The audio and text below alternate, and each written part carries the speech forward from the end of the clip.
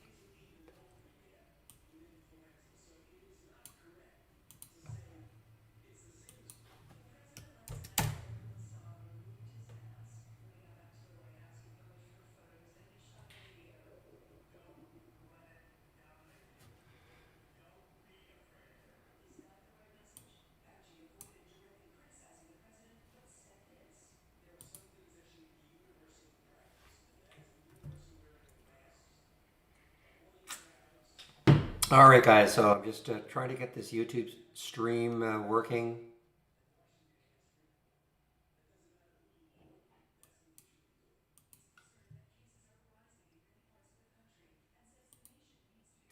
All right. Again, if you want to follow my watch list up and down all day, you can load it from the toolbar. Click on New. From the channel bar, click on New Channel Bar, and then my watch list. Right there, Barry's watch list right here. And you'll start to see, you won't see anything in these two windows until at least at 9:45. You'll start to see some alerts right here at 9:30. Remember, everything in here is everything in the channel bar is a layout.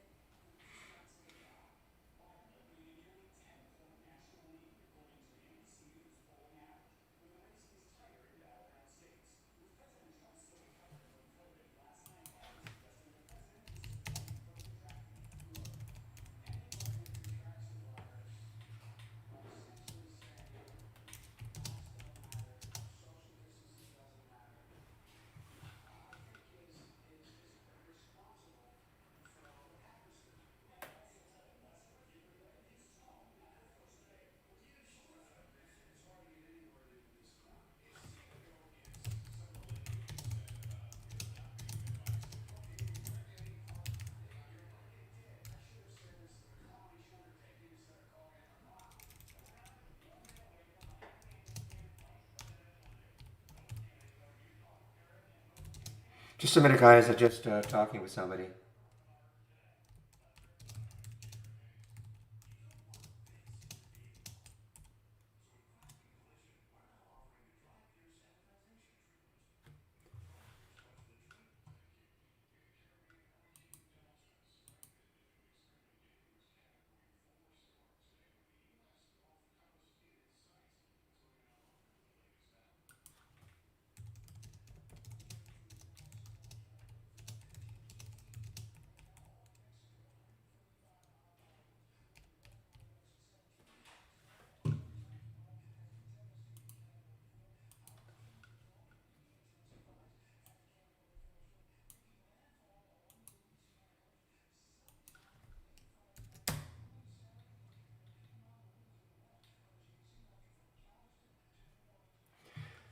Ugh, okay.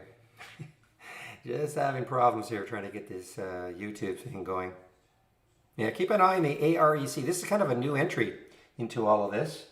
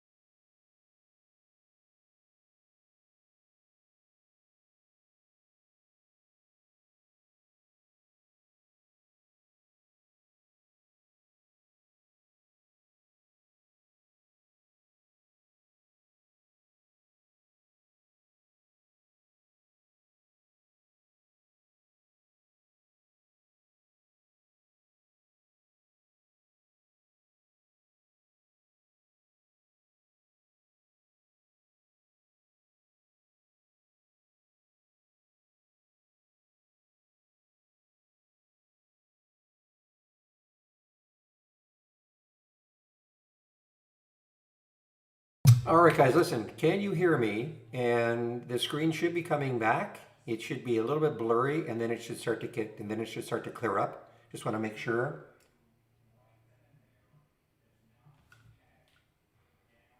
Okay, thanks, guys. Yeah, we're trying to get this YouTube. YouTube has made some changes to the way they're doing things, so yeah, they made it. Anyway, we've sort of got it up and running on the YouTube side of it. So, okay.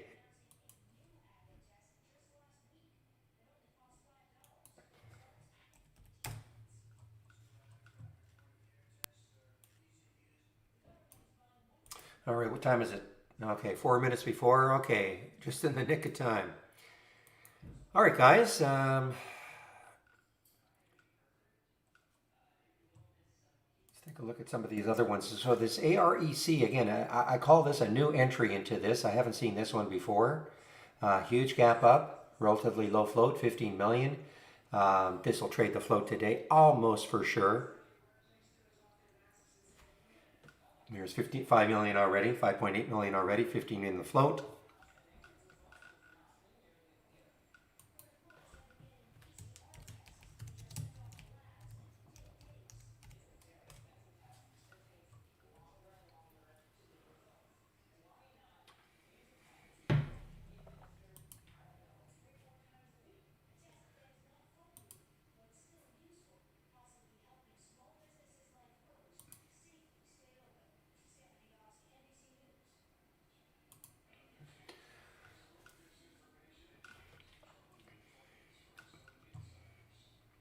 All right, so LAC.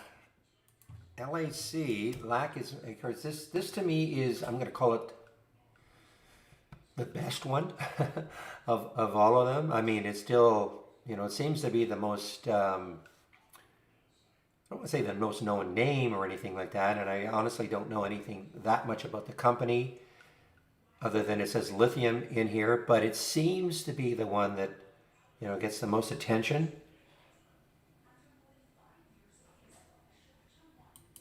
Should have mentioned HGEN just as I was doing this. HGEN, big consolidation on the 2 and the 5-minute chart. It took a little pop as I was entering the room.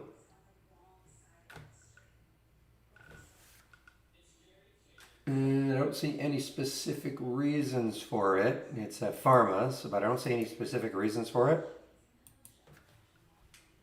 But look at the gap. Look at that weekly chart. Look at what it could do.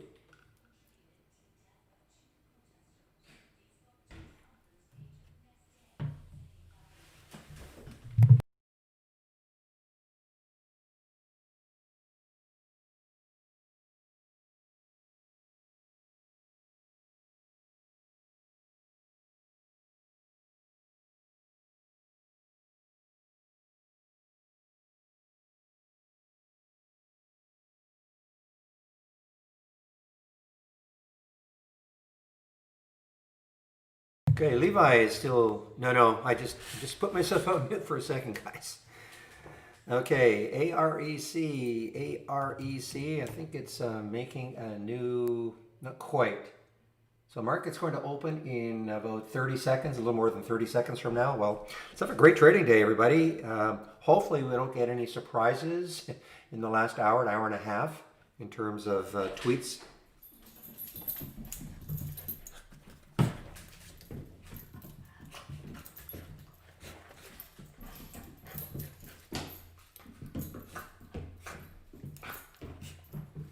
And we are 10 seconds.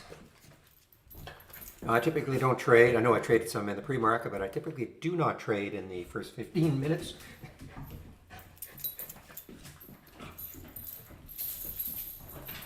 We're now open. Again, you won't see anything in these two windows until at least 9:45.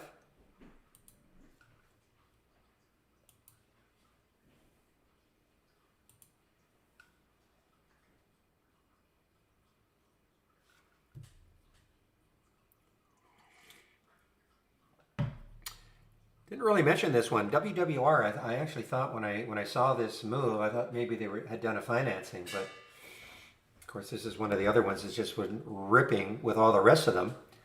And it just got halted. WWR just got halted on the way down.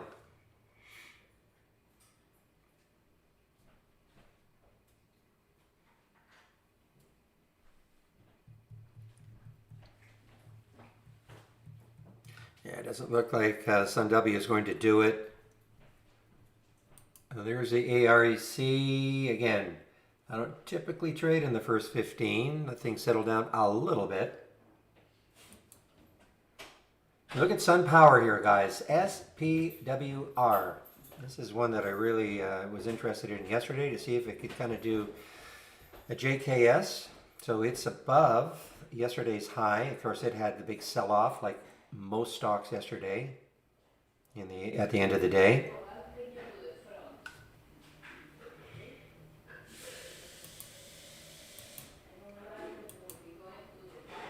And there, nice volume. Look at the nice break on that 5-minute chart.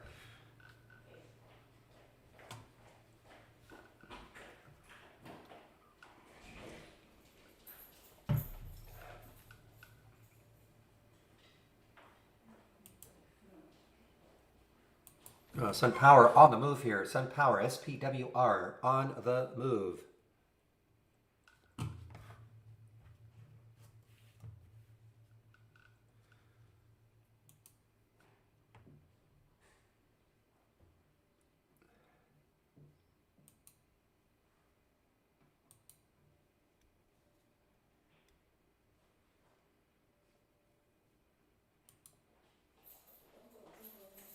CDXC on the move. This was a flyer from yesterday. Look at this one. This was on the move. Really didn't have that much action in the pre-market. It was kind of flat, but look at this move now for CDXC.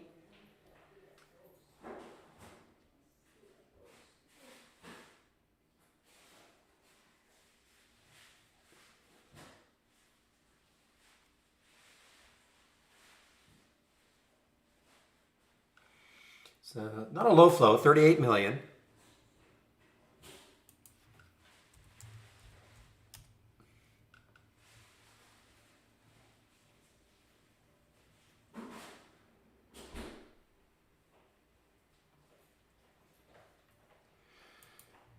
All right, well, this one's pretty active. The Smile Direct Club, SDC, and, you know, I mean, it's taking this out right there on the weekly chart, and the next high looking left is 1349, so this has a little bit of room still if it wants to get too close to that weekly high over here.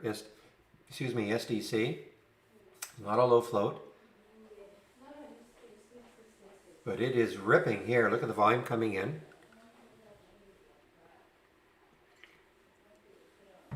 I admire your confidence, Martin. All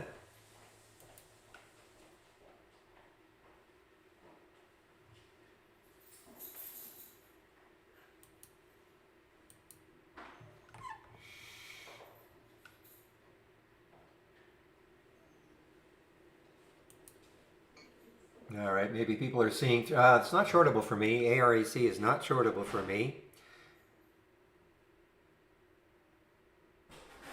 There's Levi on the way down.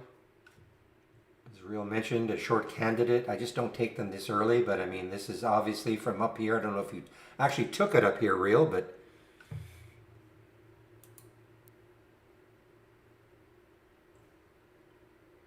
and Rave is now halted on the way down. Okay. I looked at that news. I thought, okay, great. Hired a couple of guys to boost their finance or franchising.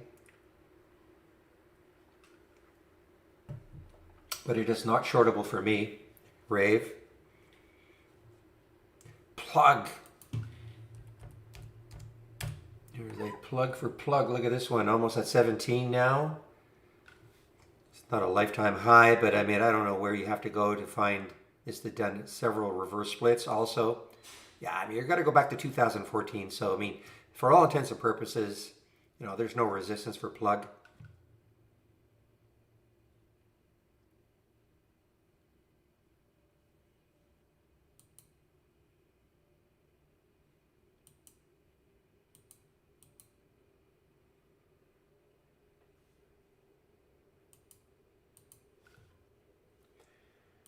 WWR just resumed now from its halt. I wonder if it's going to start firing along with the rest of them. I mean, it tried right there. Look at that. I mean, it went from 1087 up to 1271, so I almost had a $2 pop before this happened. And this it's just looks like they want to release a financing or going to do a financing or something.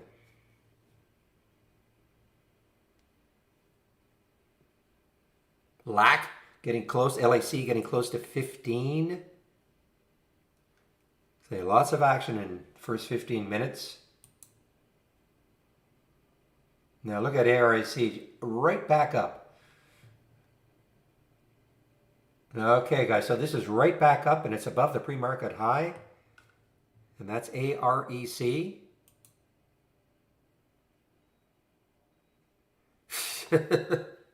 Martin, that's... Look at AREC, guys.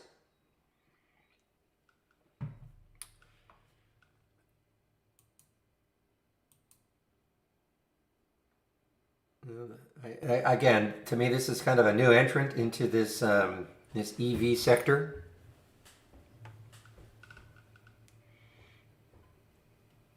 And guess what? I'm waiting. Guess what? Okay, it got halted.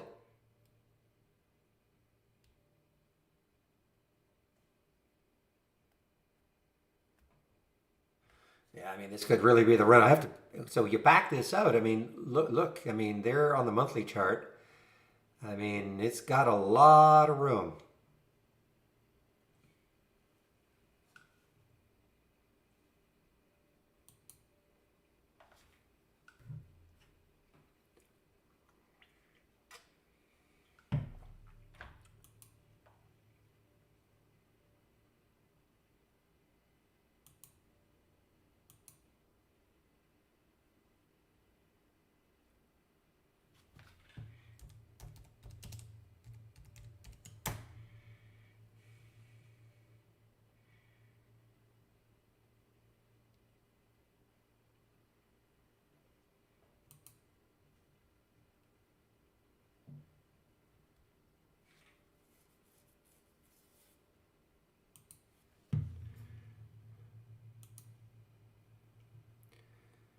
Sun Power, guys, at the little pullback on the 2-minute.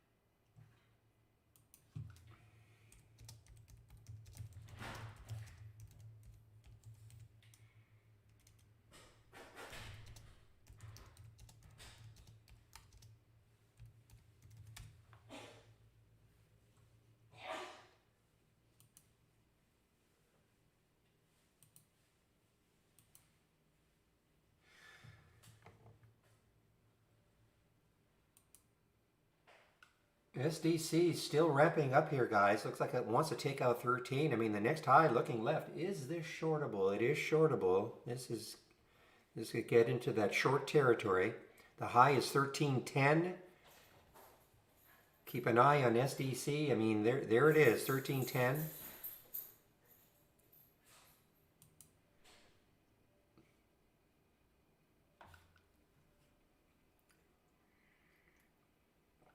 Sun Power just powering through 17 now.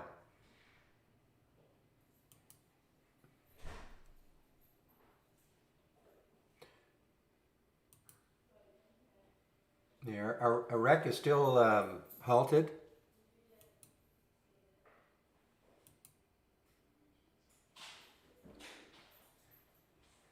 Boy, I mean, if SDC takes out 13 again, this might be a great short because, I mean, it's stalling. It looks like it's trying to stall right here at the high 13. I mean, it's at 1312. I mean, listen, obviously it pops right through. All bets are off, but I mean, it's just, let's see what it does right here for SDC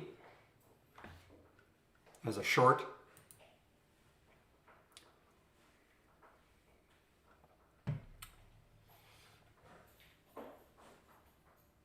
Now look at Sun Power.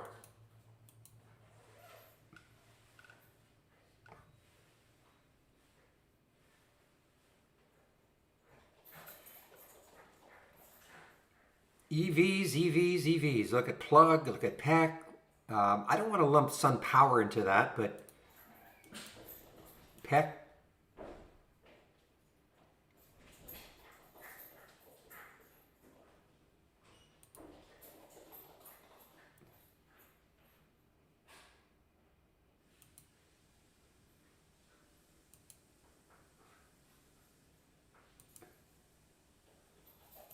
Watch SDC on this 13 break. I mean, this might really...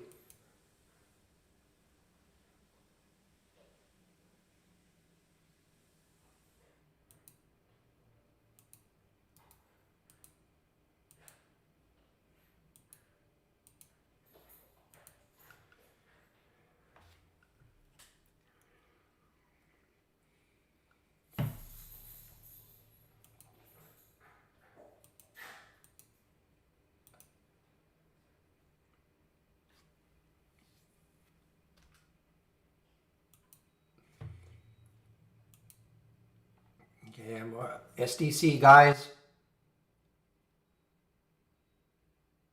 It sits into the 80s I'm in. Look at AREC just came out of its halt. Soaring now.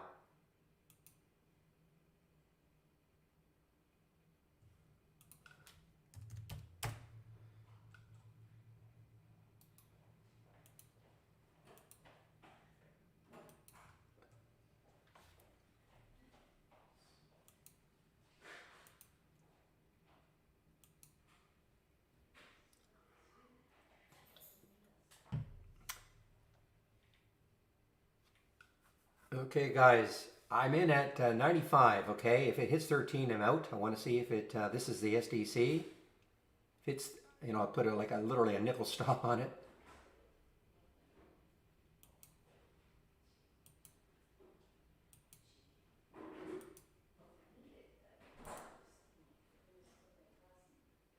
Just watching SDC in at short at 95, 12.95, obviously.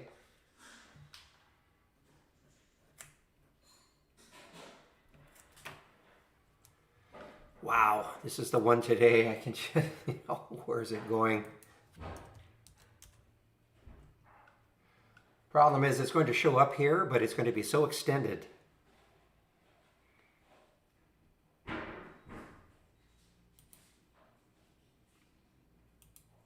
let me get it up here.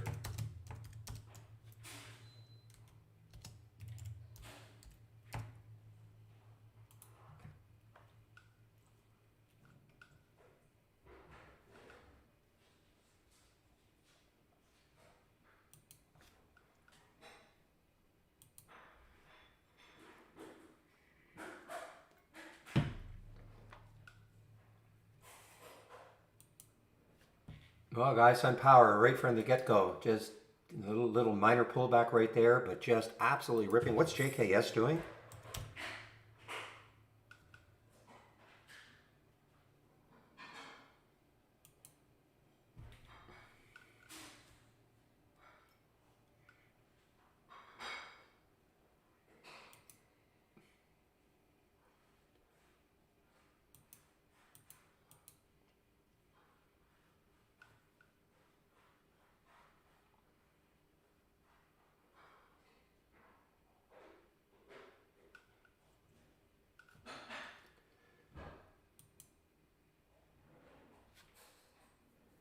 All right, wow, what a morning so far. AREC continues.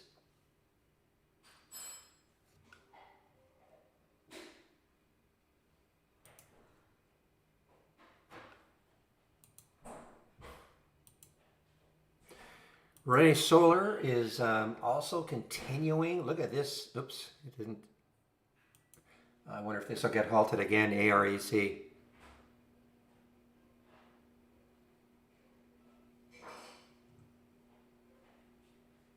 Okay, guys. Wow. Okay, it was a pretty... I'm out flat of the SDC. a little bit greedy. Was hoping it would get down into the 70s, right around here, 67. So I'm out flat, the SDC. I will take a look at it again underneath 1280.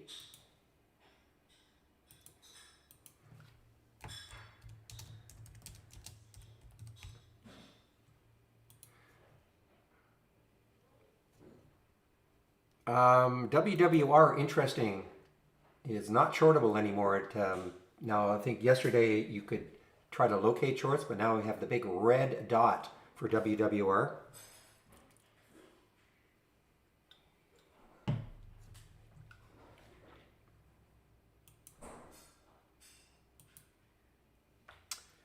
Yeah, PPSI did get halted on the way up.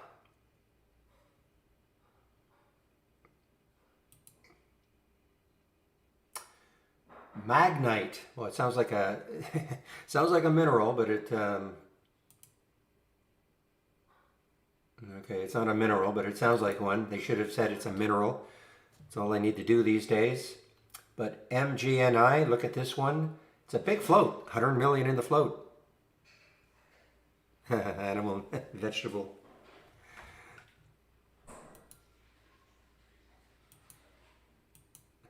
Good one, Gus.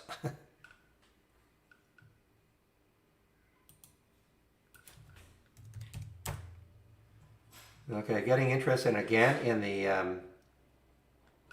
SDC. You see, the reason I'm interested in this one, I'm going to throw a little bit of the technicals out. I just don't trust this company. And, you know, it got a little bit above that high of that week, but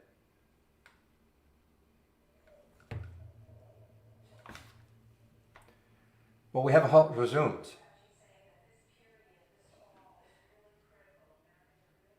One of our filters, one of the scans I'm sharing is called Halts Resume. So if you're a subscriber Bernd, or Burn D, it's one of the scans that I'm sharing.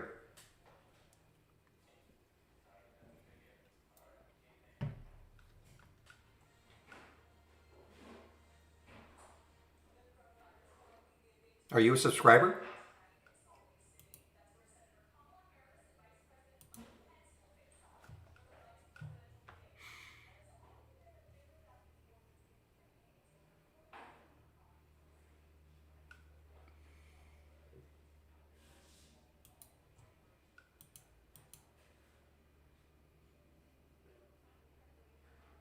Yeah, so as I said, I mean, this was going to be very extended. It's not on my screen. Yeah, it's not. No, no, no, no, no, no, no. Don't. It's not there.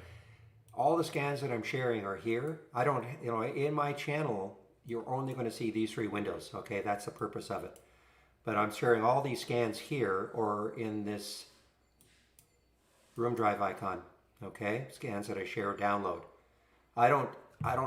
You're not. Sorry, I have the halt resumes on another monitor. So it's got nothing to do with your old eyes, okay?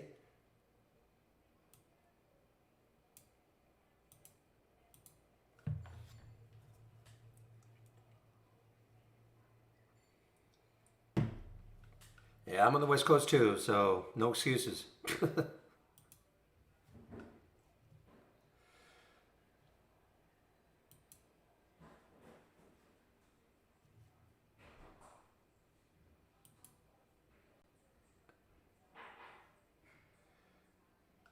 Okay, man, oh man.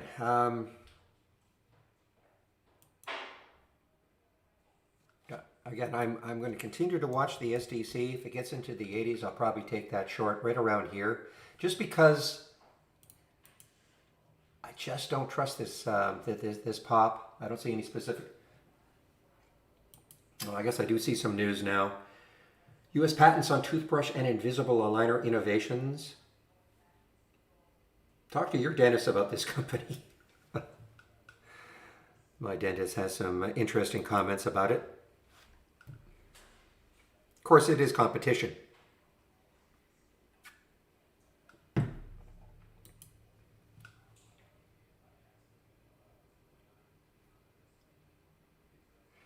Well, that was trip. You mean before? Yeah, that was trip on the short.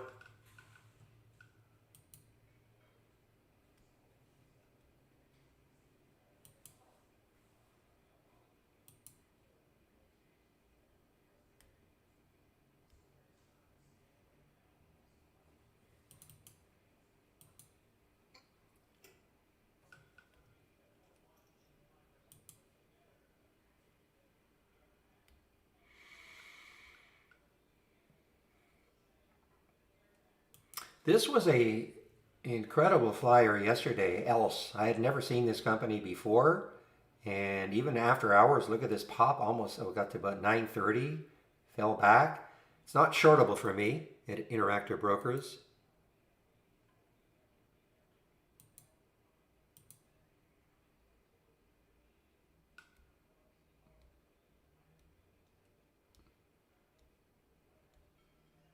So, Mike, I don't have any swing alerts.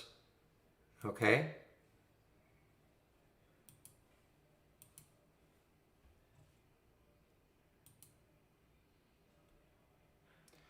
Choppy action for lithium or Livent, but I call it lithium, LTHM. Very choppy action. And now the Sun W is starting to really move down. I don't have it anymore. A great, great pre-market trade for me, the Sun W.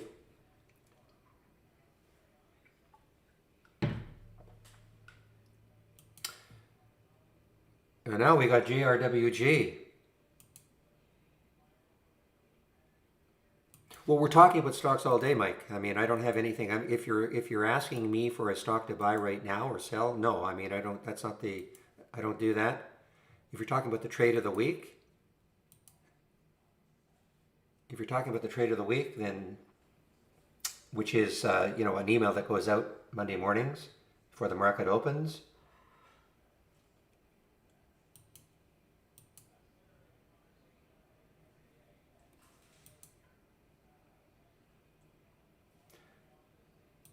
Okay, another halt. Oh boy, I mean this. Look how whippy these are, guys. You got to be so careful now.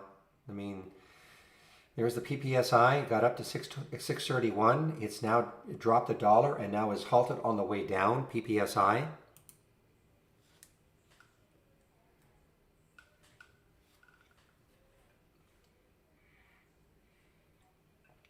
I mean, there are ideas in the room. If you go into the stocks only, click on the stocks only tab, Mike, you'll see some ideas. I mean, my one idea right now is to short SDC if it gets back into the 80s. I mean, that's just an idea. I'm not telling you to take the trade.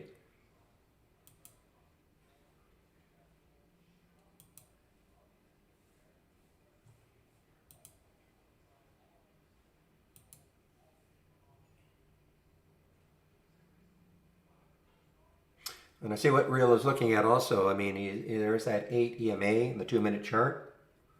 Just trying to pierce it a little bit here.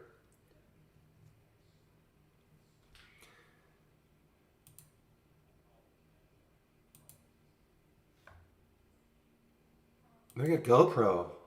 Again, this was active yesterday. We're getting some traction now, GoPro is.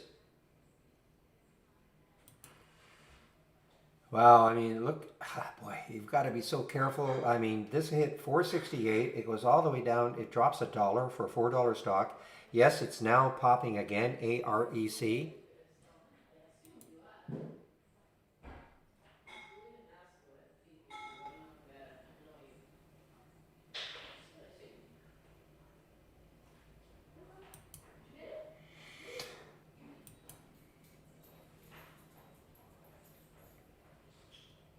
Plug actually looks pretty good, guys. If it, the longer it holds up here, it hasn't been so erratic like the rest of them.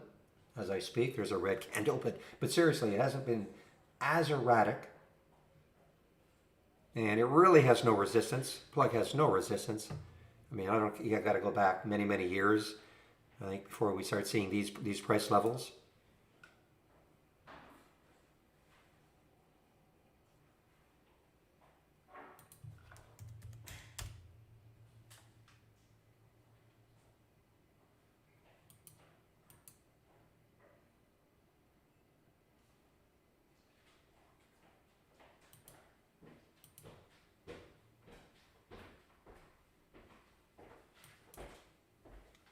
Well, what is the trade of the week? The trade of the week was, or is still, Smith & Wesson. So it's still alive, guys. I mean, the trigger was 16.95. Of course, it got slammed like a lot of stocks yesterday, got all the way down here. But the trigger was 17.95 or 16.95, so it's still alive.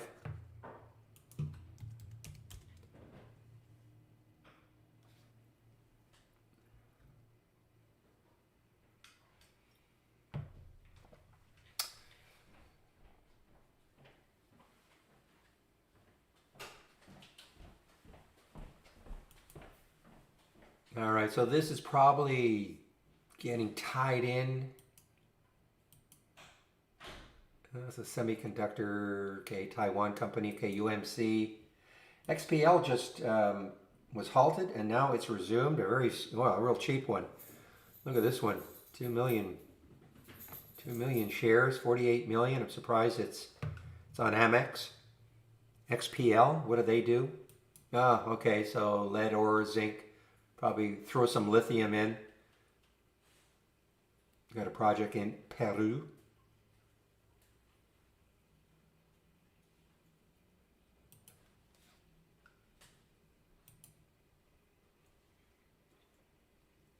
I hope I haven't no,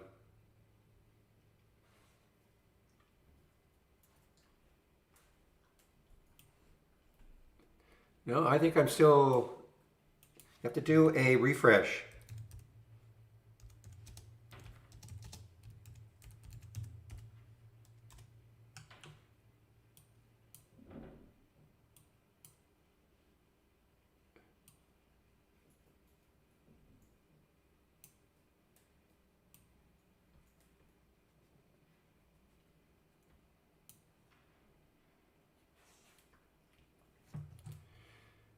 I wish this one had been shortable. I really didn't. Okay, so this, oh, there's PPSI just resumed. It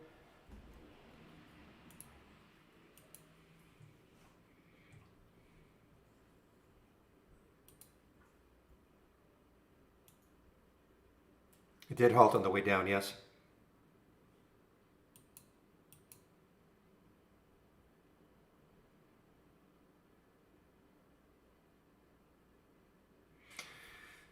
It was a wild day already. I mean, yes, 441. It did get up to almost 5.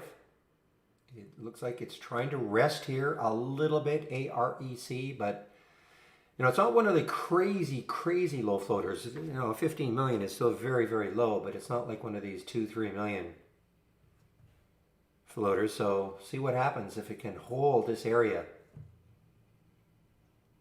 Again, I don't really see any resistance until you get up to this 11 area. And I'm not saying it's going to get there, but look at the volume. This does not trade very much. I mean, 2.6 thousand times.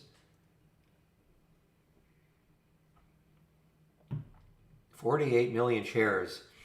I was really off.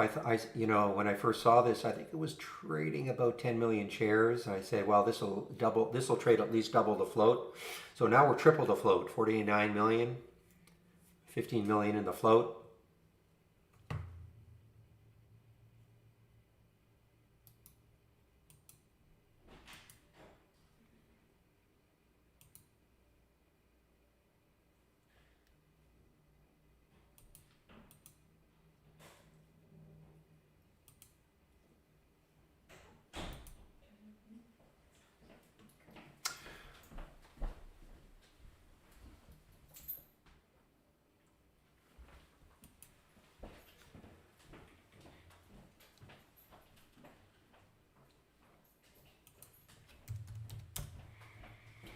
Okay, SDC doesn't want to give it up yet. Okay, Fred, I know you love this guy, Robert Dugard. You love this guy.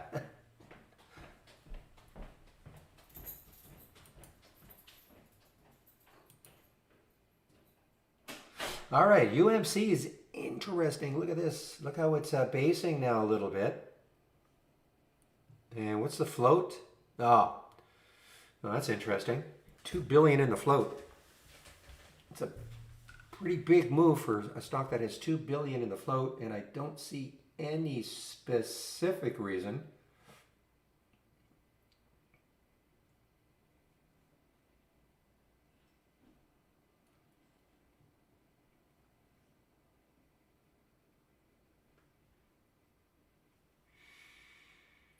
Real was mentioning ESI earlier. ESI still running, yes.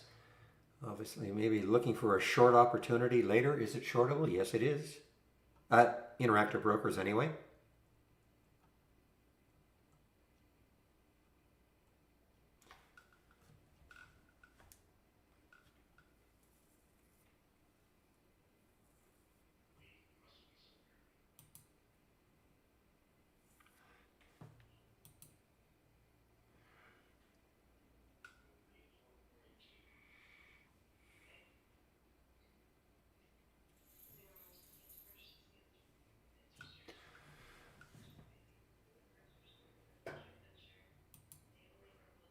Uh, Ocular, OCUL. Haven't seen this one for a while. Look at this. Wow, I didn't see this in the pre-market at all.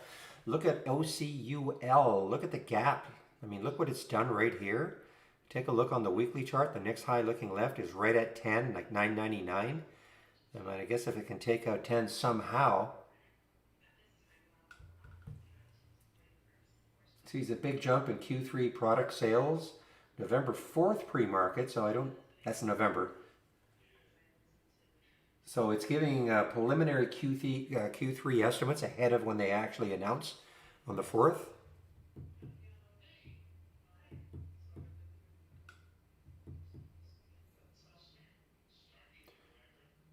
$56 million in the float.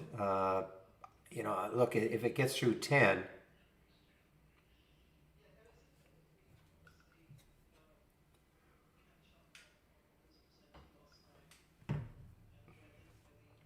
all right, so these EVs are now starting to give it up.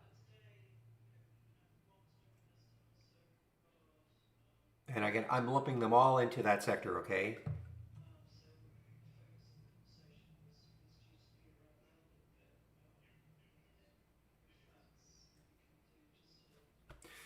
SDC still hanging tough at 13.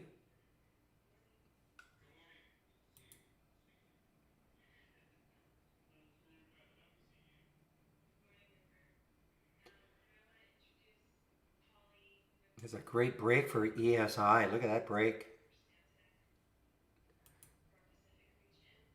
Okay, Cinema SCNK had a tried yesterday, but again sold off at the end of the day like most stocks.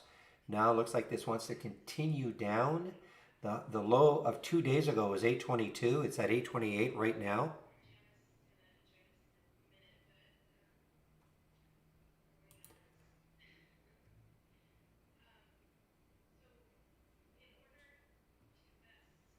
Okay, OCUL now through 10.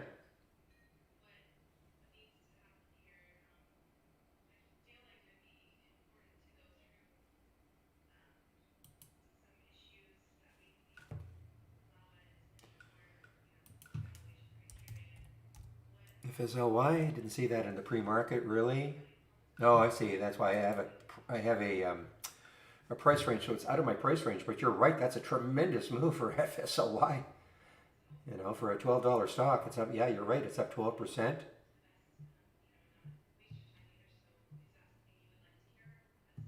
I don't see any other than the old lawsuits filed against VXRT, FSLY.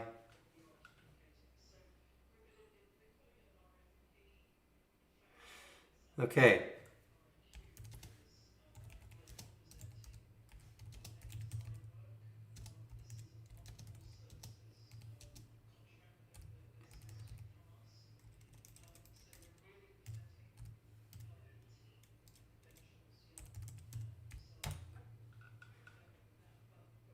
So again, I know you can't hear me when I'm going to say that, but here's the refresh. Just do a refresh. That usually solves any sort of audio issues.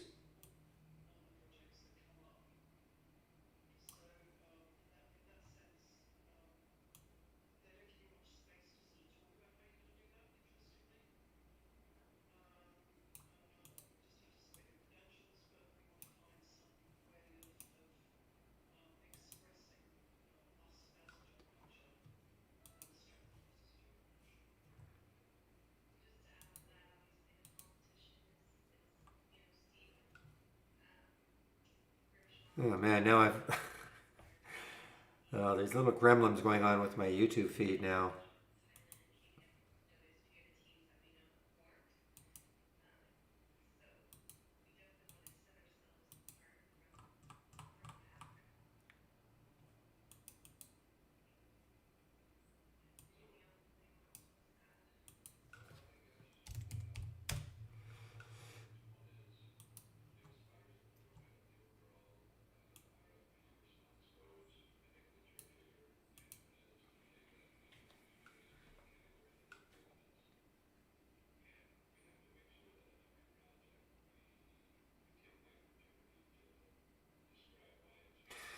Well, nothing's going to give you the highest volume so much. I mean, the highest volume to me is not a great indicator. I mean, who cares if, I don't mean to say it like that, but I mean, if Facebook is trading, 4 million shares, what does that mean to you? Okay, but if it's the relative volume, I'm just using Facebook as an example. It's the relative volume that to me is the key. But I mean, there's so many channels that will give you new highs and lows. I mean, but my windows right here are giving you new highs and new lows. So I mean, you could easily load these three.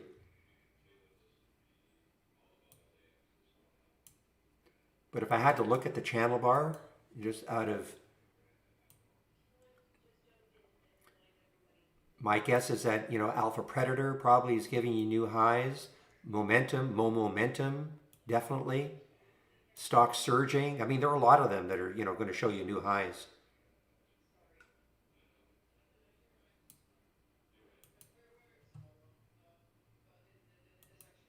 But as far as volume goes, I mean, again, my feeling on that is that it's not so much the absolute volume, you want the relative volume. So I mean, this window right there is pretty good as just a basic window. Well, I mean, they're important. Obviously, I mean, the absolute volume. I mean, if something had a relative volume of 100, but it only traded 10,000 shares, obviously, I mean, that's not good. So, I mean, I want to see maybe a minimum volume of at least 200 to 300,000 shares at the beginning of the day. But to me, it's the relative volume that's key. I mean, that's telling me that a stock is really, really trading abnormal volume.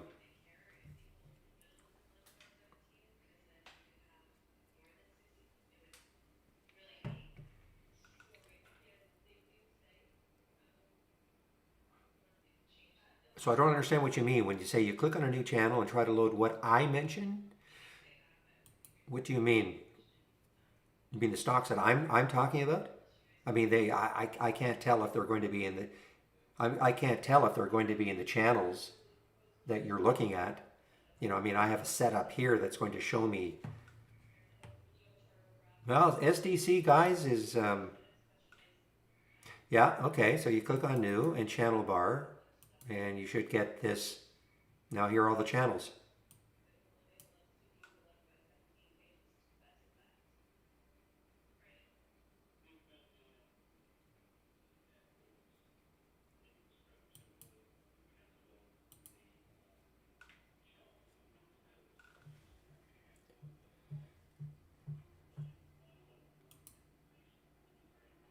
Okay, so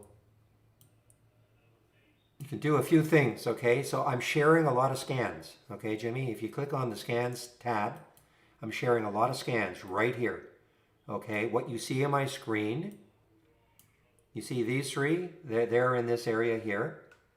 This can only be accessed from the channel bar. It's my watch list. So if you go to new and then channel bar, then my watch list, you will see this. All the other, I mean, I'm sharing a lot of scans. I don't create one big layout with all these scans because, not everybody's going to want to see every single one of these. So basically, it's an idea that you kind of pick and choose. You can also click on the room drive icon and scans that I share, and if you download, then all the links will go to a Word document, and you can, more or less at your leisure, you can kind of pick and choose what you might think could be interesting to you.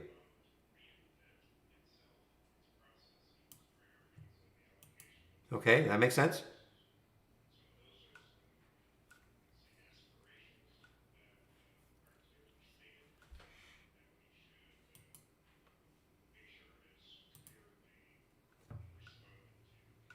Once you have them on your screen, look at CNK now, guys. This is now, is it below? Yeah, it is definitely below the 2 day ago low. So once you load something on the screen, okay. So when you if you did something like this,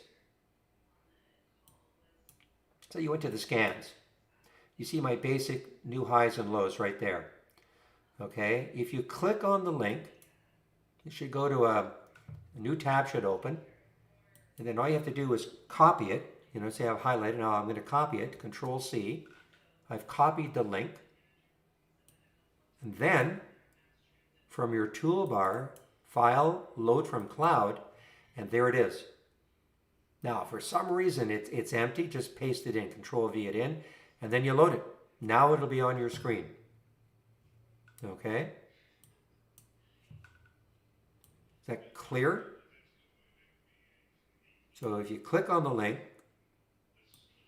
and if you downloaded my links from the from that folder and it's in a Word document, you just have to copy the link and then do the same thing, File, Load, and if it's not there already, just paste it in, Control V it in.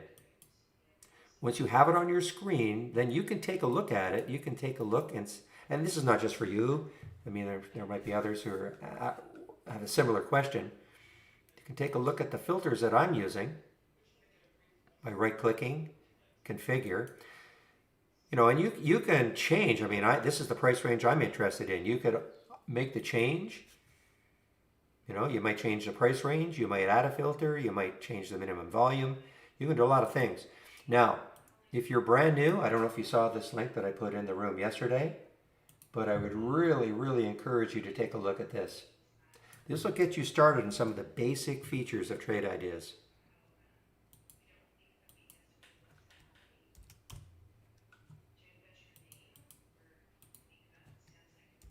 Okay. And these are the 20 short lessons.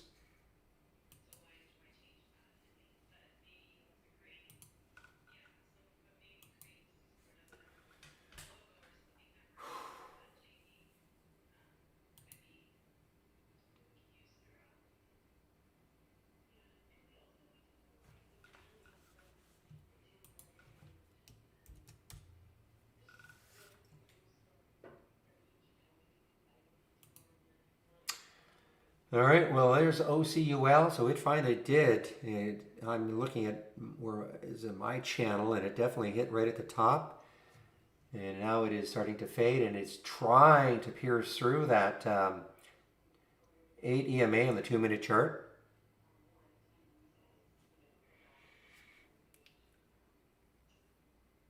So did you click on the channel?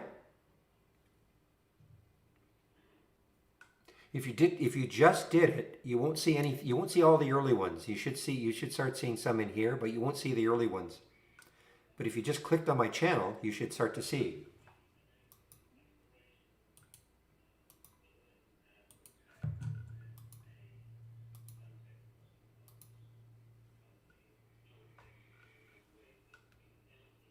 When did you do that though, Bill? Remember now, I have no idea what symbol this you've got. If you right click and configure and click on symbol list, what is the symbol list that's checked? That's why. You know, it's a new symbol list. So you're probably on an old symbol list.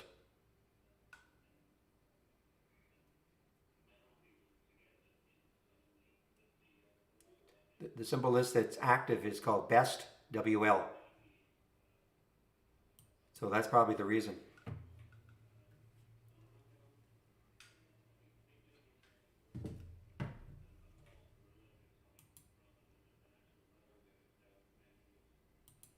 Meanwhile, CVV, I know somebody was in the CVV earlier.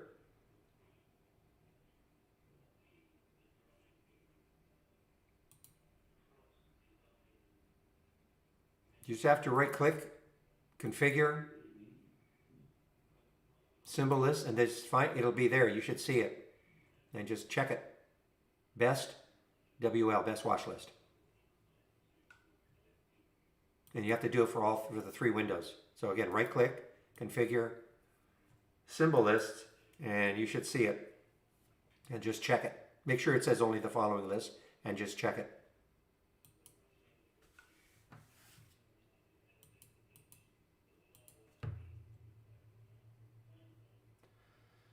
Meanwhile, what's the market doing? So the market is, sorry, bunch of nuts. Look at this.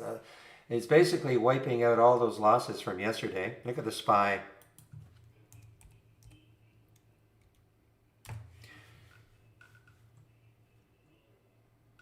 So there was the high of the SPY yesterday. There's where it dropped to. It's coming back.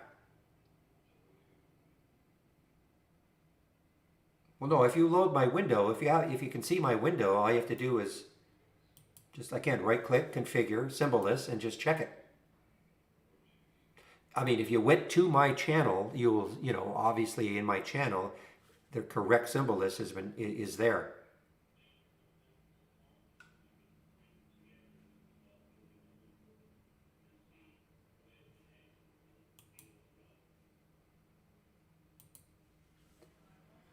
Not shortable, Peck, not for me anyway. SDC, what are you doing? You still...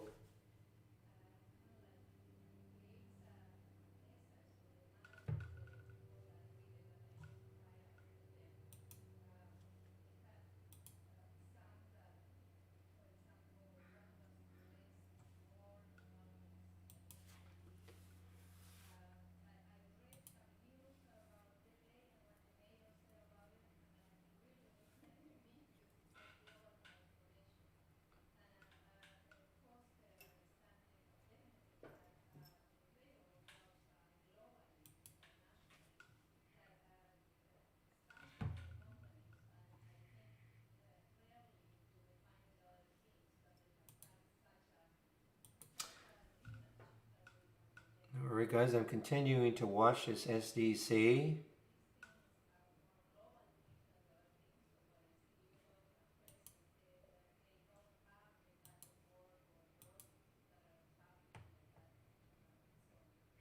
So this is, again, in the EV sector, but I'm looking at a lot of these now are just really starting to drop. So look at Peck. Peck is somehow aligned with Sun W.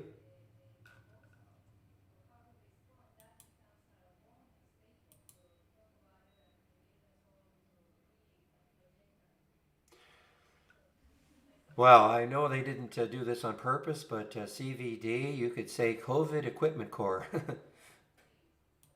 know they didn't do that on purpose, but...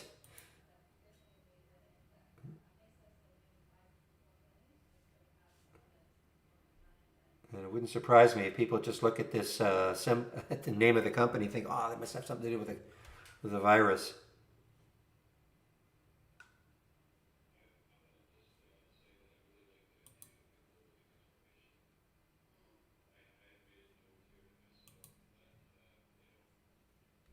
Exactly. With the Zoom, yes. Pink Sheet Company, too.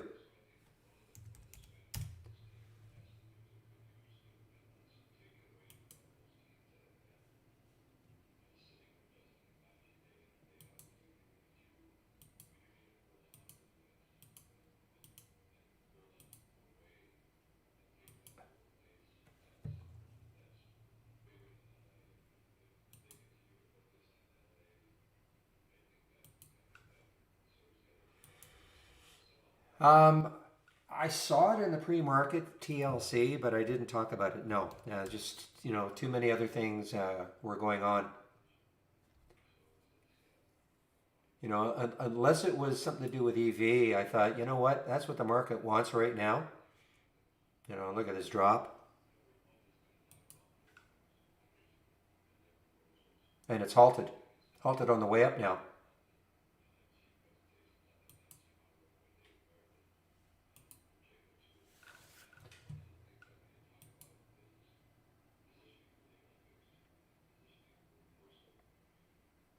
That's a big drop, though. I mean, look, it hit 1183 in the pre-market, got cut in half. It really doesn't inspire a lot of confidence.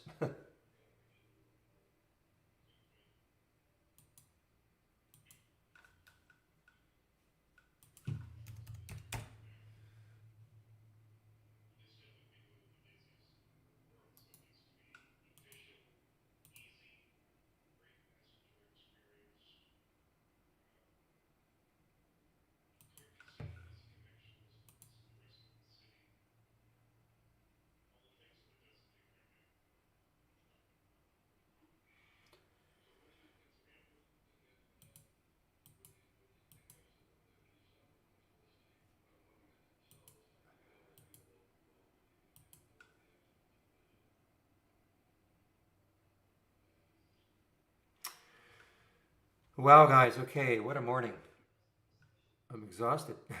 It's, look at lithium. So lithium, I mean, it had the drop, but not like the other ones that kept going down. So LTHM, so the high of yesterday, let's see if it can take out that high yesterday, which is 1220.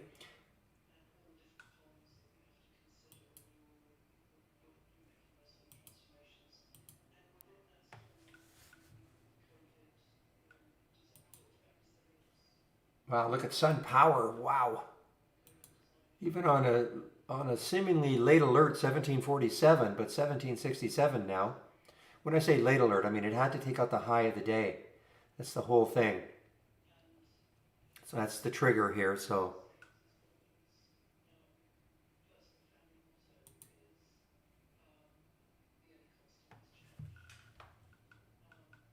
TLC is halted.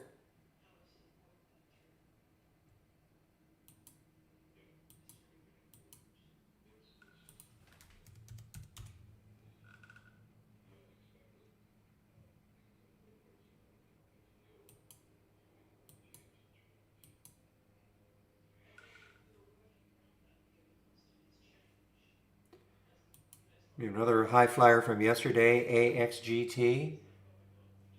That is shortable, actually. This is shortable for me. There is the 200-day moving average. That might hold it up. It's about 30 cents away.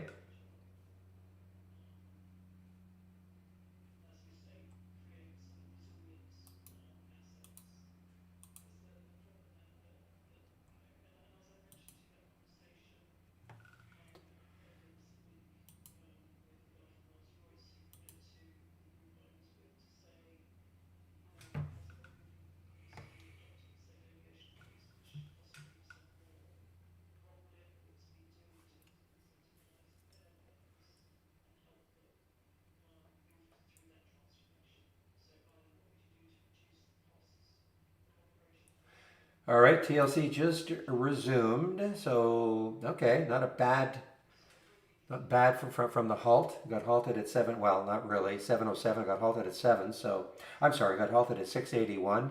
So now it's actually dropping. Yeah, I see AMSC is right here. Americans.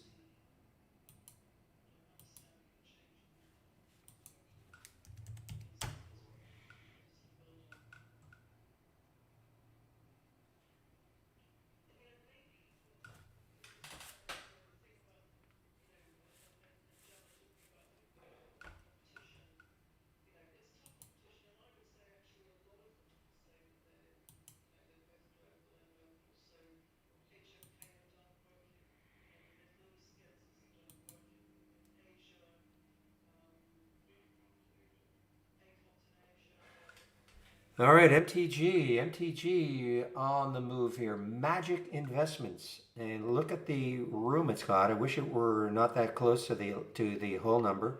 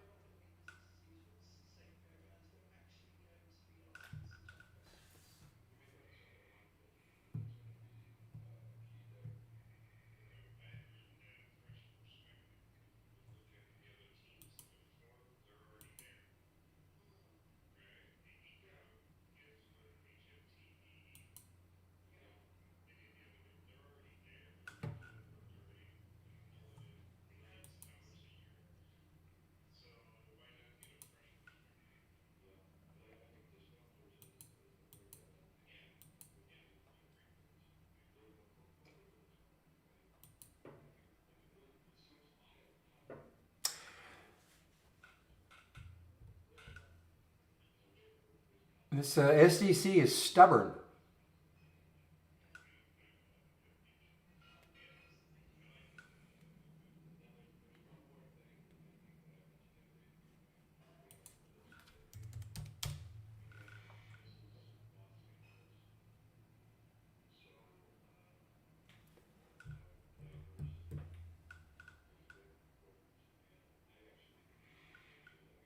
The XGT continues down here.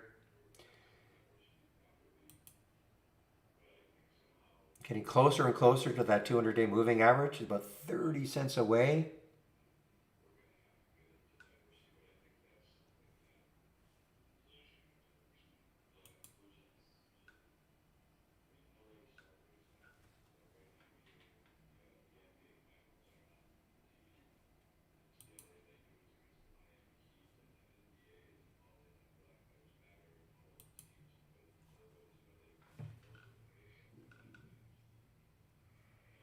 What happened at 10 o'clock? So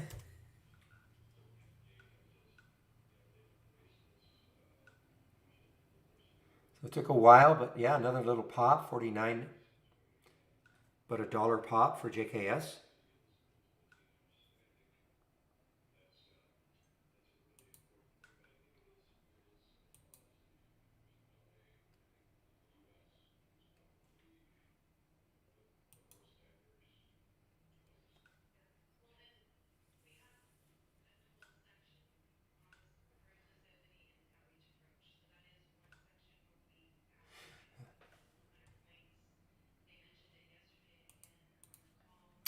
All right, guys, it's almost 10:30, so I think I'll do the welcome right now.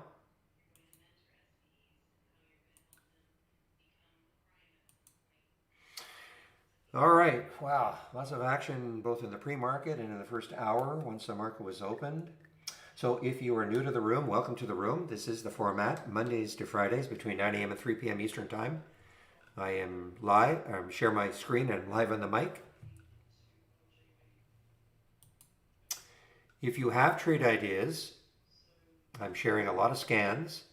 You can click on the scans tab. You'll see the scans that I'm sharing, including these windows here.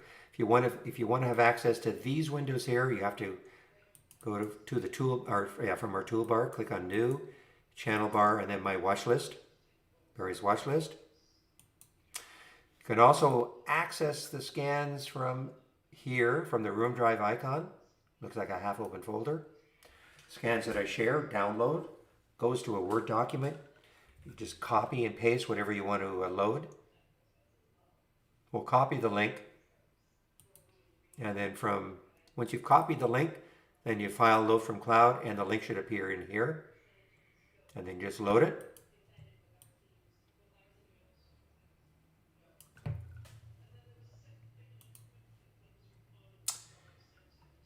Subscriptions to trade ideas.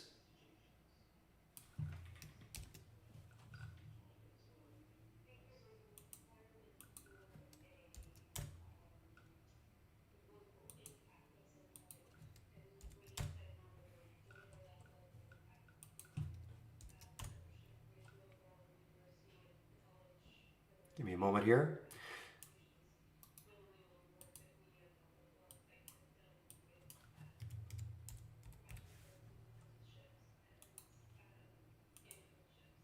Okay, so if you want to take a subscription to Trade Ideas, here's a promo code, Barry for Alpha, 15% off, but probably better to click on my home page. There's the link for my home page.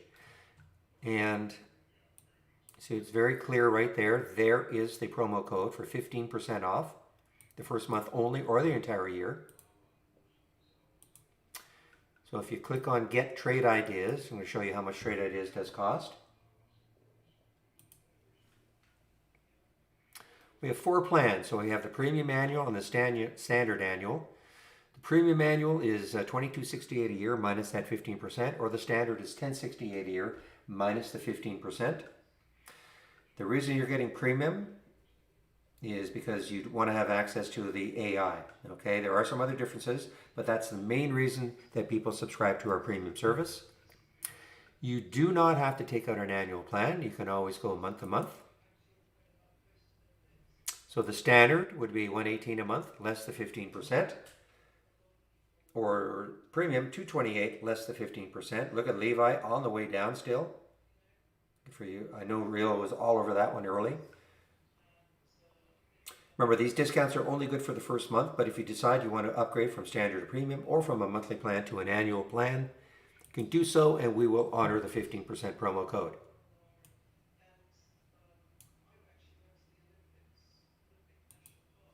Other links, Trade of the Week. So if you click on, again, my homepage, Trade of the Week, sent to you before the market opens every Monday morning. Now, if you are not getting the Trade of the Week, we had another big discussion about it yesterday. Just send something to, okay, info@trade-ideas.com. And in the header, just say, would like to subscribe to the Trade of the Week, something like that. And we're going to have to figure out what's going on with your email address and try to get you all set up again, okay?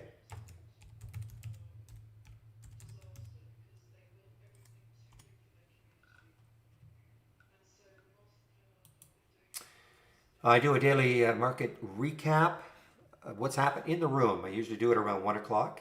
So what's happened in the room up to that point. A lot of great education in this link right here. Click here and you will see 20 lessons in 20 days. When you click on that,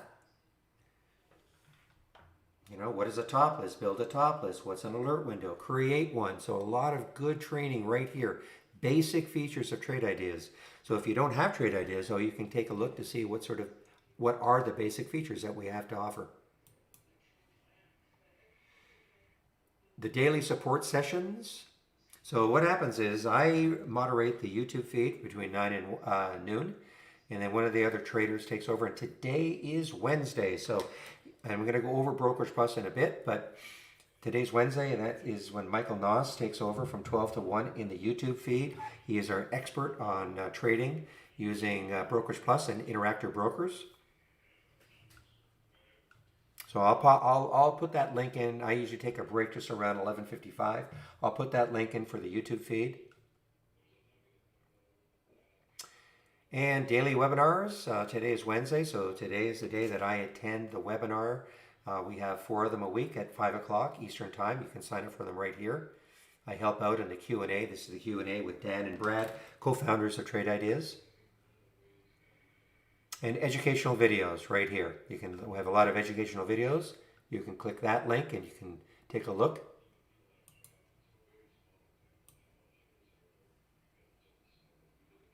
Now I do want to go over the AI.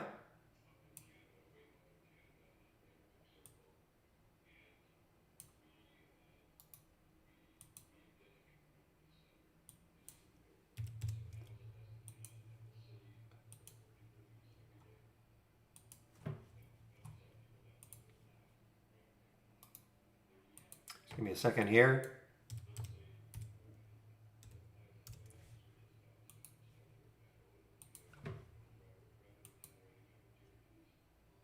Not my hometown hero, but okay. It's funny. Okay, guys, so this is what the AI is all about. When the market closes, that's when the AI gets to work on what we call an optimization procedure or routine and takes a look at the 50 baseline strategies that we have. And that's what happened last night once the market closed. And once the routine was over, these are the strategies out of the 50, not too many, that made the cut. So these are the strategies that made the cut for today out of the 50 strategies. If you want to follow along the AI, of course, you need our premium service. And this is what I would do. Click on New, and then AI/Holly Strategy Trades window. Very quiet so far today. There's one alert, a short. Interesting, AI went long yesterday on this one. Nothing really happening on this yet. But you'll have this window, you have an entry price, you'll have a stop price, and you manage the trades.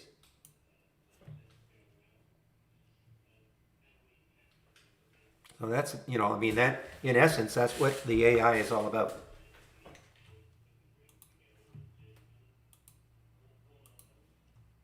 I do want to talk about Brokerage Plus. This is the Brokerage Plus window. Before I start, I want to pop in a link here.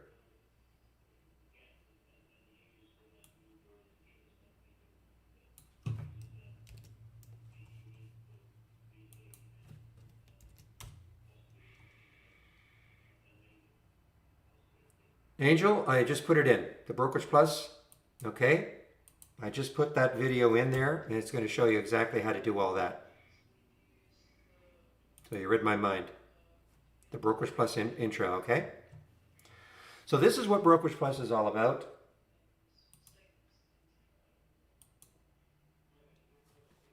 This is the Brokerage Plus window. Now, to have Brokerage Plus, you have to be using the app. You cannot use the web-based version; it is not available.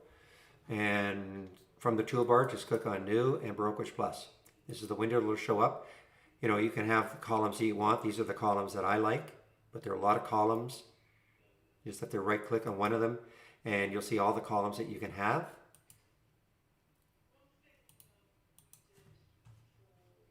Two ways to use it. Now, I put the link in for Brokerage Plus intro.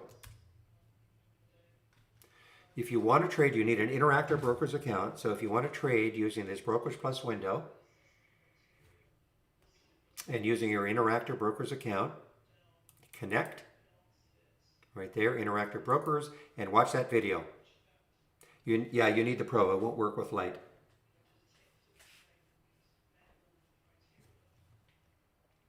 And again, that video, basically, it's about a 27-minute long video, and that explains everything.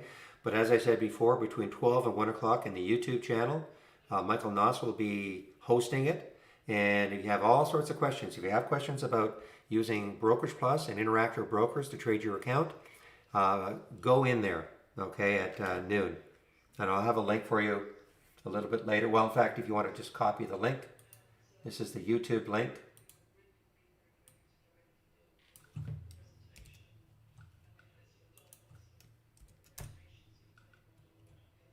Yeah, but the commissions are so cheap. I mean, I don't want to harp on it, but I mean, the commissions are so cheap. But, you know, I do hear you, but...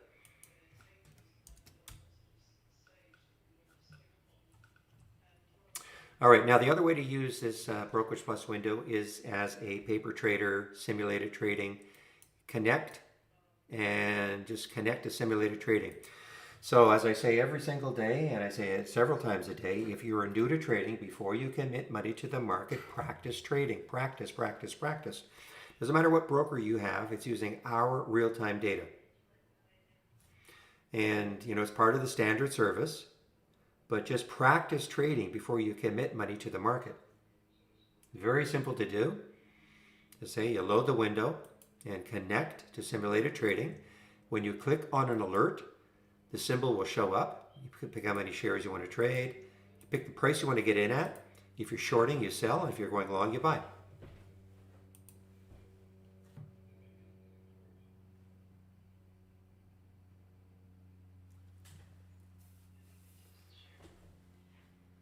The positions that are zero, I don't understand what you mean by that.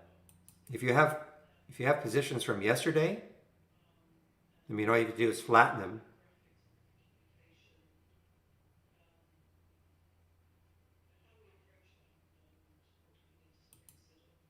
So let me take a trade. Let me just show you how easy it is to do it.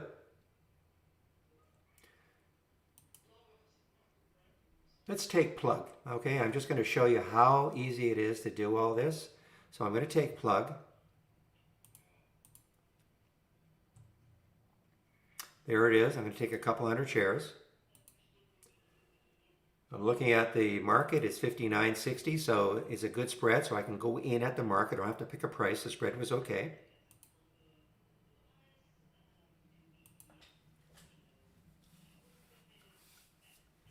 So now I'm in, so there I am. I've got 200 shares.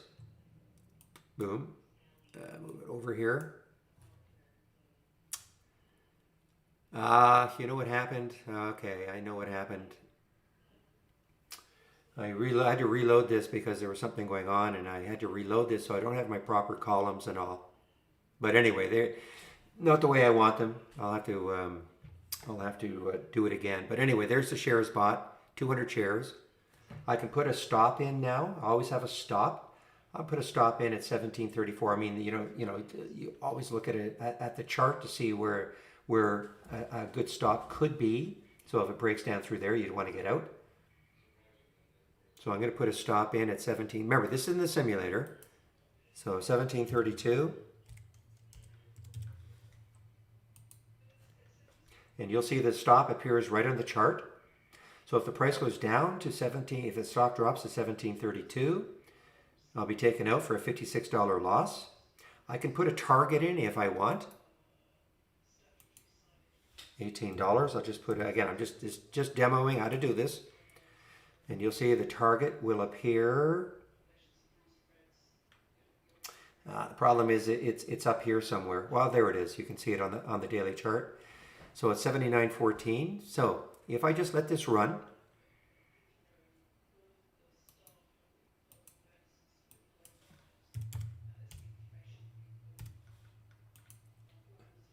if I just let this run, and it gets down to 17.32, it'll take me out for a $56 loss. If it gets up to 18, it'll take me out for a $79 gain. These lines are movable on the chart. So, I mean, if the trade really starts working well, you can use this like a trailing stop and just move your stop up. If it starts approaching the target and you don't want to get out, of course, you can always just move this too. Okay? Now, you don't have to use the chart. You can go right in here. If I wanted to get out of my trade right now, I would just flatten. If I wanted to get out of half, these are just hotkeys. If I want to double my trade, just double. So, I mean, that's how easy it is to use it. If I want to get out of 50 shares, I would just get 50 in here, pick the price I want to get out at. So it's very, very easy to use.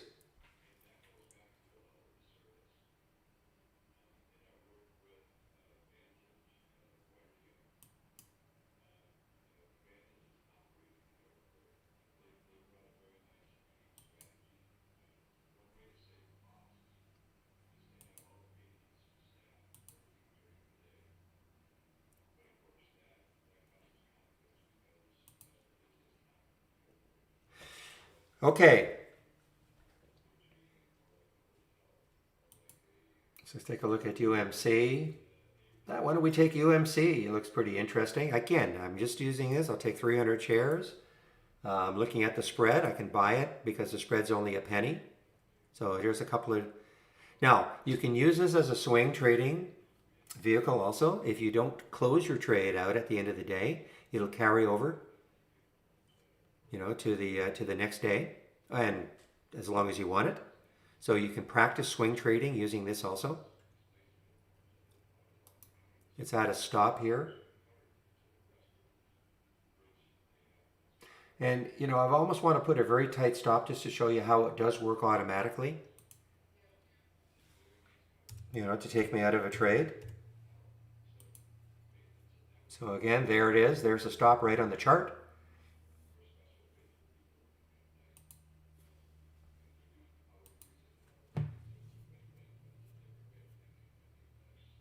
And I can put a target, the same thing. I can put a target in.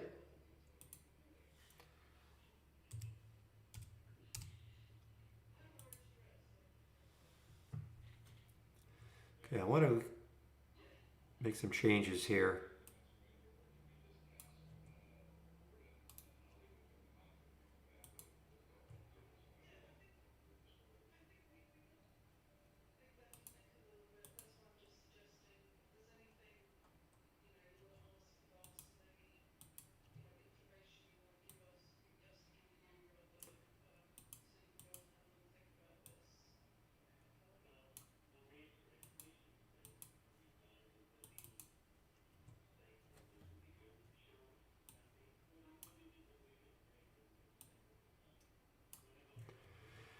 All right, I'm going to go over some of these things later on, but well, look at SUNW really collapsing now.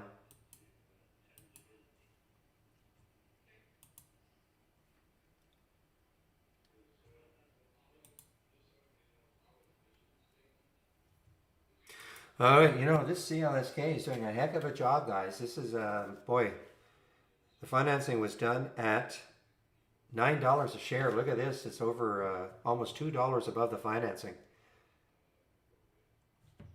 That is not typically what happens, but normally a company does a financing, say at $9, and you'll see it trading around, well, usually below the financing price.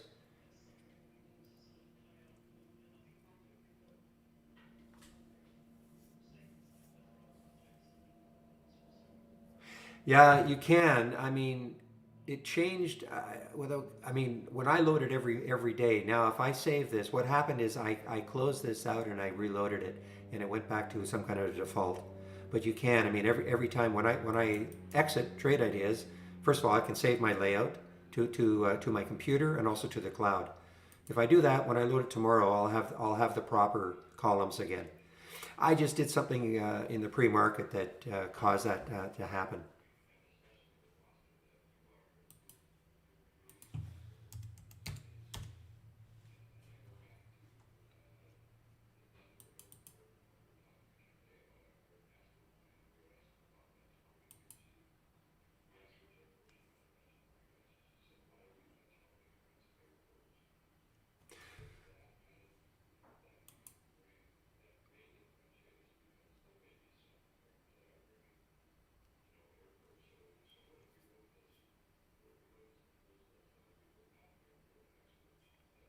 All right, guys. UMC. Wow, what a another new high for UMC. It's a big float too. I mean, this is a big move on a 2 billion cheap stock with 2 billion in the float. That is a big, big, big, big float for a $2 stock.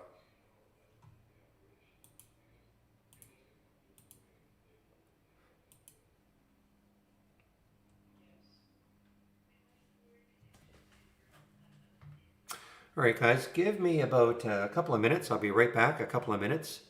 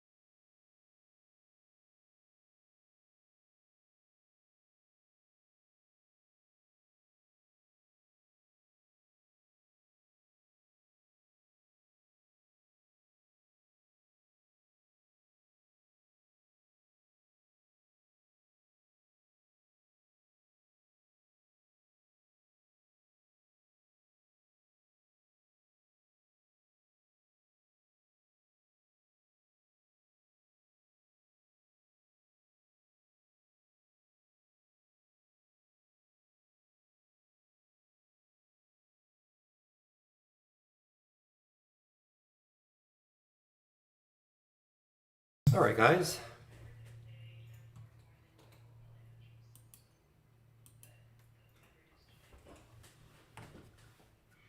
So as I say, if plug as it gets closer and closer to 18, I don't have to leave that there. Of course, I can take that line and I can move it higher if I want.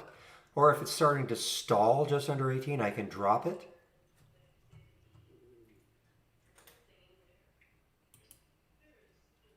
I mean, it's a visual way of trading. Uh, you know, I guess I'm old school. I don't mind just going right in here though, and picking how many shares I want to get out. If I want to flatten or get out a half, or pick the price, or pick how many shares. I guess if you were in a lot of trades at the same time, then it'd be a lot. Then if you do want to use the visual way of doing it and placing the targets and the stops right in the chart, I guess that would be the way to do or go.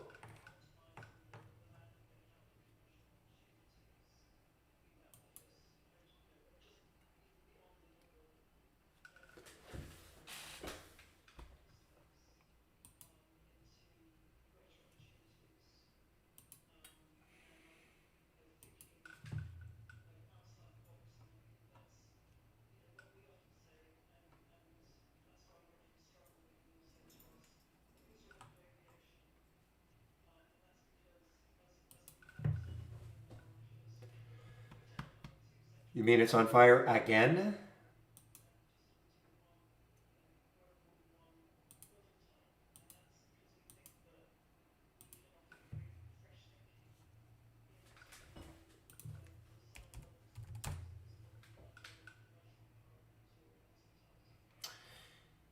Yeah, it's pretty choppy. I mean, it's, I guess, the trend is up. Yes, it is up, but it is very choppy.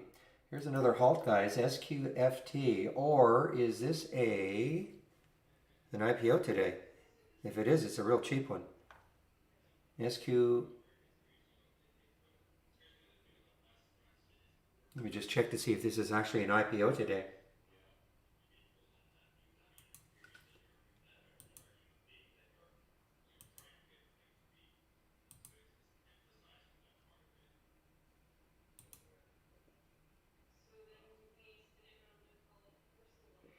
I don't see it. Is it? I don't see it.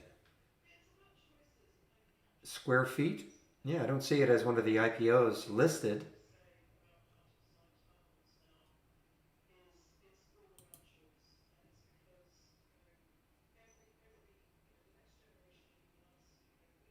Can't be a very big one. I mean, I'm looking at my IPO listings and I do not see it there.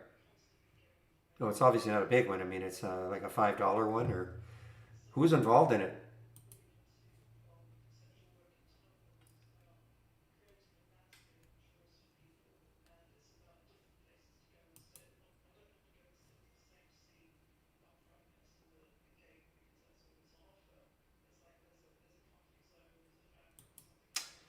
Uh, I noticed my screen went dimmer a little while ago, but that's the first time that's happened in a long time. But it should be. It only have it. That was pretty brief. Yes, it's the first time it's happened. It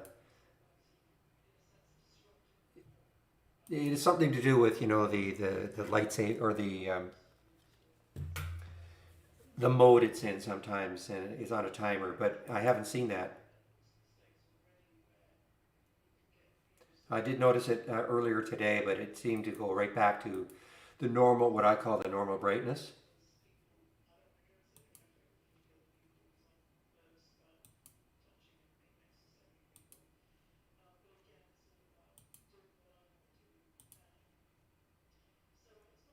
Yeah, I don't know who's involved in that one.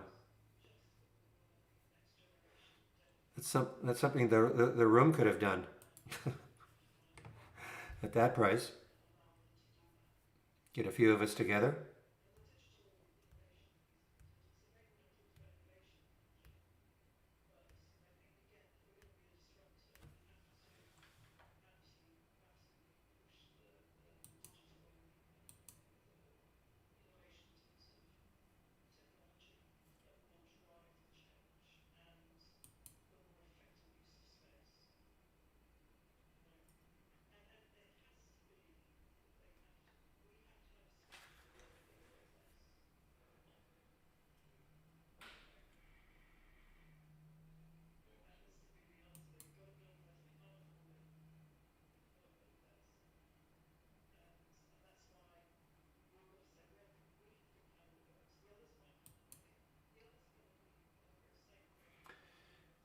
Okay, here's the next one, guys. Haven't seen this one for a long time. This used to be a crazy active one. I see it has been active. It has not showed up on any of my scanners for a while. It might be the volume or something, but look at BWEN. Look left on the weekly chart. It has some room. It's a low float, 14 million in the float.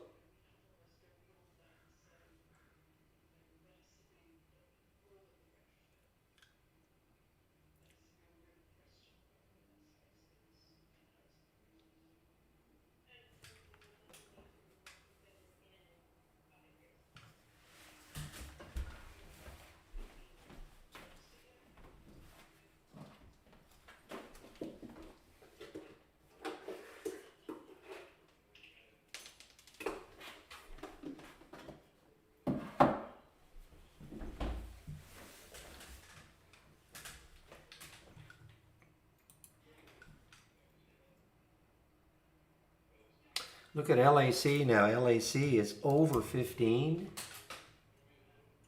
I mean, a lot of these ones that were I call them kind of beaten up, choppy. But LAC has been relatively strong.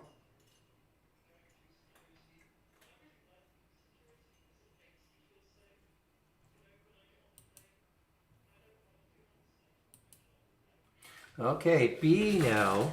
BE. Boy, look at the room it's got. If it wants to keep going, look at the room it's got. Look left on that monthly chart. Wow.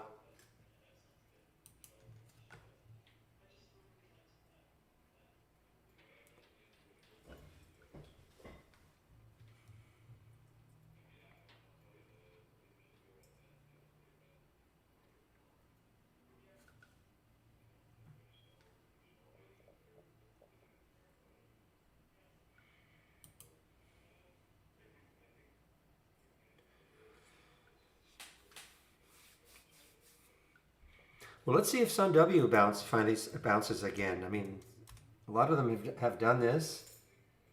It hasn't really. Tremendous run in the pre-market. Market opened.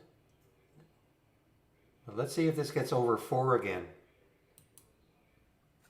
Meanwhile, G Pro, another little move here for this G Pro. Don't know what's juicing this one, but it's had a pretty good month. I don't mean this month, but the last 4 weeks.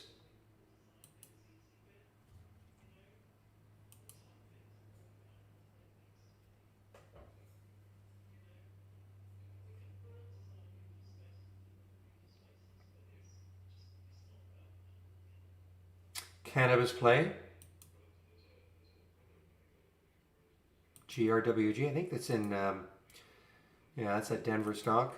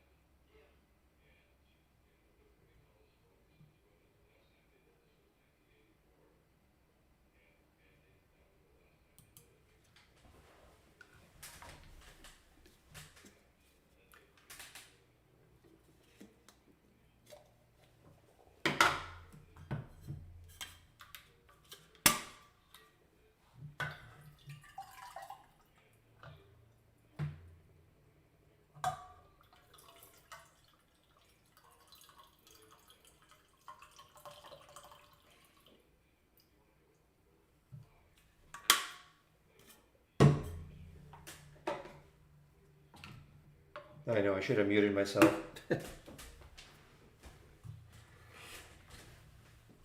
All right, guys. Well, okay, things have settled down a little bit.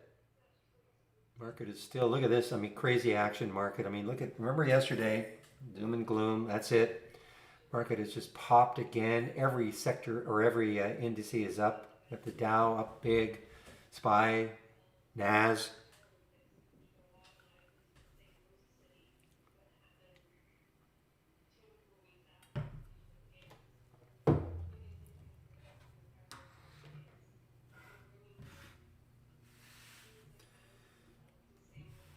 I honestly think there should be a bit of, I don't know, call it a law or something, but anybody puts out a tweet that's obviously going to affect the market, almost like on a whim. It should be done after the market closes.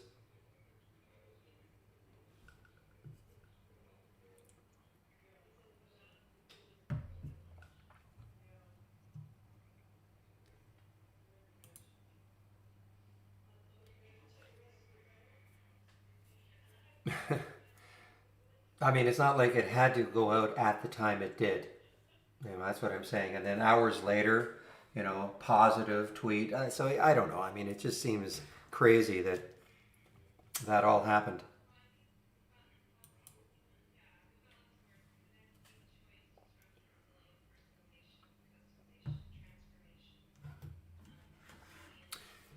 The conspiracy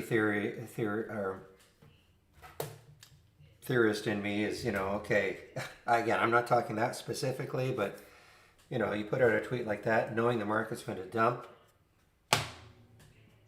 people who know that's going to happen, and then they know the next one's coming. You just buy. Anyway, it didn't hurt me. I mean, I wasn't anything long at the time, but I mean, anybody who was long at that time, could have got hurt pretty hard.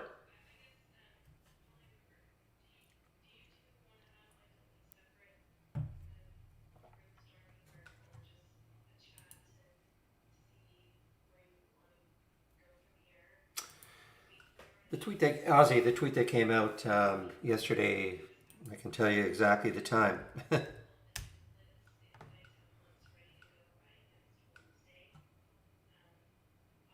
At 2:45,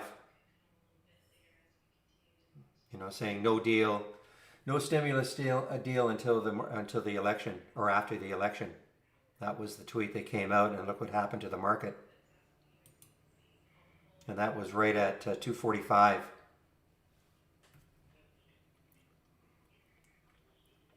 And then afterwards saying, hey, you know what, maybe we will have some stimulus. So I'm not, this is not political. It's just, the way I feel. I mean, this happens. I don't care who's in power. This can happen. I just think there should be somebody reining that in when obviously it's going to affect the market and for no real reason. When I say no real reason to release it when it happened.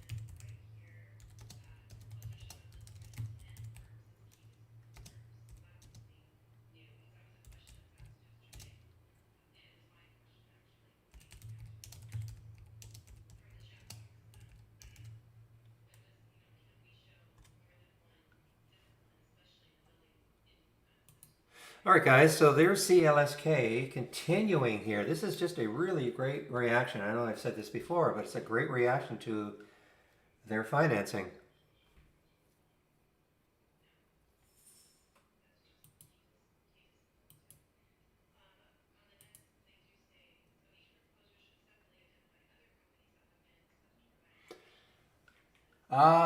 Yes, yes. I wasn't sure if it was just an overcast day or not, but yes.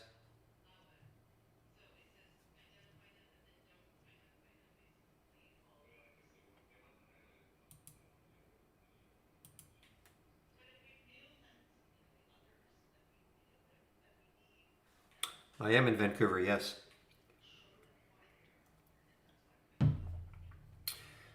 All right, guys, so things have really settled down now in terms of my alerts.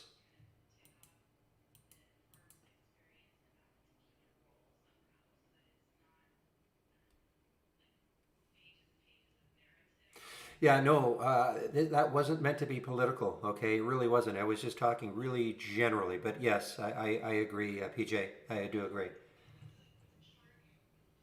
I just have to get rid of that one. I've been trading a long time, and I see this is not the first time. It won't be the last when something comes out of I don't care who's in power, and it just seems to throw the market in disarray. And I just think that those sort of things should happen after the market closes. So that's not a political statement so much as just a general comment. All right. Okay.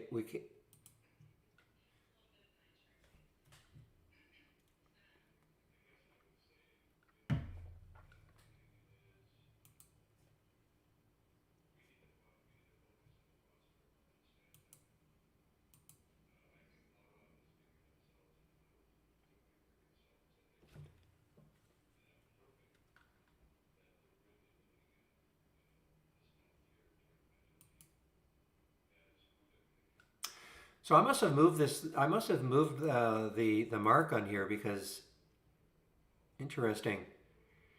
I got it closed out of the trade. I must have moved it up.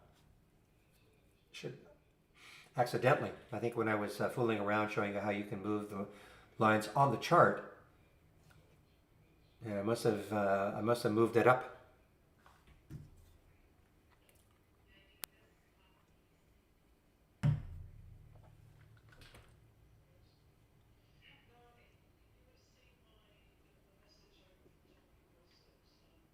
LAC is still on a charge here, guys. LAC.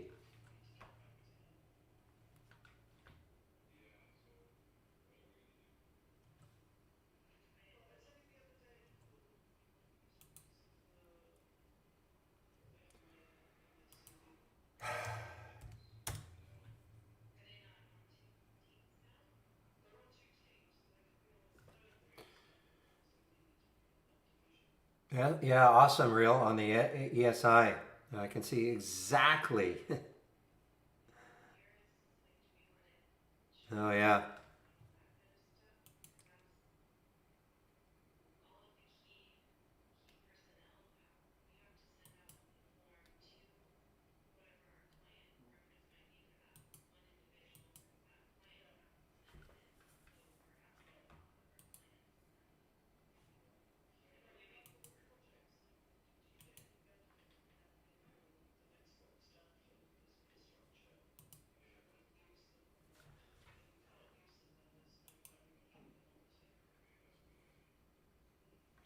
Yeah, back to I haven't been able to pay enough attention. Now, here's another one that just got halted. IMTE. Oh, this one used to be crazy. Remember this day? And I think there's even previous to that, this stock went even higher. Yeah, where are we there? Got up to 17. I think even before that. Yeah, I remember this day. Insane day. Got up to $44. IMTE. It's a low float situation. No reason for that to have happened in the past, of course. But look what's happening to IMTE right now. Ooh, this is shortable also. I'm gonna wait to see where this opens.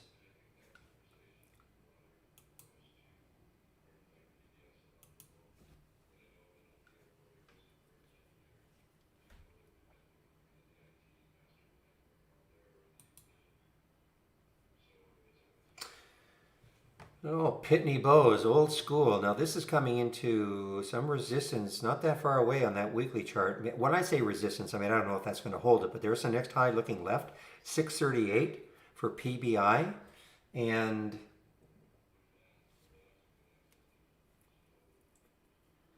the issue I've got with it, it looks like an interesting short. It's kind of showing up on my channels.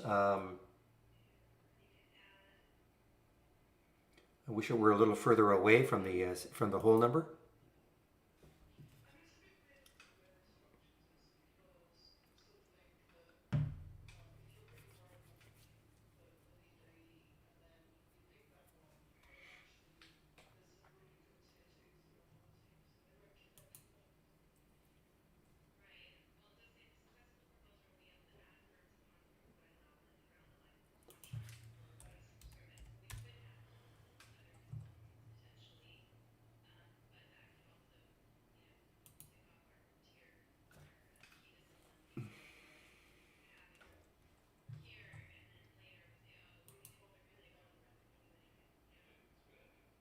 There's another one that's ripping higher that might be ripe for a short at some point. BBIO.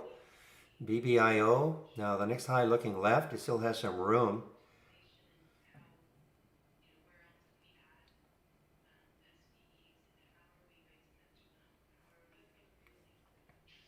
Out of the price range I do like to trade, but just pointing it out to those of you who might like to take a look at that one.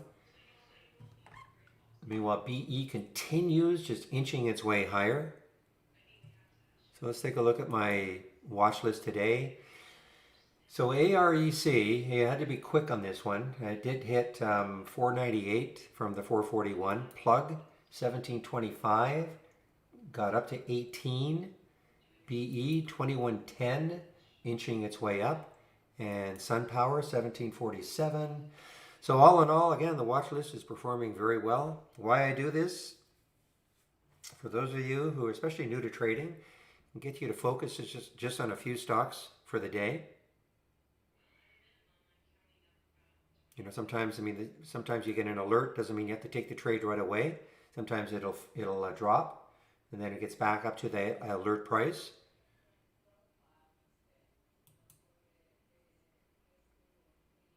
I like the number of alerts today. I think it was getting a few too many the other last couple of days. And what happened on the short side? Now this one, yeah, this one actually. Oh yeah, no, I think my bias was short. You know, as the drop of no, I'm sorry, my bias was long on this one. You know, it's seeing if it could continue. There was the candle yesterday, so my bias was long on this one.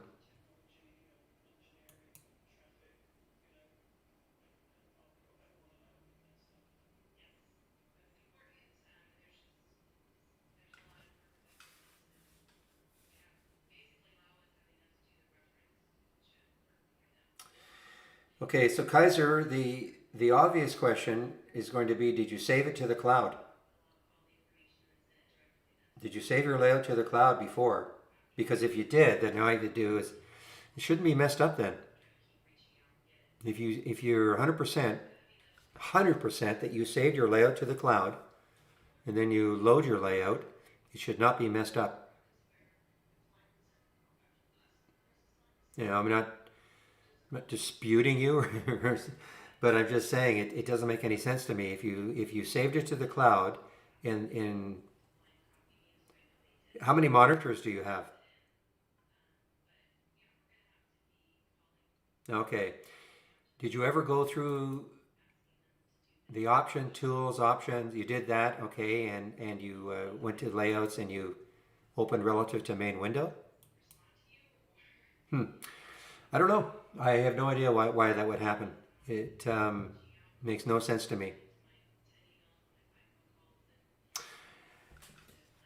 Because it does happen to me every now and then when my computer goes to sleep and windows fly all over the place.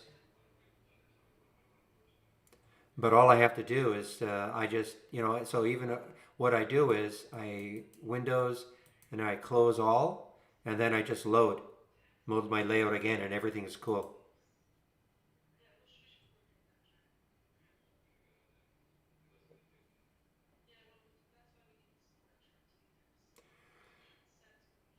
Well, I don't know how to. Now, are you talking about in the channel bar, Jimmy? Because I think I know what you mean. It looks like it's probably only taking up a quarter of your screen. Yeah, I mean, there's no way to do it. No, I mean, you can take the if you have a channel that you really like, then you can load it, and then you can start to adjust the window size as you want. Once that's done, then you can save. You can save it, by going File, Save or Share to Cloud, and then entire layout. Give it a new name. Give it a name and save it. Yeah, you can give it a new name. You can call it like Jimmy's. Let's just say for argument's sake. You were in the account builder, so you could call it Jimmy's account builder as an example.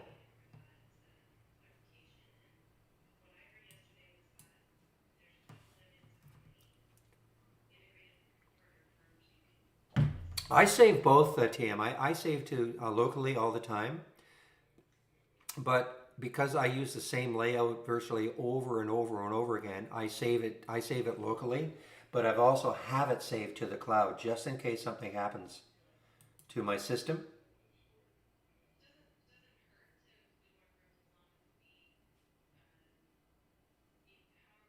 course, the few advantages to saving everything to the cloud. I mean, just like I said, if something happened to your computer, no, and you have to get a new one, or you have to reformat, whatever. As long as you've saved everything to the cloud, then once you load the program, then you just file load from cloud. So you'll get back everything. The other thing is that if you have multiple devices, laptop, desktop, tablets, etc. You just save everything to the cloud. And again, you can load, say you have a laptop, so you load the program and then you just load everything from the cloud. So you can only have trade ideas loaded one device at a time, but big time saver.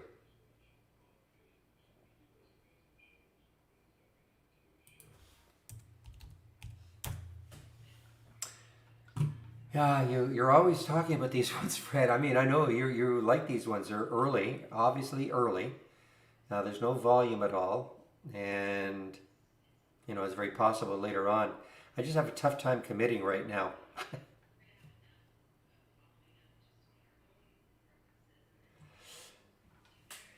If you right click and where am I? Properties. Right click properties and dark theme. You can go dark theme.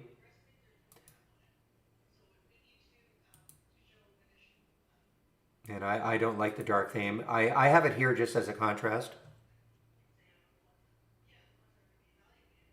No, I know, Fred. I remember you were talking about Peck yesterday.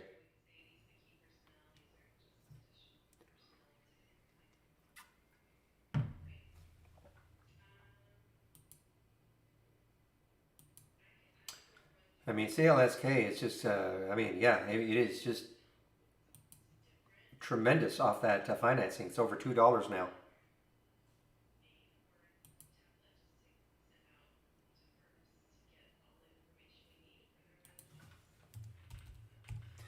Well, this is what I'll do on the summit.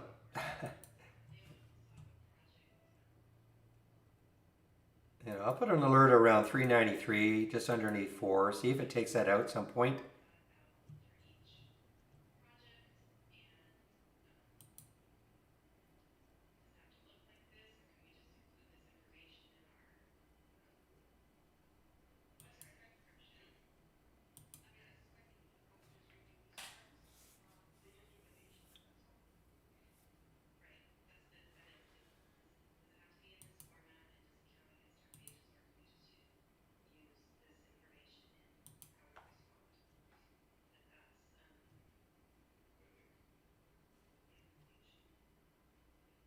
Boy, CLSK may be topping out here.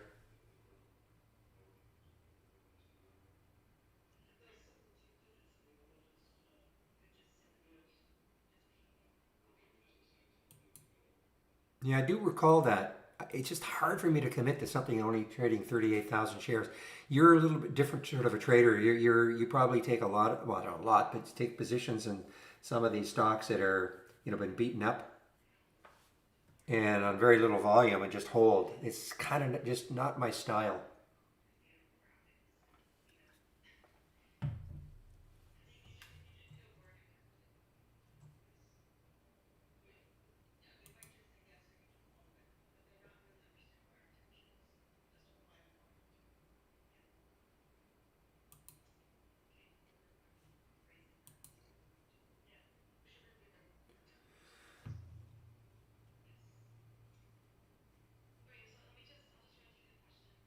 His OCUL, man, what a move it's had! Wow, I thought it might struggle a little bit more to get through 9, but not even close, or 10, not even close.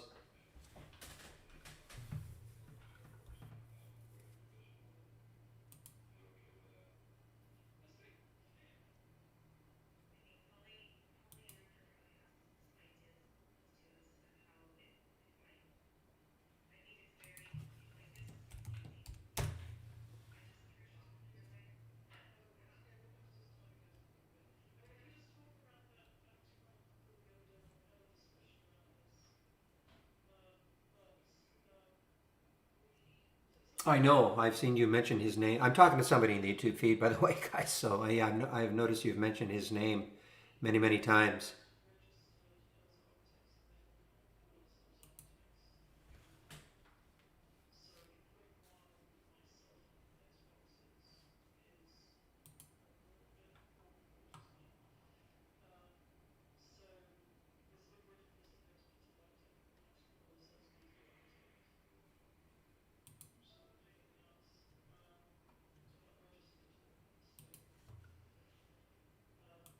What's MESO doing? MESO. Still hanging around 12? Yeah, just hanging around 12. Boy, this is going to, you have to think this is going to pop one way or the other. You just can't keep holding this 12 level. I don't mean today.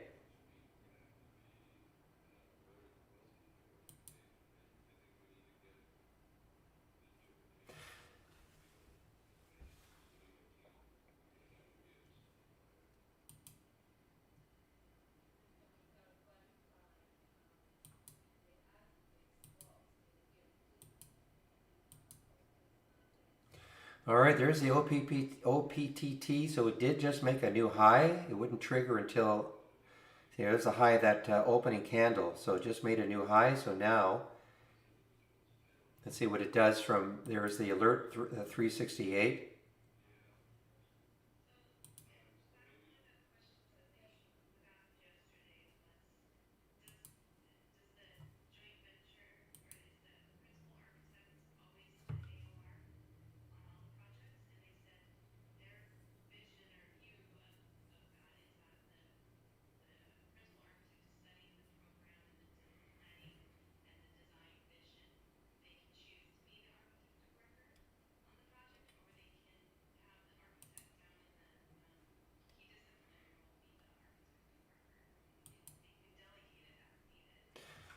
Boy, I thought this was going to be ripe for a short, but there's actually a red bar ignored on the 2-minute chart.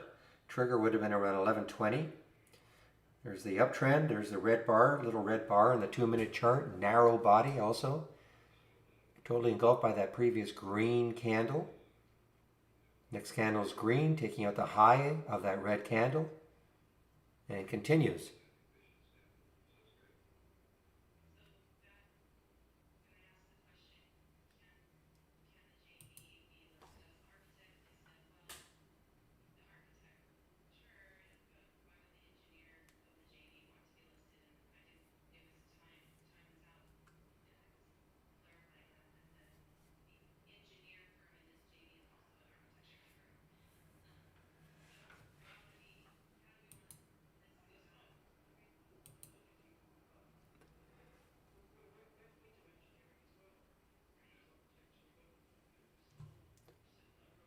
Ah! The anguish of just being a little slow. I was all set up to short this one right at 11:37.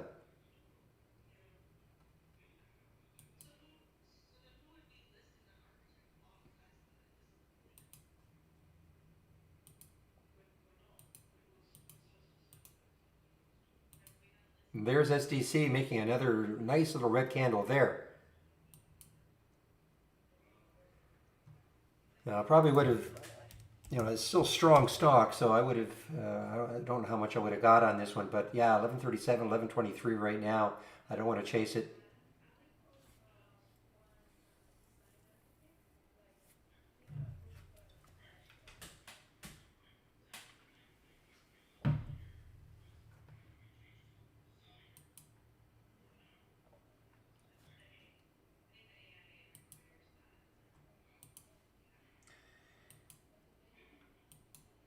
So AI is having a very, very quiet day.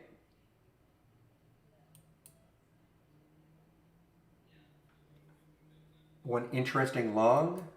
The short is not that interesting, but the long is interesting.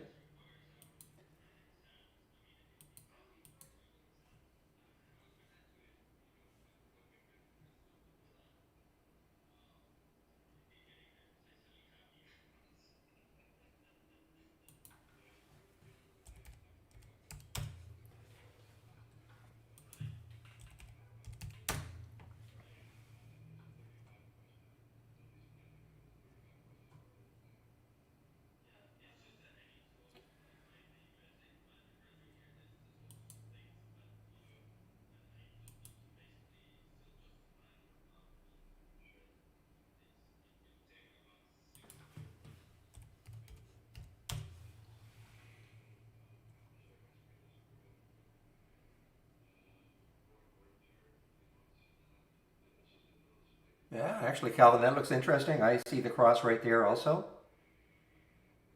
Now again, real may not say, or might say it's not a cross. because you know we do use pre-market data, but my guess is it's going to be pretty close. And boy, it's interesting because it's underneath the whole number also.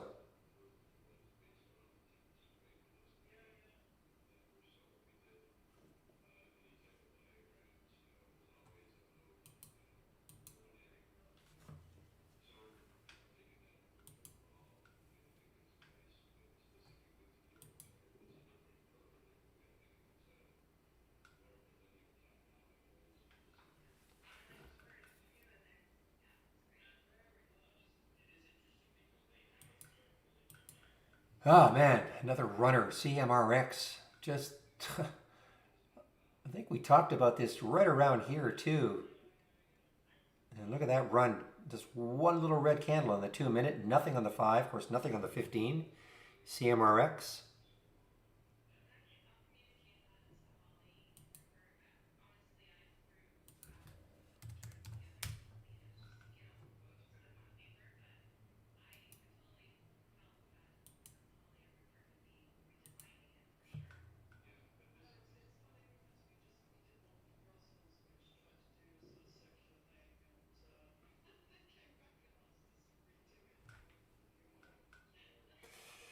That's why a lot of times what I do, Rex, is take some off. Okay, so if the pullback becomes pull it back right to where I bought it, then it's not the end of the world. That's you know, it depends how many shares you take. I get everybody's going to be different, but that's a lot of reason why, especially if a stock pops very very quickly. You'll see me, you know, usually a lot of times I will take some off almost immediately if it pops really quickly, and then I can handle the pullback.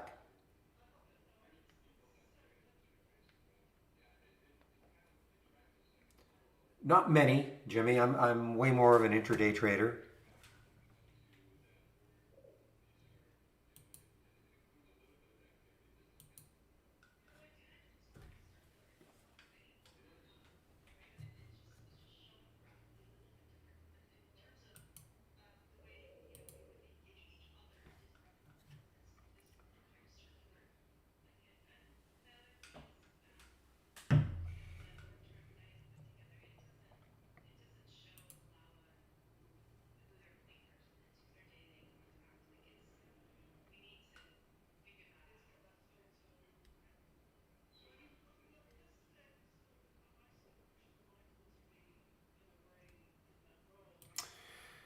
Boy, what a runner. OCUL still making a new high. OCUL. It'd be interesting to see what happens with this one tomorrow.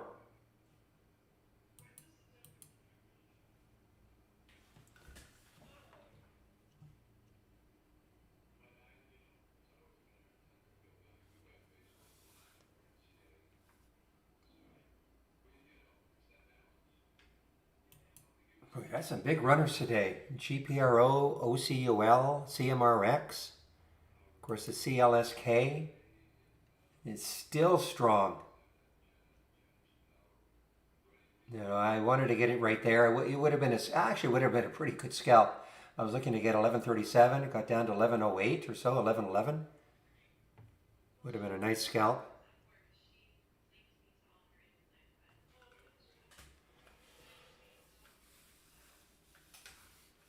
The problem is, Calvin, is the stops. Where do you put the stops, you know?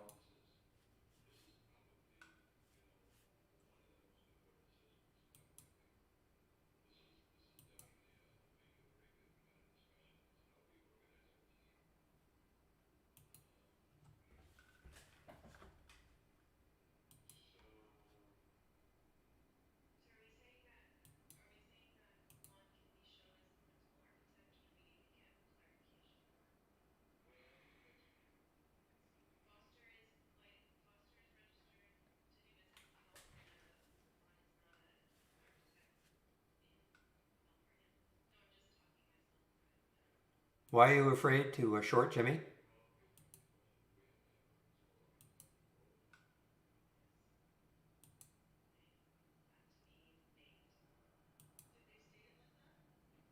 I know what you're going to say, but I want you to put it in writing.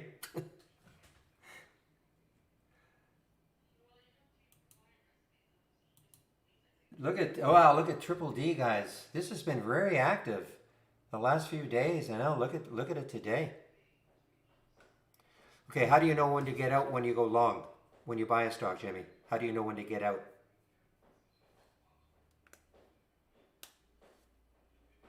I'm not trying to put you on the spot, but I mean, this is probably okay. But at what point are you going to get out? Okay, great, the price goes up. You're going to get out we're going to get out when it moves up a dime, 20 cents, or are you looking at areas on the chart?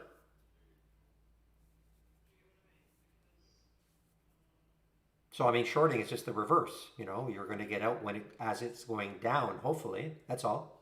Just the reverse. Okay, so the same thing with shorting. If it hits a certain support area where it looks like there's support, you know, you would just flip the switch in your head. You know, you're hoping when you short, a stock moves down in price, hits a support area on the chart. You know, that's when you probably should start looking to get out. No difference.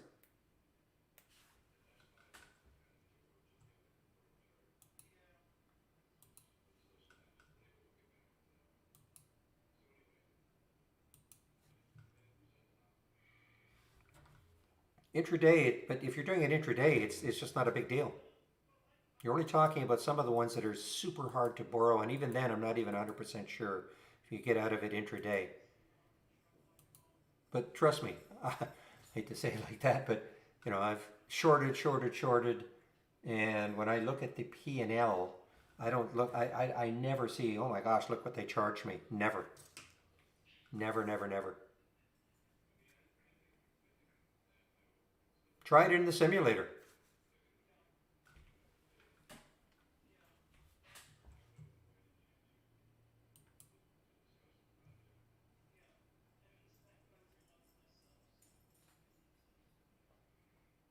You won't. You know, you try it in the simulator. Just hit that big sell button, and then watch. Let's do one.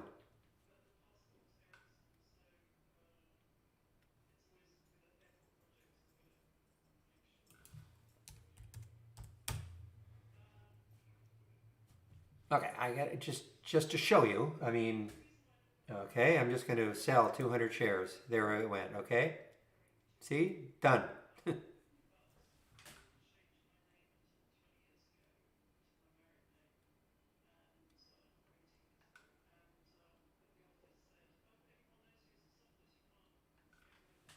Ah, I have a little visitor here. Just a minute.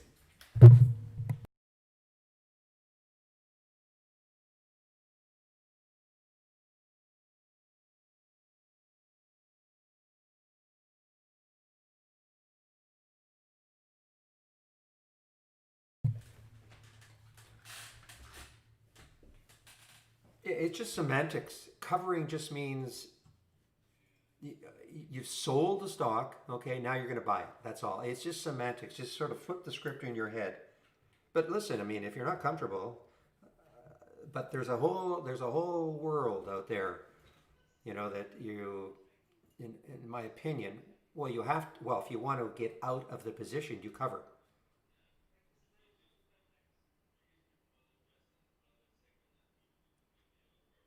Covering is just buying. Yes, I mean, as Calvin says, it's just the term. The covering is just well, you don't own it anymore. You cover your position. You're out of the position. Why is that scary? If you're like, why is it scary? Any scarier than in your head? If I got into this OPTT at 368 and it got up to 375 and I sold it, I'm out of the position.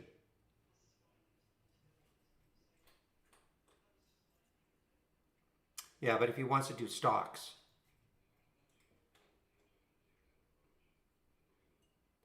so that's why just practice right here.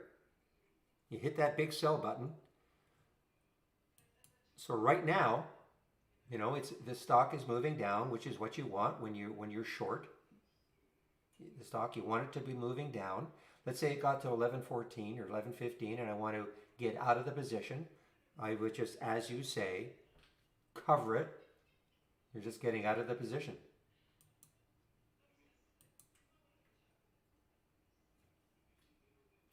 So watch. If I flatten, I'm going to get out of the position. There, done.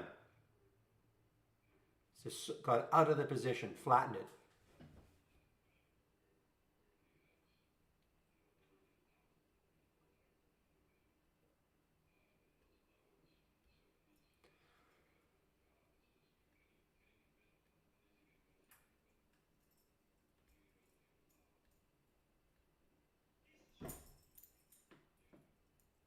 Well, but you're not, I think you're misinterpreting like covering and buying. Yeah, you're buying, but you're out of the position, out of your short position. So you see here, I'm out of the position. I don't have any more shares left.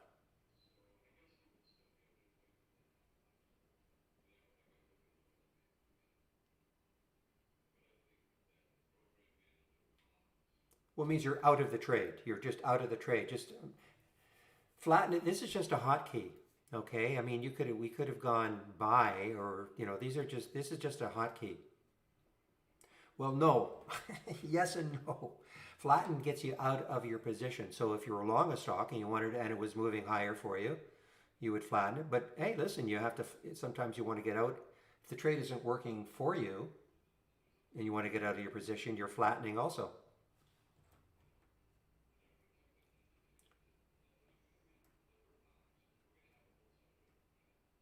I remember that, Calvin. That's right. You were a past contest winner.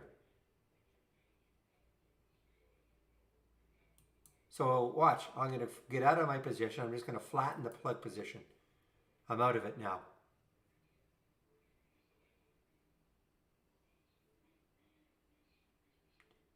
Just think of flatten as getting out of the position. Out. Whether you're short or long, you're just getting out of the position.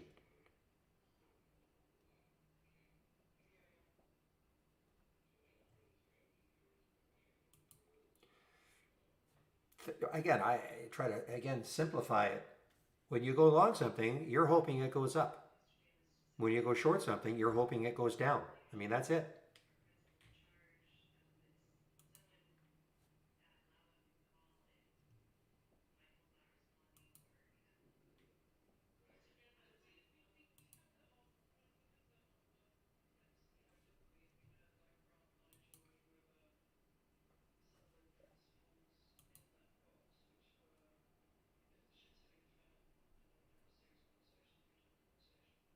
Yeah, do it. I mean, remember, it's just paper.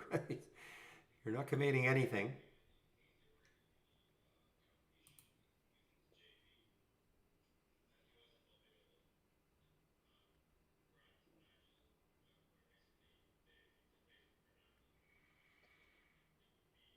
Yeah, Bob, it's just you just shrink it.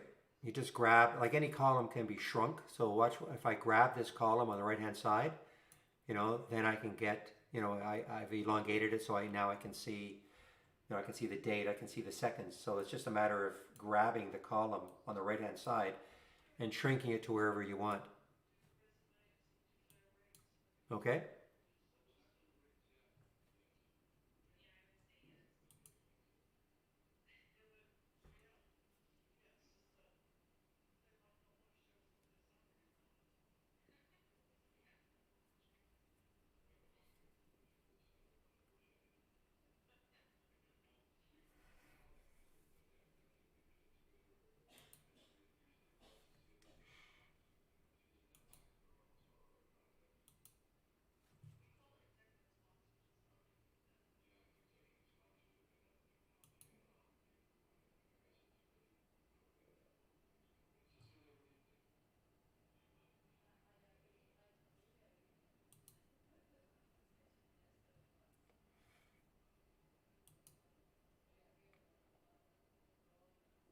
All right, guys, I am, what time is it? 11:42, so about 10 minutes. I'll be taking my break, a little over 10 minutes, and Michael will be in. I'm going to pop that link in again.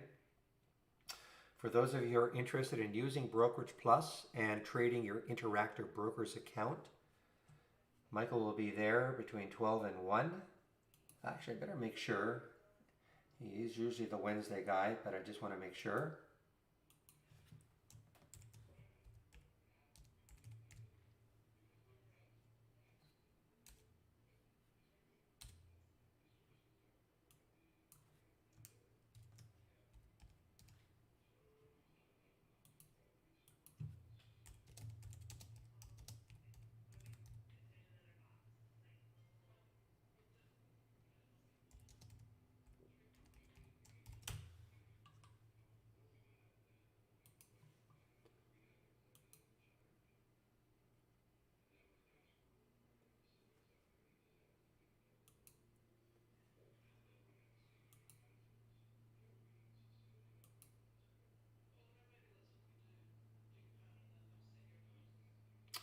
Look at Sun W, guys. Sun W now starting to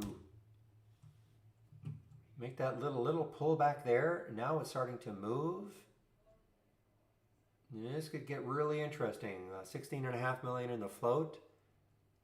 Kind of beaten up once the market opened, but this is starting to come back now, Sun W.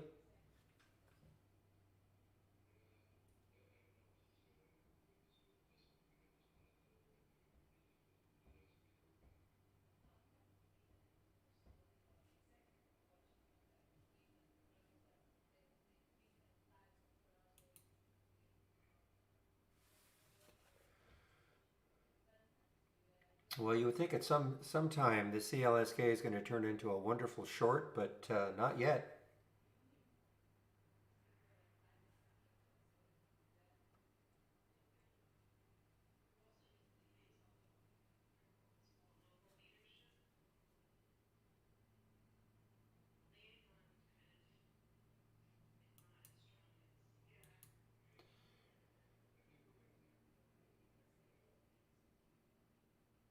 Guys, LTHM over that hole number 12.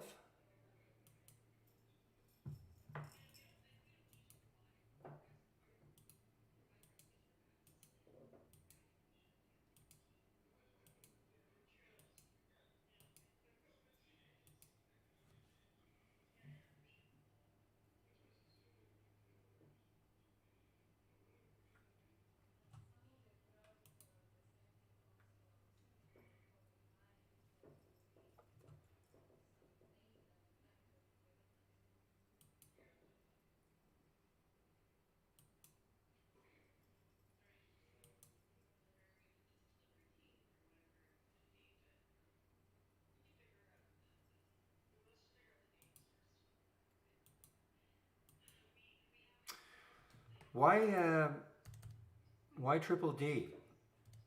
Exactly. I don't understand the tie-in with Tesla. Just I mean, I know what these guys. I know what they all do.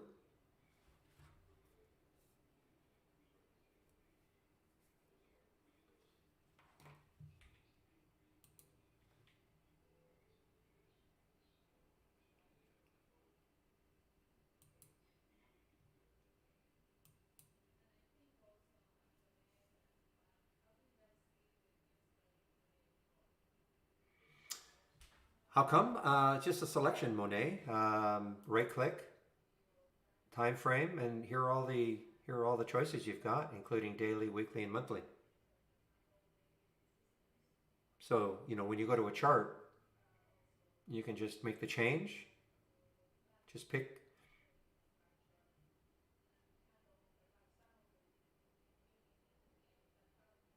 Okay, just want to make sure you. Now, if you don't have weekly and monthly, that means you are in a really, really old version of Trade Ideas. So when you right click on a chart and you click on time frame, do you not see weekly and monthly? Do you not see weekly and monthly though?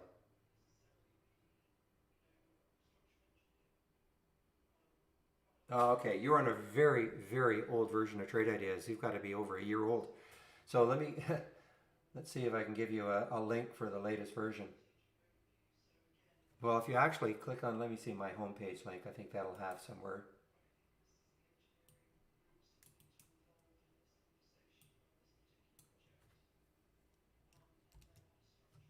Yeah, just give me a second, okay? I just want to make sure it's there.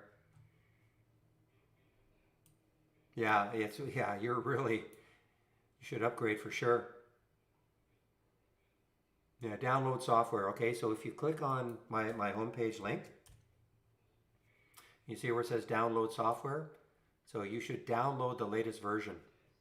Okay, because yeah, it's really, really, really old. We've had weekly and monthly for months and months and months now.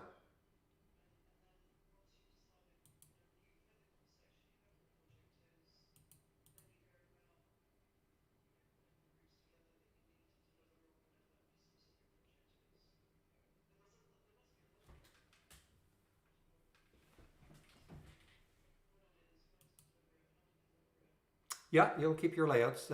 It's always good to save things to the cloud. I mean, just but I've updated my software many times since 2010. Many times because I'm always on a. They're always releasing what we call development builds that I have access to. So, it could be 2 or 3 times a week. So I've done it probably hundreds of times. But what I would do always is just make sure you save your layout to the cloud. Okay, just in case. But otherwise, it's just not. It's just a non-issue.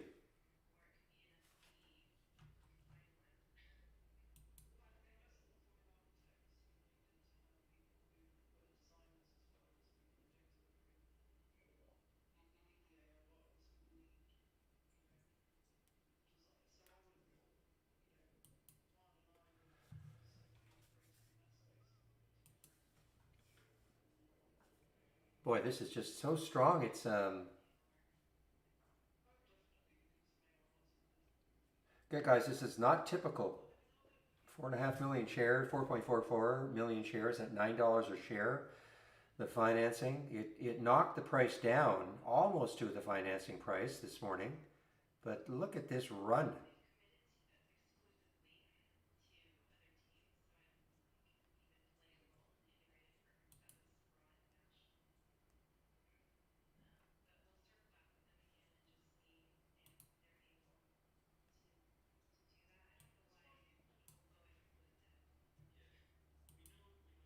Okay, so I just did make sure that Michael is going to be in the YouTube feed from 12 to 1. So I'll show you in a second there, Sundar.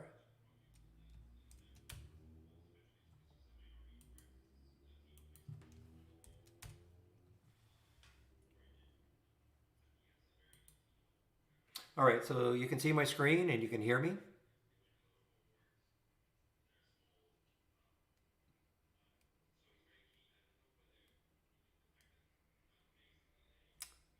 Sundar, can you hear me and see my screen? Okay. So I'm hammering at them. I want a button up here. We actually talked about it again on Tuesday. I want a button up here that just says, paper trading, simulation trading. Make it a lot easier to find it. Anyway, you have to be using the app. If you're using our web-based version, it's not available. So assuming you do have a toolbar that looks like this, if you click on New and then Brokerage Plus, this is the Brokerage Plus window. This should pop up. And then where it says connected, just check simulated trading. Now you're good to go. When you click on an alert, symbol will show up. Ah, okay. Yeah, unfortunately, it's not available on the web. I'm either working to try to get it available, but it's not available on the web. You're using the web because you have a Mac or for some other reason?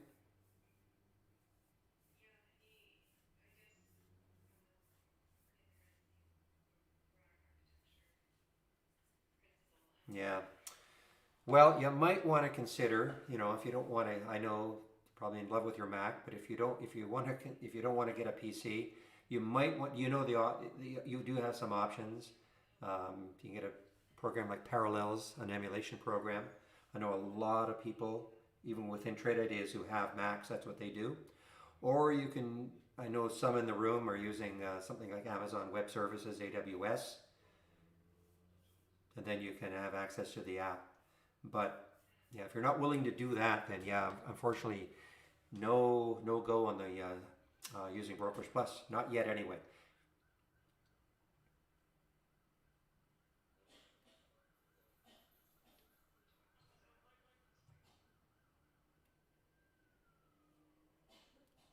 Okay, actually, what I can also show give you a link. It's a podcast that was done a while back. Okay, but I think what you're asking for is parallels. See if I can spell it.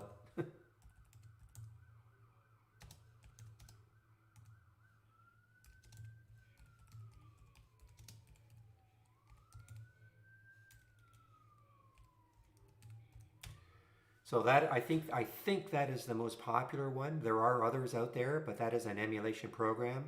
So that would allow you to use PC-based products on your Mac. It's called Parallels. There are others, but it seems to be the most popular one. But if you take a look at that if you click on that link, it was a podcast that was done, and a couple of Mac users did it at Trade Ideas, and it goes over, you know, how you can use it.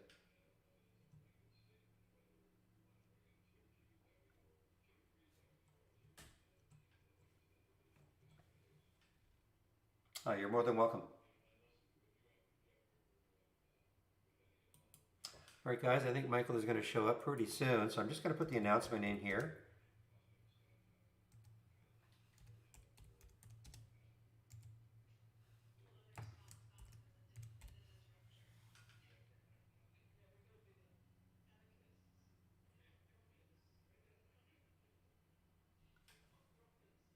I don't have that one.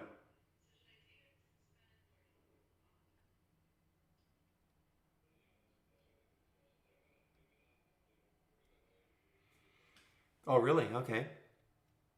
You're ahead of me. Okay, how do you change? Okay, so if you go into, you right click on the chart and where it says indicators and volume. Now, here's the problem. I'm in a development version, so I'm not sure if you see it exactly like this, but you should have something very familiar or similar. So if you right click, either you're going to see modify indicators or indicators, and click on the volume, and then you see where it says modify colors. You should see something that says modify the colors, and you know, you can do something. Then it's just a matter of selecting.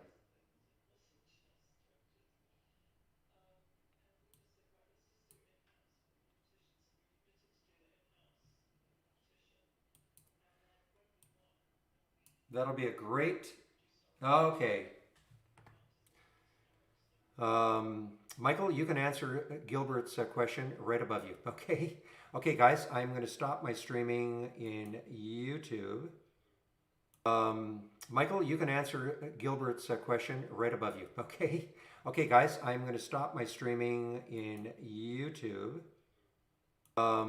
Michael, you can answer Gilbert's question right above you. Okay. Okay, guys, I'm going to stop my streaming in YouTube. Michael, you can answer Gilbert's question right above you. Okay. Okay, guys,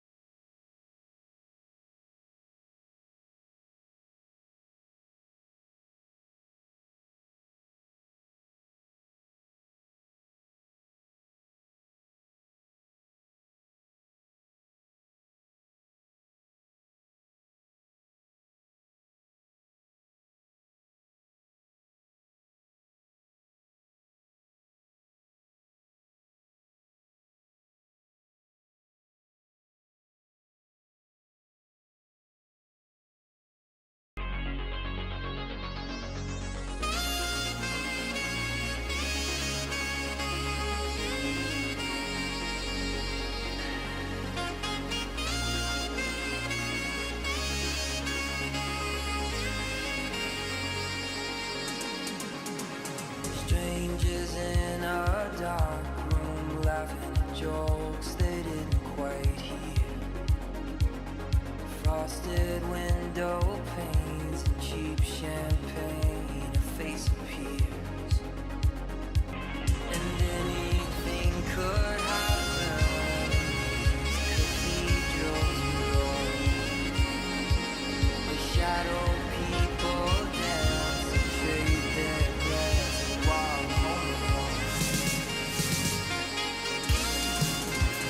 Strangers in a dark room laugh jokes they didn't quite hear. Frosted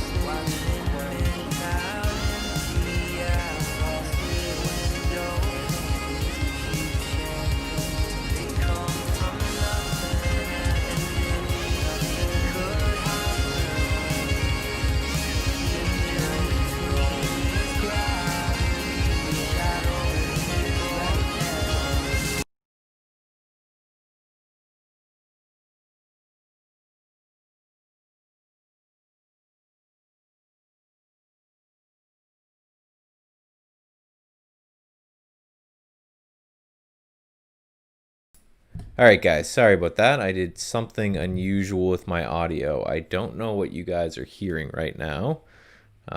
If the audio is weird, I certainly apologize.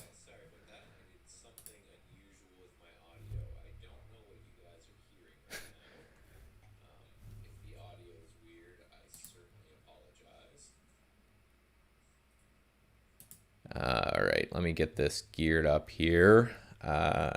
So if you can hear me okay, someone let me know in chat. And I will go to this scene, and you should be able to see my screen as well.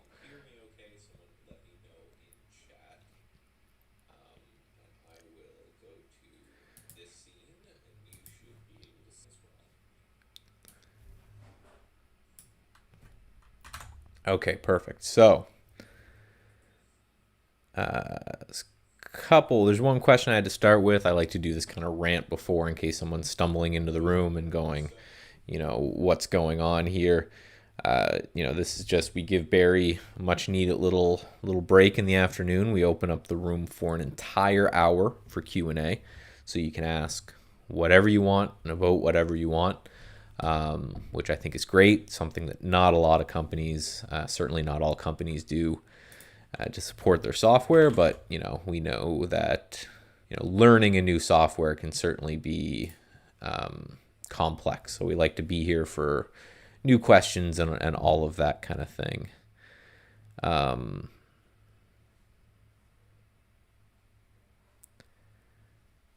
So the first question I see is there a way for Holly to exit with a limit order instead of a market price? So the exits, if they're stops, are always going to be stop markets, not stop limits. And right now you can't change that, no. The main reason is that, of course, as you know how stop limits work, you can get into a lot of issues where, for example, you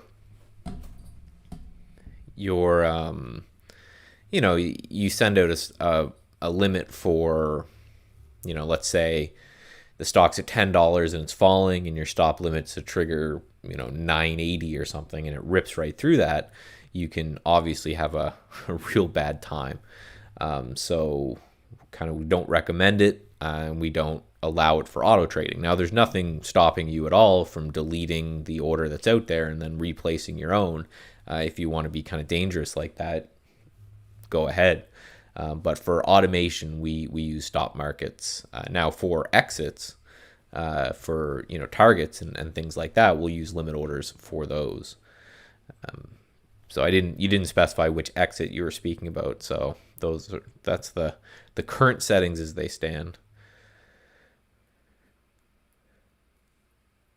So again, everyone that you see here who comes in and does these kind of little webinars each day is doing something else with trade ideas. We're traders, and then we're also sorry about that, just kicked my dog right in the face. Myself, I do a lot of the quantitative stuff, algorithm development, things like that, building a lot of the AI, the future AIs and things like that, and as well as helping with the big issues with Brokerage Plus if people have them, because I am kind of an auto trader by trade, and I look at the market from a quantitative side first, and then a technical side would be the best. And both of those are probably near 50-50 in my mind, where I like to study the probabilities of certain events occurring when other things occur, and then from there use my own trading eye to make sure that I'm sticking with those.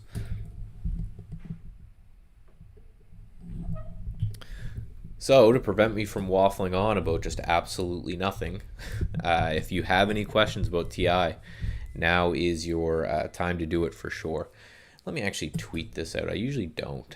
I usually forget to, but let me just tweet out that I'm live right now. Oops.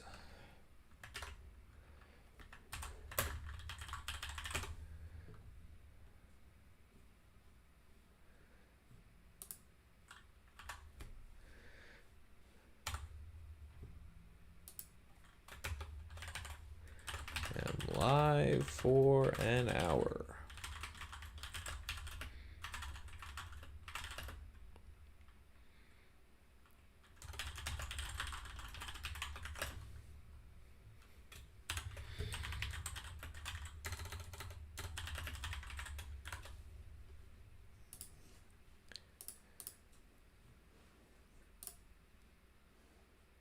All right, there we go.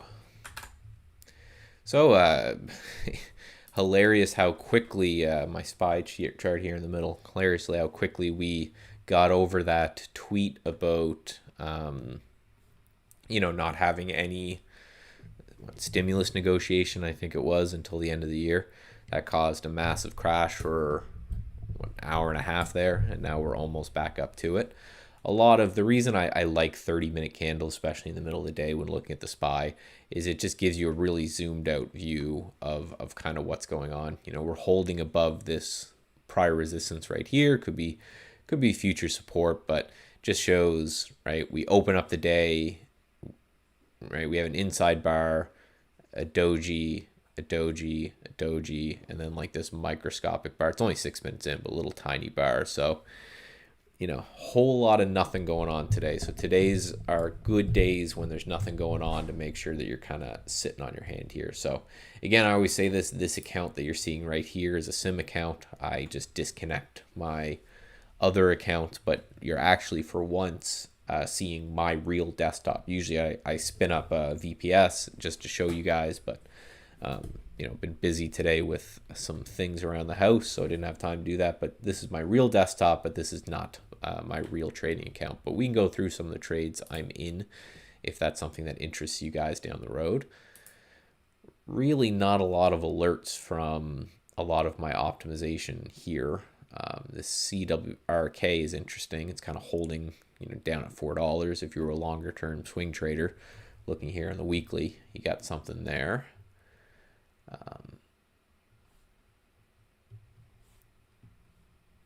Hey Mike C, how's it going? Let me just make sure. Looking over at that screen, everything seems to be looking good on your guys' end. I don't know what was going on there. I don't know if you even heard that, but in my ears anyway, there was just audio looping over and over and over again. I got to figure out a way to fix that.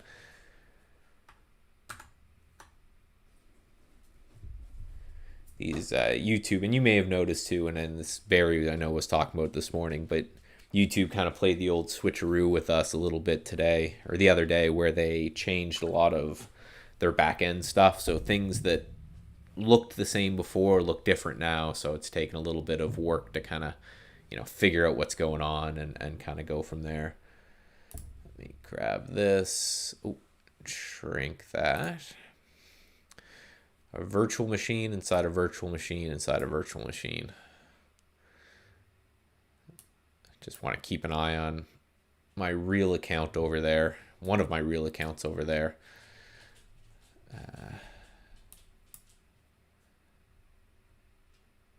Which I guess I can go through some of the trades of. Again, this is one of my, I'm trying to see if it shows any account numbers. No, it doesn't. So this is one of my accounts. So I do a lot of my trading in the cloud for a couple of reasons. One of which is I do some collaborative trading where we connect to the same VPS and play some of that. And then I do some, I like to move a lot, even if it's only through the house throughout the day. So I don't want to have to worry about the thing being connected all the time. So I just host it on a server and away it goes. The only thing that I'm really interested in is this PEIX. I've had this since 1856 here, and I'm just debating. I've been, scaling out as it's been going here to put in this big wide range doji yesterday, and then it's putting in this little topping tail today. So this is the main thing I've got my eye on for swings to manage.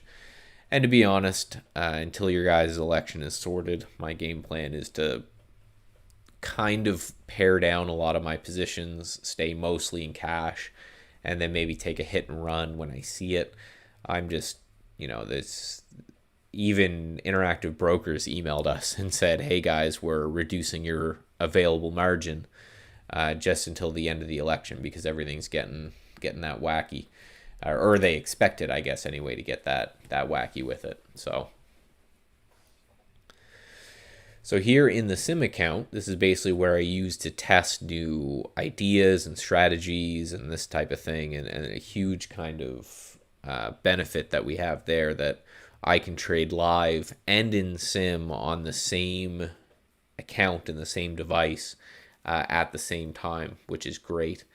It allows me to trade real money while testing new theories. And like I always say, you need to, a back test is not enough. You need to do a back test. You should do a forward test or run it in some sort of a demo account or something like that. And even that's not really enough, in which you need to then go take it one step further and say, okay, well, it worked good in back test, it worked good on the sim, but how does it work on a small amount of money, right? So these strategies you're seeing right now are current strategies that I'm working on that worked well in back test, and now I'm trying them on the sim as well. Some of them are generated via Symbolist, and some of them are just via back tests. Good way to a lot of people just want to hop in. They just want to say, hey, I got something here, let me get going, and that can cause a lot of issues down the road there.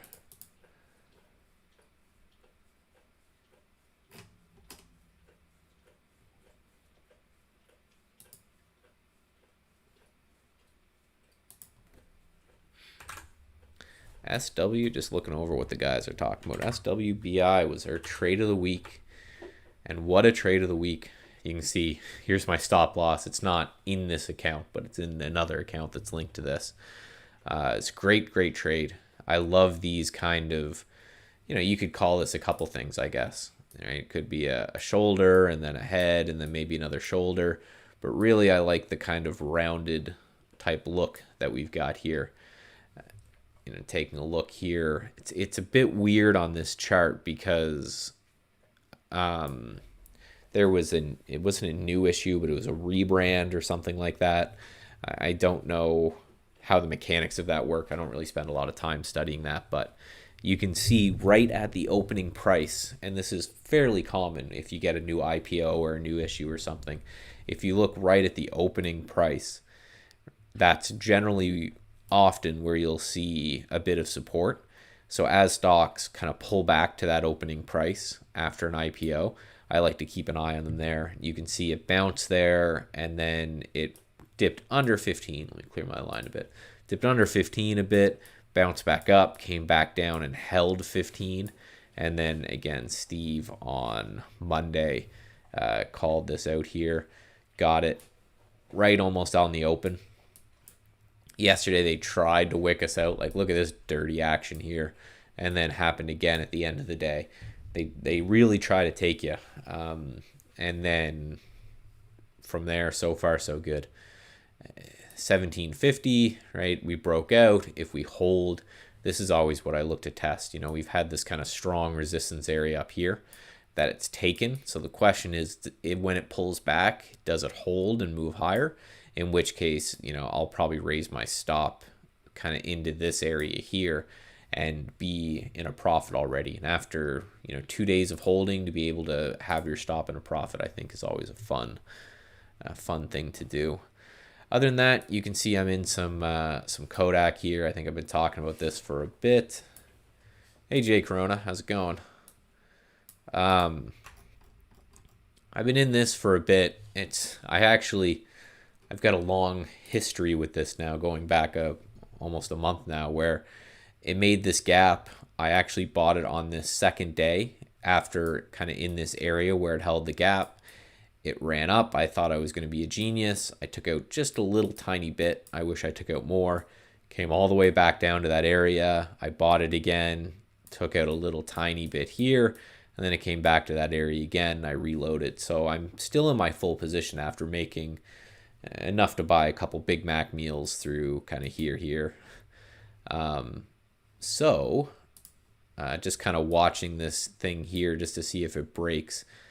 These topping tails up here kind of have me concerned, right? Every time we get up into this, call it $9.50, $10 area, there seems to be a seller.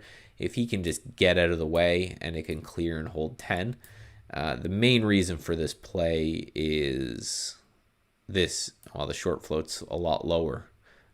Oh, and that's Smith & Wesson's. I was about to say, Kodak short is way higher.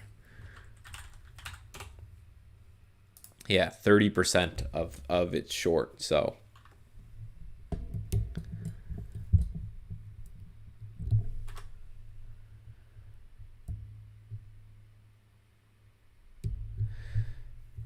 So yeah, I agree with that comment. And again, I love, ask questions, right? You got 45 minutes of me here waffling on about nothing until there's questions. So come on and ask, right?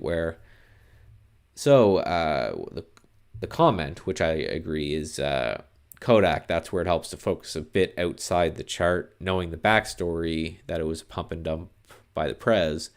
It's why 80% technical, 20% backstory. And I 100% agree. You know, I don't participate in this stuff, but after because there's really no technical pattern here. Now, you know, one could argue, and I may have as well, that if it broke this resistance area, it may have been worth another shot. But I'm kind of the same way. I wait till the news gets kind of calmed down and sidestep and says, okay, what's actually going on with the buyers and sellers? Because if it was a pure pump and dump, you would expect it to be back down to the price that it was. And it obviously may still get there. But the fact that it's holding this gap very well is interesting to me. Again, noting that I'm a trader. So if it gets back down into this gap, I'm just going to be out, right? You can see a stop loss here. This isn't for the full position. But I'm going to stop out kind of the rest into the gap, knowing that with this short float, it just takes some sort of a catalyst to get it going where you could have those kind of intense short squeezes. And those are always really fun.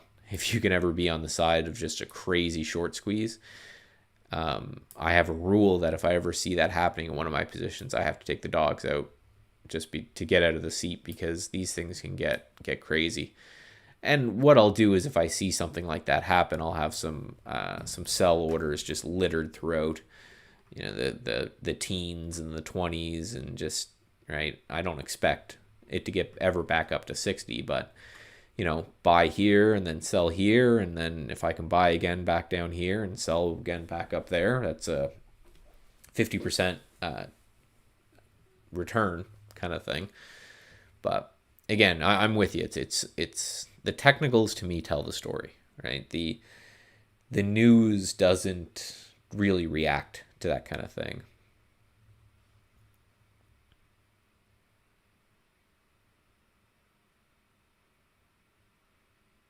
Yeah, talking about the people that are short, they don't know how they can survive that. Well, that's right. That's what you got to look for on the other side. And it sounds mean, but part of trading is trying to figure out where the other side's going to get hurt, right? That's, again, it sucks, but that's kind of part of trading, is to say, you know, there's two reasons that a stock could increase in value, right? One is, you know, large institutions or a large amount of retail gets inside and starts buying it because they think it's going to go higher.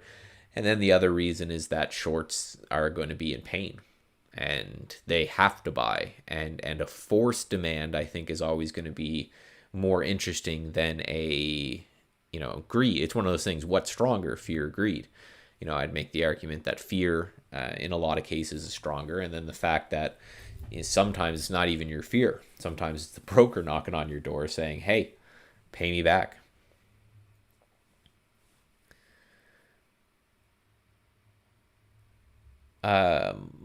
You are in all cash right now. I'm not. I still have, I flashed it up for a second.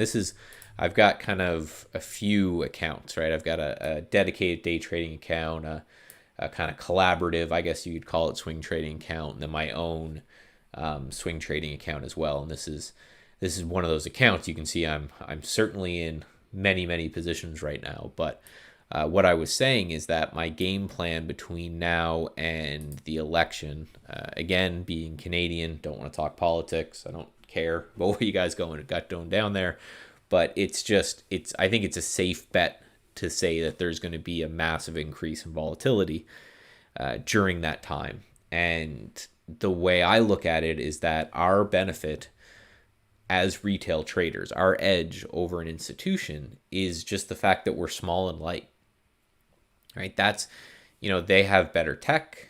Well, I probably not. I would say Trade Ideas is rivaled. As someone who worked in the hedge fund space for years, I would say Trade Ideas is rival to or better than some of the tech they have. But, they have a lot of dedicated research. They have, dedicated traders. They've got good connections. They know all the news. They've got a lot of advantages over us, but they also are like battleships. They take forever to turn. They take forever to maneuver. They're very slow, giant kind of monsters. So what I'm saying is that my benefit as a trader is that I can spend the next month basically scaling back and reducing my positions and scaling back and reducing my positions and wait for that volatility to come out. But at the same time, when I'm mostly in cash, nothing's stopping me from, taking a swing, right? There's nothing stopping me from, seeing a stock that I like, loading up 1,000 shares or so, which would be larger than my normal position, because I spread my positions out and just, right, take a crack, try to, instead of going for a long-term hold, go for a short. And that's a way to deal with volatility, always, right? So if you're ever about to experience or are experiencing a more volatile than normal market, the way, for me anyway, to deal with a more volatile market is to basically say, get that, it's already gone. Is to go bigger but quicker, if that makes any sense. So if generally my hold time for a swing is going to be a week or two, then if I know a big volatility event is coming, or I'm in one, and say I'll take $200 to $500 risk on a trade. What I may do is I may go to cash, but then I may take 1,000 shares and risk $700, $800, $900. But instead of holding that for 2 or 3 weeks, I may hold it for 2 or 3 days. Because if you think about just the nature of volatility, it essentially just means that the price of an instrument moves more in a shorter period of time, right? That's what volatility means, right? There's no limit to the amount stocks can move. So volatility is more a metric of price movement versus time, in which, that's what we're looking for. We're looking for price movement, but when, right? So same as if you're day trading. If you're generally a guy who will buy and hold for an hour, when the market's really crazy, you might be better to get in and out every 15 minutes or so, because you're going to make the same profit and you're going to be risking about the same amount. The moves are just going to happen faster, which means you'll be stopped out when you're wrong faster, and it means you'll make money when you're right faster. So that's my election game plan, is to just trade just more like a sniper, less like kind of a portfolio manager, more. I generally spend an hour or so, half hour when the market closes, and just go through a bunch of charts that have met my algorithmic requirements. And, what you'll find is I'll generally put 10 things on a list. Well, in a volatile market, I'll probably come into the day looking at like 2 or 3 stocks. And I'm just trying to get in, take my cash, get back out. Again, the problem with that is as your account gets larger and larger, you can suffer from being a little too concentrated into singular positions. But again, special times, I think, is special trading, and we should be very happy that we have the ability to do that, whereas a lot of funds and institutions just don't. They're just giant slow monsters, right? They have to have a committee of what they're going to buy, and they have to sit and think about it for a while. And then something like Kodak that did 2.69 million shares so far today, well, they may want to buy 500,000 shares. So there's no way they could do that without disturbing the market. So they have to get either a handful of traders or an entry algorithm or whatever to sneak them in and out of this position where we can just hit the button, right? So that's kind of the difference. Do I diverse my portfolio based on sectors or just based on any price action I like regardless? So mostly it's going to be price action. But what I will do is if I look over and, say I really like a silver stock and I look over and I've already got 5, then, there's just kind of no need for me to allocate my capital there. It's one of those things that if you're going to trade, 20 utility stocks, well, you might as well just narrow down to what you think is going to be the top performing utility stocks and then maybe take 2 or 3 of them, right? There's just, it will save you the mental energy of watching them. It may be a little easier to get in and out.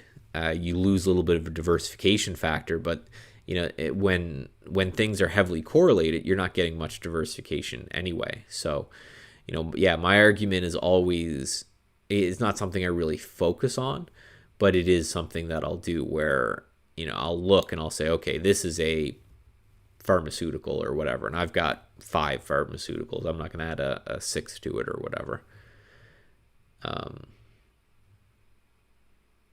I hope that makes sense. And again, questions. We got another half hour of me waffling on.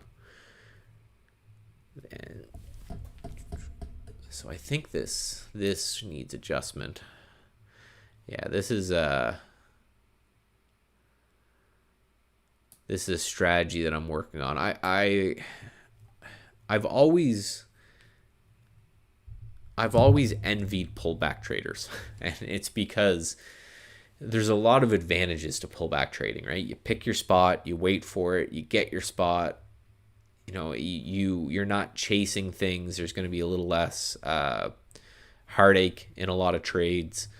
I've just never had the patience for that kind of thing. I'm seeing some selling in the market here. The SPY looks like it's finally broken out of the doji. Someone tweeting again. Yeah. What's my take on TAP? Well, what's your time horizon? That's what is your trading plan? What is it you're looking for? Oh, we're getting a bit of a... Oh, 1 second there. Sorry. That happens sometimes. My internet must be hiccuping a little bit. Hold on, guys. I may need to... Amazon. That's weird. Hold on 1 second. So I know that went black. I just need to reconnect to the VPS. The VPS never goes down, but sometimes my connection to it can get a little finicky. So there we go.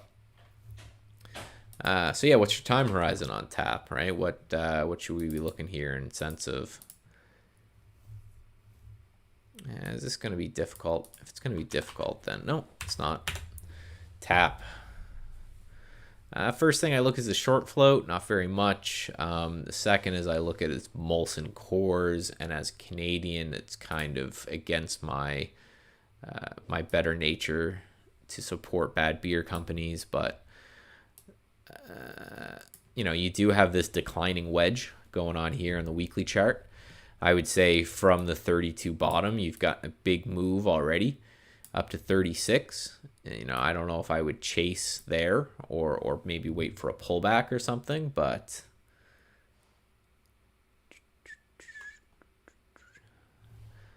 yeah, but this declining wedge is interesting for sure. That's a pretty powerful weekly pattern depending on your hold time. But what a trend though, from 120 down to 36. So you're definitely fighting that. I don't know. You can play the wedge, right? It's the beauty of technical patterns like this is right. It removes a lot of deer in the headlights objective, right? So you could play the breakout of this wedge, and you know that if it kind of gets back into the wedge, or worst case below the wedge, that's probably going to be your out. That's how I would look at tap anyway. But looking here on the daily chart, you can see this prior resistance here that when it broke was a big deal, and we're nearing that now. So if I was looking at this and I would say, what would you have to do for the next few days? I would probably take a short there if I had a gun to my head and I had to pick a direction. Mike, how do you create an alert with stocks going up when the SPY is going down? Steve made one, but I somehow lost it. Well, what you can do, so the first thing to look at is we actually have change in. So, and again, I know I get redundant with this, but you have to define what is going up and what is going down first, right? Over what time horizon, over how much, right? How much is chop? How much is an actual movement? These type of things are important. So what I would do is, you see the change in the SPY right here. So I would go and I would add this, and for example, you just make the SPY change in whatever time frame you're after. We have 5, 10, 15, 30 minutes and the day.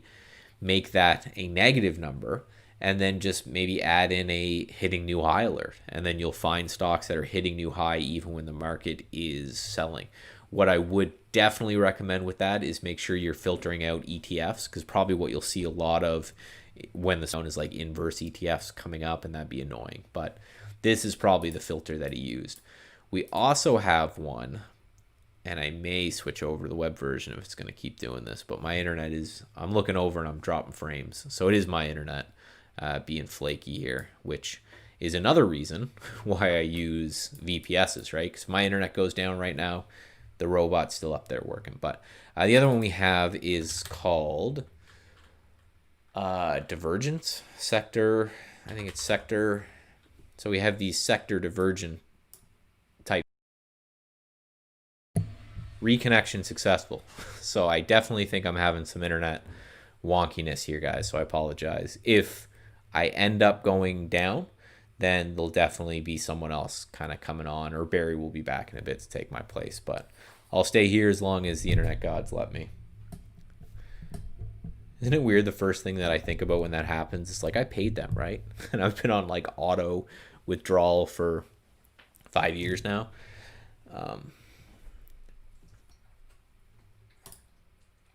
But yeah, so that's what I would do for that particular one. Do you use the AI for short, swing, or long? You can. We did a study a year or two ago that showed that a net positive drift on Holly's calls, both long and short, in the direction of Holly's calls for up to 20 days. So there was a fair amount of benefit in just in just playing Holly's calls. Like there was a benefit there. So you could. I would couple that with some things, right? So we build the AI for day trading, right? So it doesn't know if earnings is coming out next. It doesn't know if there's a shareholder meeting. It doesn't know if the 200-day moving average is right in its way or anything like this. So I would do it. I don't know if I would do it completely automate it, but there's nothing wrong with going in and here's the AI today. What we got, LOGC, right? You could look at LOGC and say, maybe like that, you like that it's coming out of a doji and that's interesting to you, and you could pick that up, and then right. So there's nothing wrong with applying these statistics and using this as a scanning software for your eye. And I hope what I'm gonna do, actually, just to reduce the load on my internet, which is weird, I'm running a speed test over on my iPad here, and it's showing that I have 350 down and 250 up. So that should be good enough for what we're doing. I may need to change something. I may have done something to OBS and it may be eating up the bandwidth. But yeah, I'm showing 325 down with a 3 millisecond ping to my server and 150 up, which is fast enough to be doing what I'm doing here. But yeah, so there's nothing wrong with doing that, but just make sure you understand that she was designed as a day trader.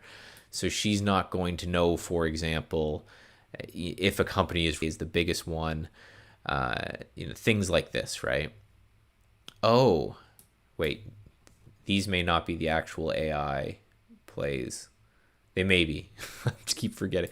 I'm always on a different server depending on what I'm doing. So, but I think we're going to switch over. Let me load up the web version here.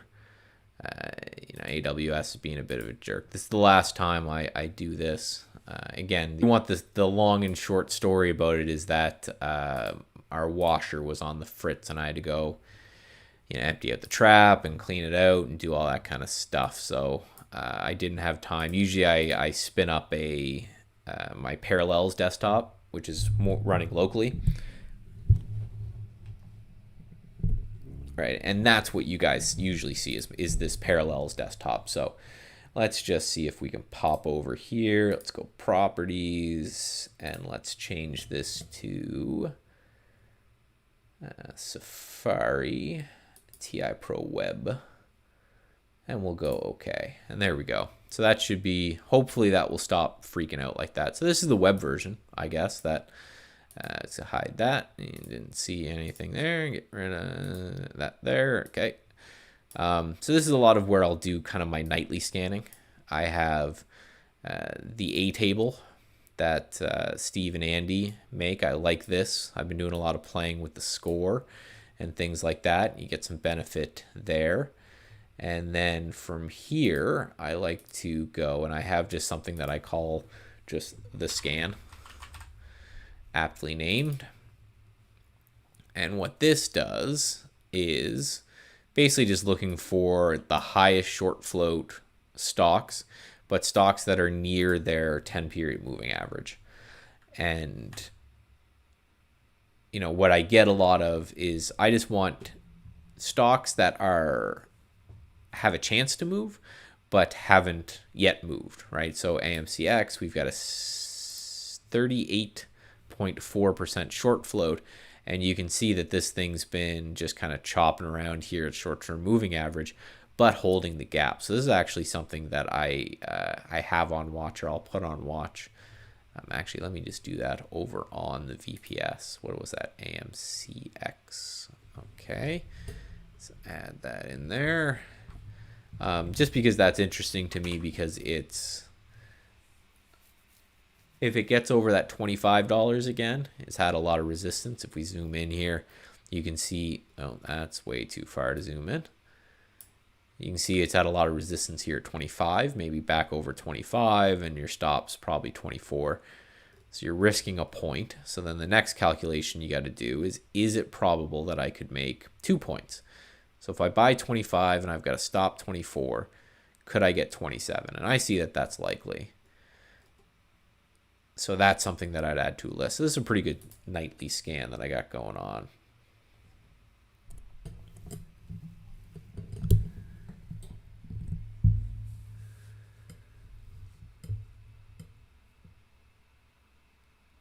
I was talking about going long on the stock on the AI shorts on day trading. You could do that. Again, it's ooh, this Pets actually looks really good. Sorry guys, let me just do something over.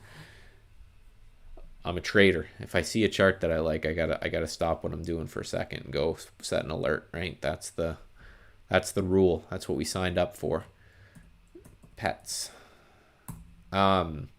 So you were saying that you want to go long on a swing basis on Holly shorts picks, and there's nothing wrong with that. Again, Holly is set up as a swing trader, or sorry, as a day trader. So whatever, the time horizon you can use, but I will just again quote, we did that study where we gave Holly's past data to an independent research group, and basically said, does Holly have kind of any efficacy in predicting the short-term swing trading direction of stocks? And then we found out that yes, that was true. So you're going to be kind of fighting the statistics there, but again, it's all about you as a trader, right? It does the risk reward make sense, that kind of thing. Because the beauty of the market, right, is I could think this stock's a short for a day trade and be right, and for you it's a pullback, right? I could be shorting pets here on the way down, and you could be waiting for my short to finish and for me to cover, and that cover creates support. So there's the beauty of a two-sided market is you can do both of those really, really easily.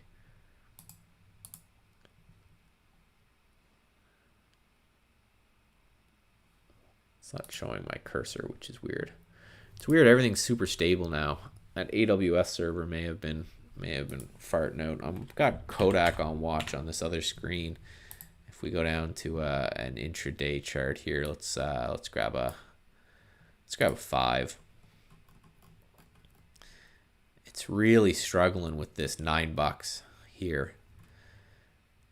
So if we zoom out, right, we can see the higher lows that are being made here, right? Higher, and it's holding this kind of 875 really well, and it's struggling with $9. So I may pick up another couple shares if we can break this $9 with some fervor. But I don't like that it's done these spikes up to 940, 950 and then sold. So what I may do is I may just set an order to take some anyway, right? Buy some at 9 if we can get up to 920, 930, scalp out some, and then hold some for the bigger move, or maybe it pulls back to 875 and away you go. And these are you don't have to do all this stuff. This may be a little overactive as well, but I just find that there is some benefit and some kind of feel you get to this. And I'm getting some weird stuff on here too. So yeah, my internet's just it's not being friendly today. Might need to get on the horn, ask them what's going on.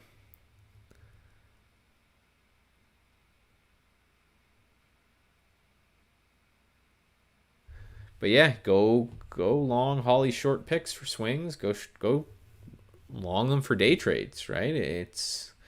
We did not think, nor are we pretending that we made the be all end all right 100% of the time.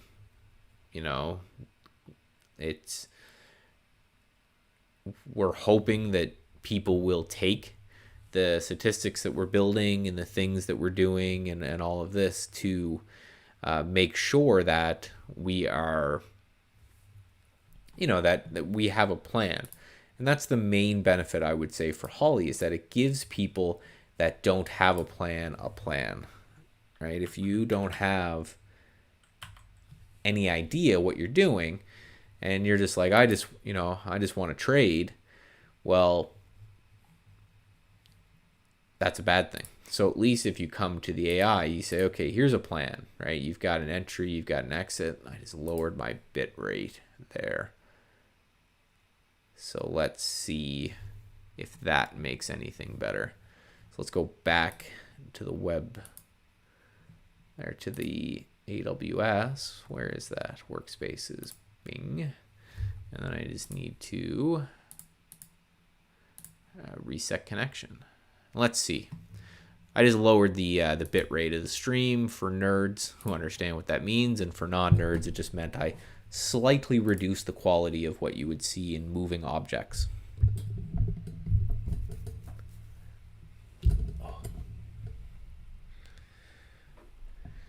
So, any more questions, guys?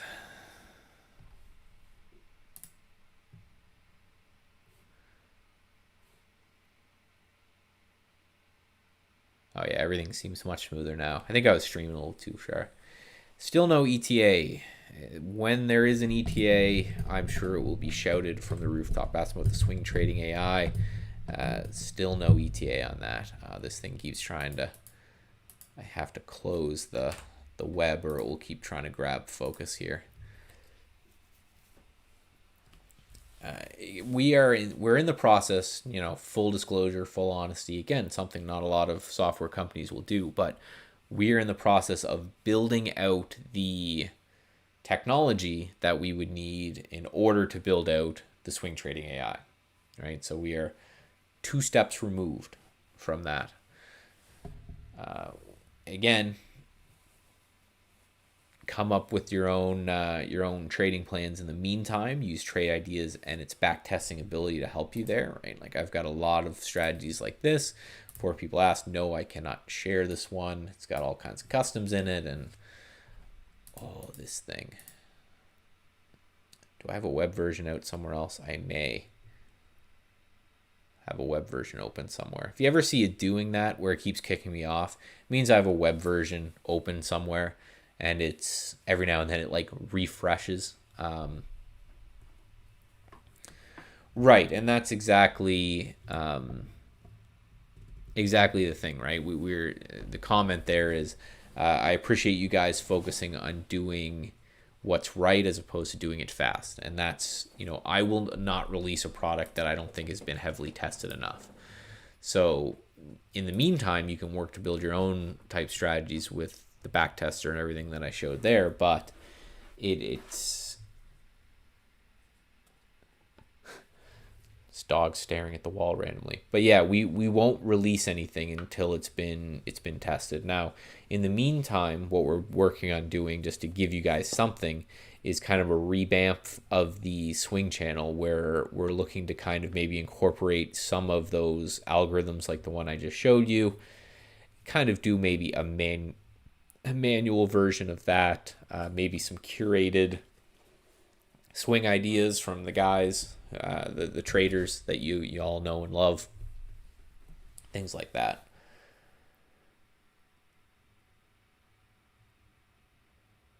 Is the VWAP on the charts the same as the numerical VWAP that is used numerically? Not exactly sure what you mean. If you mean, is the VWAP on the charts the same as the scans? Well, that will depend whether or not you have pre-market range on or not. Our scans don't use pre-market range when it comes up with VWAP, and if you've got VWAP on your chart and pre-market range open, there'll be a little bit discrepancy depending on the volume there. The anchored VWAP, that should be relatively the same. So I'm assuming by numerically you mean numerically within a scan, because the VWAP is displayed numerically on the charts as well. But yeah, if it's the one in the scan, then yep, it's going to be the same, again, assuming whether or not you have pre-market action on or not. Within reason. They are pulling from different data sources. They may be off a penny or two, but it's one of those things. If that makes it different from your trading strategy, it shouldn't, kind of thing.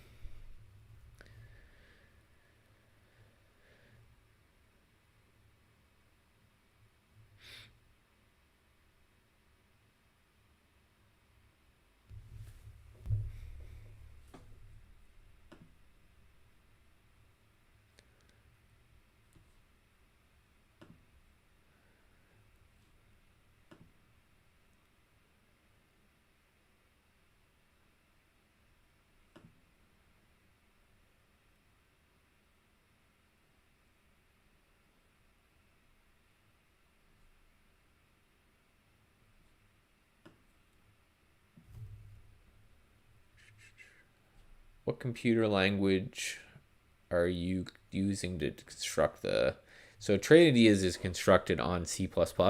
I can't code. I don't know how to code. So I don't actually build the software of that. That would be like Dave Mabe, and we have a whole lot of developers. A lot of them, they are traders, but they're too important to come out and do webinars like this, so we keep them locked in a dark room, feed them a bucket of fish heads once a week.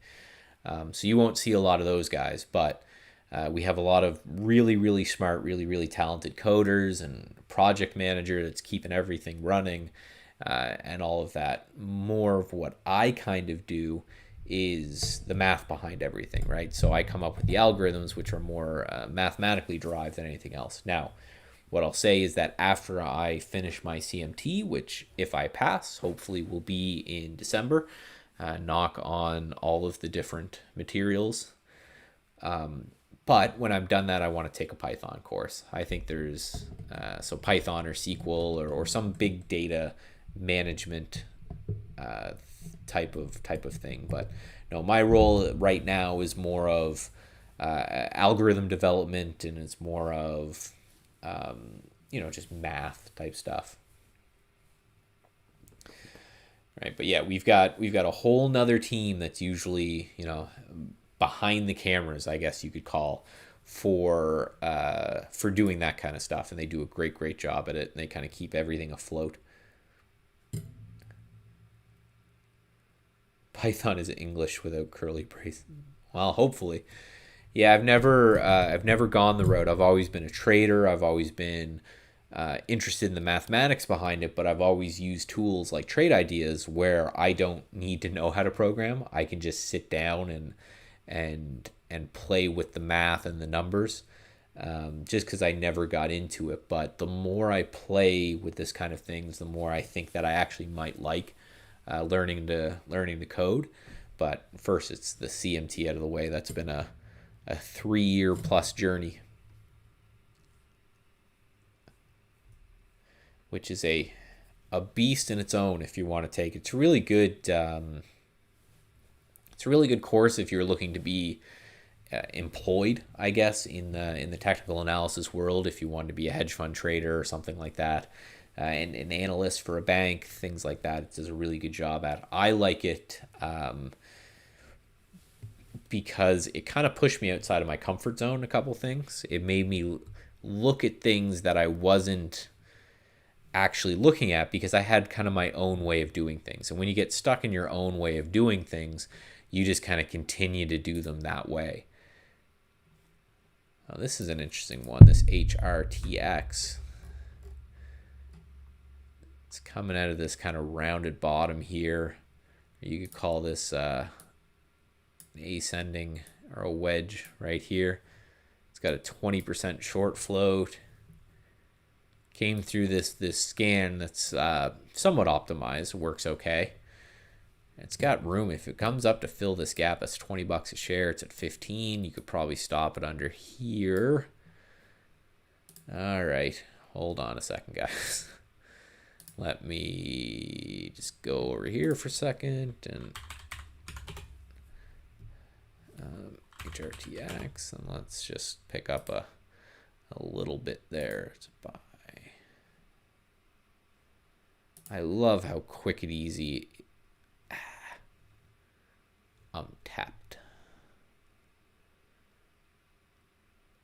Is there anything I have that's not working?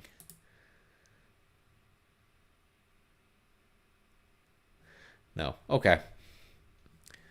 Yeah. I'm just looking at the amount of other things that I have on the go right now. I should probably back off a little bit. How do you remove ETFs from a scan? So quick little hack. There's one way to do it with symbol lists where you can go into the symbol list box here, and you can actually build I have a list of ADRs. You can build a list of ETFs, and you can exclude that. Also, what you can do in kind of the quick and dirty way is if you go into and you pick EPS or earnings per share, and then you make this number incredibly small and incredibly large. So make it like minus 100,000 and plus 100,000. And then essentially what you're doing is you're just removing anything that doesn't report earnings or anything that Trade Ideas doesn't have that data for. And because ETFs don't report earnings, you'll just remove earnings right from the equation right there. Generally the quickest kind of way to do that. And I see you're streaming there, Barry. I'll make sure all the questions are done. But yeah, so that's the easiest way is just use that EPS. I mean, there's where it started. Right there. So there's where it started. Okay, and it is since earnings. This is what it's done. So there was this day of earnings. That day there was a bit of a lead up to it. The previous couple of days had earnings, and ever since then, tremendous. This is what you call continuation of earnings.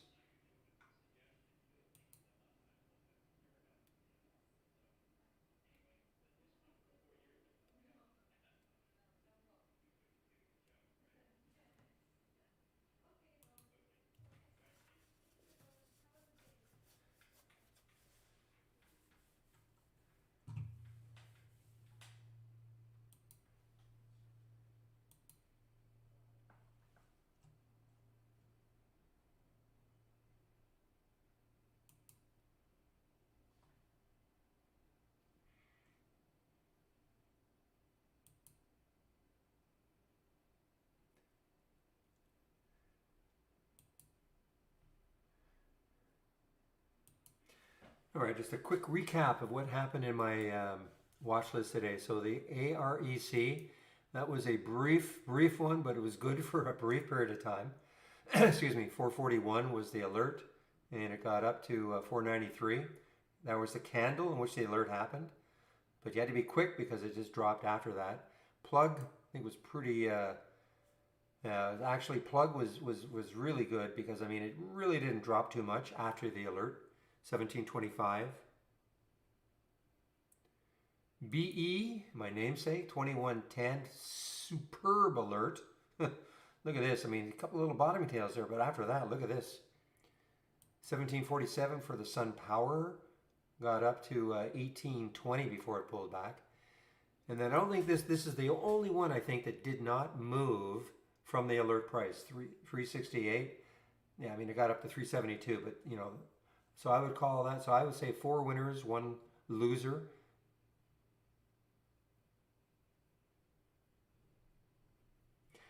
Well, I mean, question is, do I think it's, thank you, Michael. Excuse me, do I think it's too late to jump into JKS? Well, excuse me, you know, I'll turn that back onto you. What do you think? I mean, every day that this goes up, I'm sure people think it's too late, it's too late, it's too late, it's too late. One day it is going to be too late. Okay, one day it will. It's hard to know. You know, I mean, I don't know what sort of resistance there is. Yeah, I've got to go back to 2000. There is no resistance for JKS. You know, I mean, I'm sure I went back to 2010. I don't have to go back any further than that, really. So there's no resistance for this. But I mean, you're chasing it now.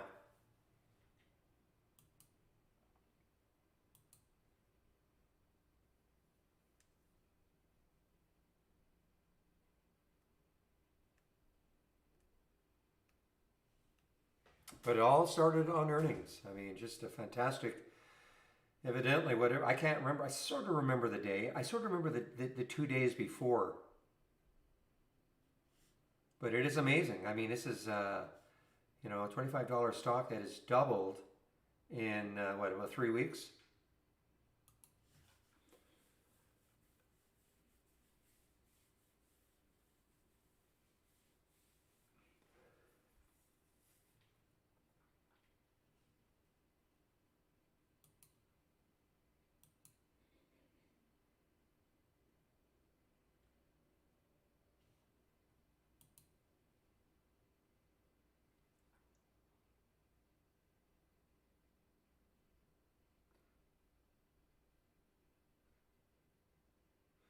Could be Strive. You know, you're right. I mean, obviously solar and alternate alter. You know, I hate to call solar alternate energy anymore.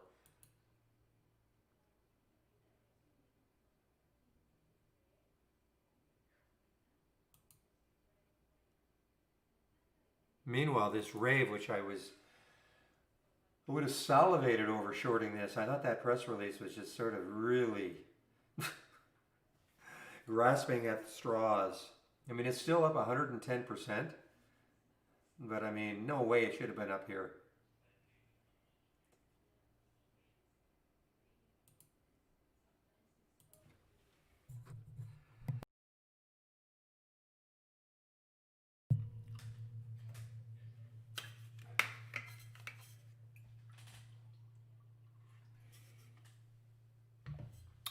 Yeah, first thing I looked at to see if Rave had shorts with Interactive Brokers, but there were no shorts.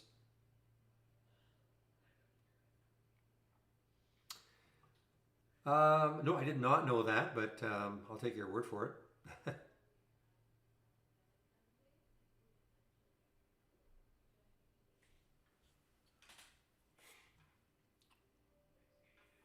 And you're talking Eastern time, of course.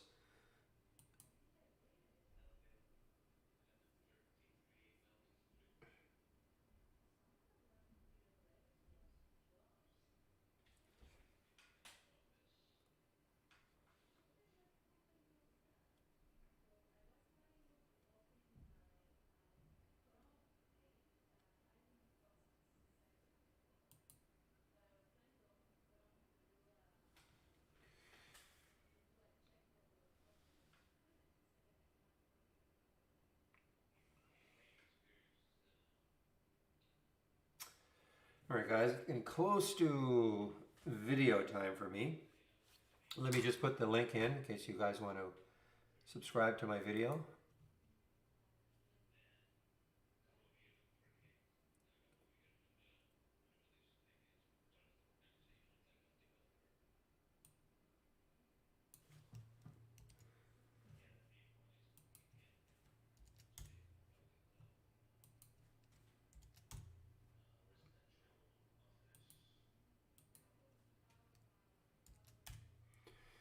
Excuse me. So again, if you click on my link, my homepage link, click on that link, whoops, right there, and watch daily market recap videos. So you can subscribe to it right there.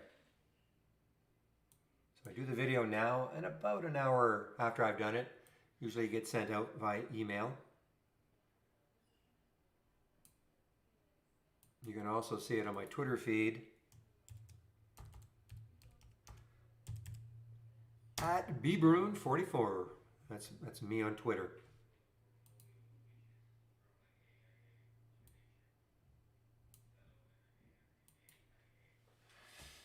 Well, real, I think Levi almost an all-day short. I mean, it had a little pull-up here. What did it get from 1562 up to 1591? Like not crazy pull-up.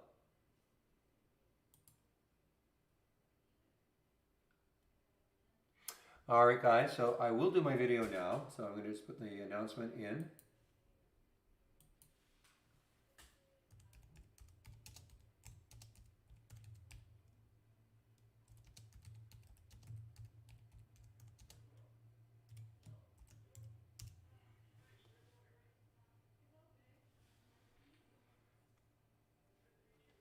Mike C. Always in the room. Nice to see you.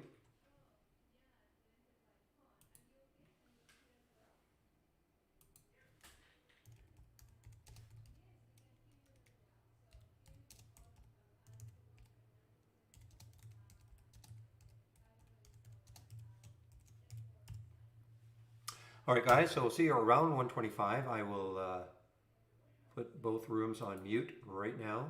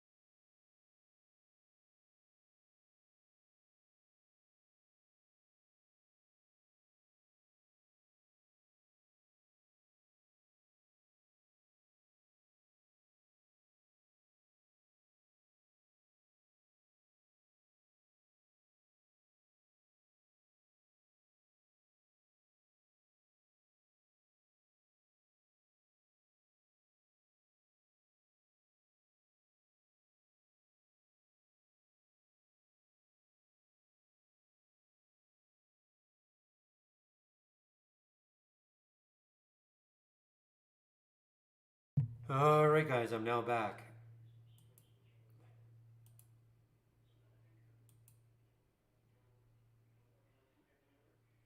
Okay, so Jimmy, have you downloaded any of my scans?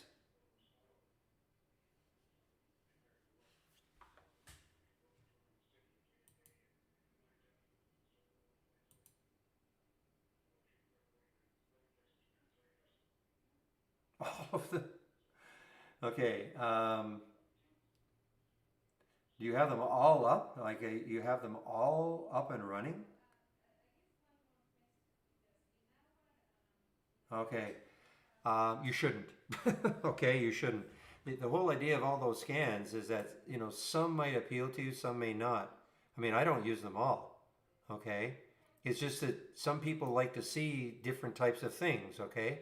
So I created all these scans for different styles of trading.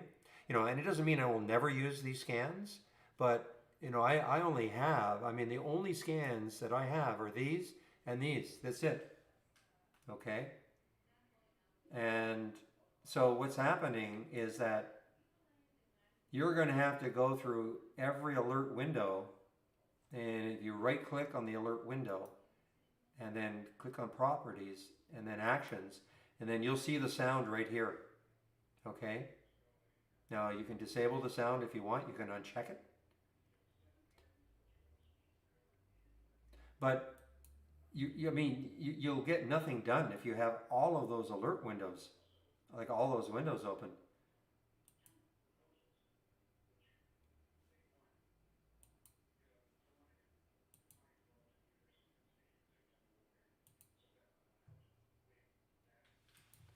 Did it finally turn into a killer?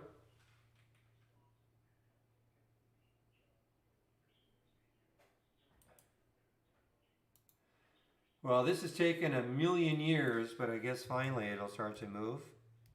SDC, not a million years, but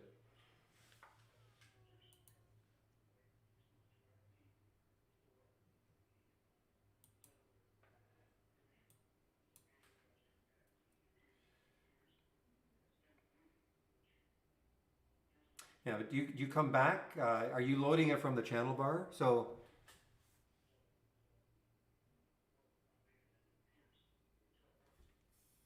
okay, every time, and then you go to another channel, then you come back. You're only going to see the last ones.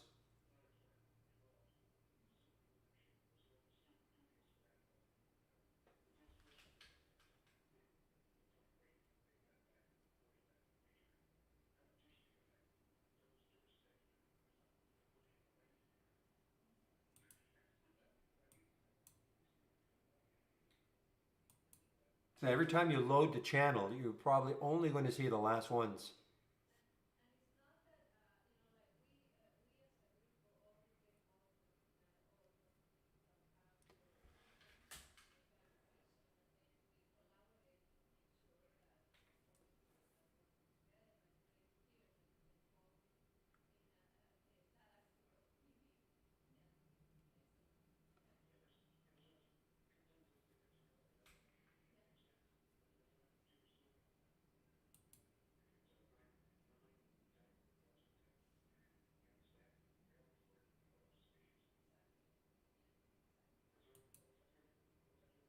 Yeah, actually, I thought of putting some music on when I take my break, but I was voted down.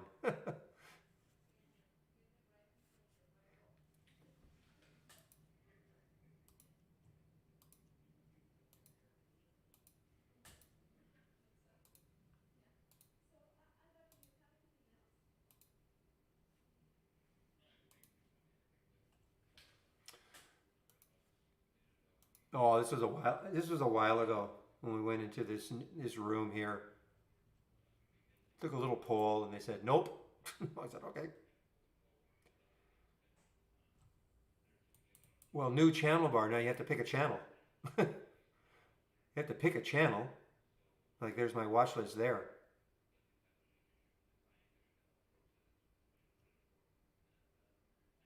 So when you click on new, then channel bar, but now you have to pick a channel from the channel.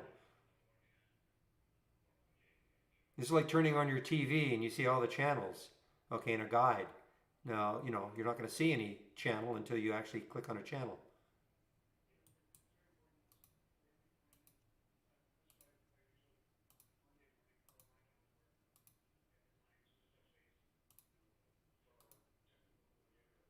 And I recognize that you're new, so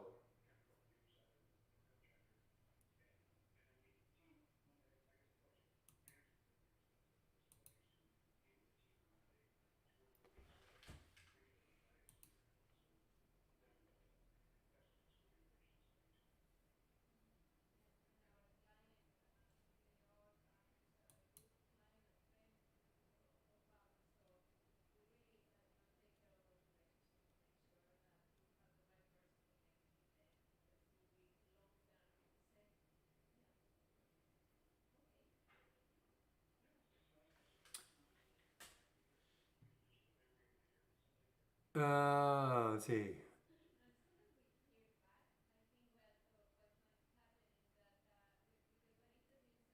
Okay, well, let me try. I mean, that doesn't make sense at all.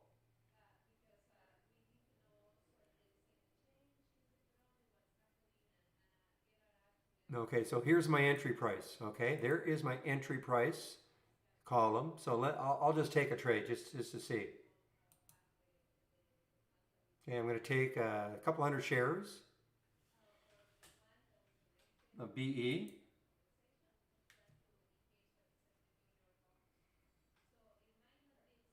Okay, so there's my entry price, 22.13. Now you're trying to say that your entry would be 23.13?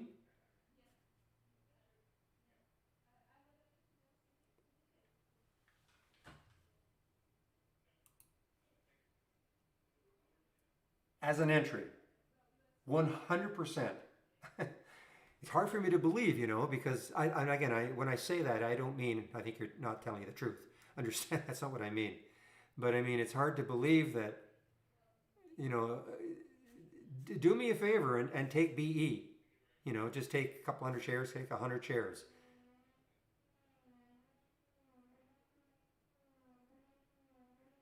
I mean, I don't know how it's possible that the entry, which is, obviously was 23.13, and the price is 22.02 right now, that it would have said 23.13.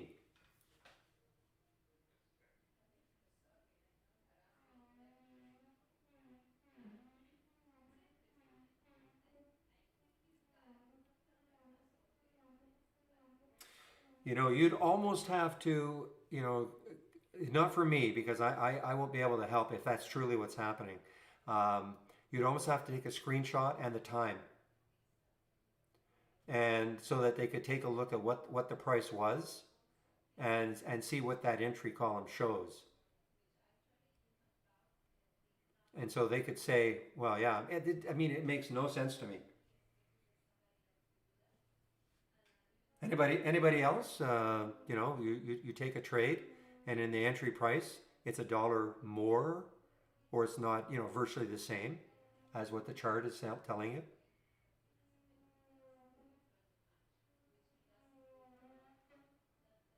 That's just a personal preference, Jimmy. There's no. Some people like. I mean, I'm only using this 2 minute. I only started a couple of weeks ago just to see some crosses early, but before that, almost for years and years and years, I would just have a 5 and a 15 as my intraday, and I have these, the longer term time frames. But other people will, say, oh, I only use a 1 minute chart or a 3 minute chart, or there's no better.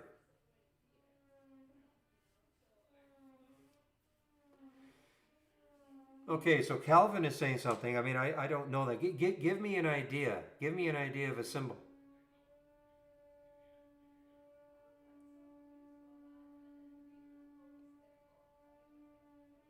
Okay, take a trade right now. Okay, take one right now and tell me what it is. And assuming that it's $1 more, and I'll do the same thing, okay? But give me the symbol, obviously. I mean, that's bizarre. I'm assuming it's impossible for that to happen if you're, connected to your IB account. But Just give me a symbol that it's happening to you right now.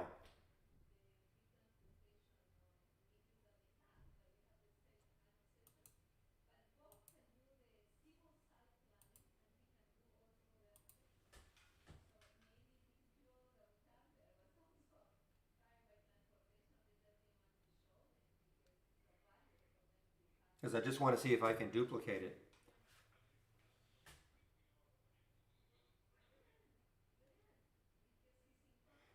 Yeah, I want to see that though, because I mean, I see, I mean, that entry price column should reflect exactly what the chart says.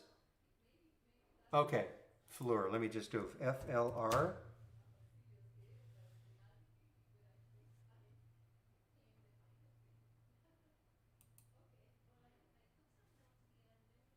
Okay, well, I mean, the price is 1071. Oh, okay, so give me one where it's not working.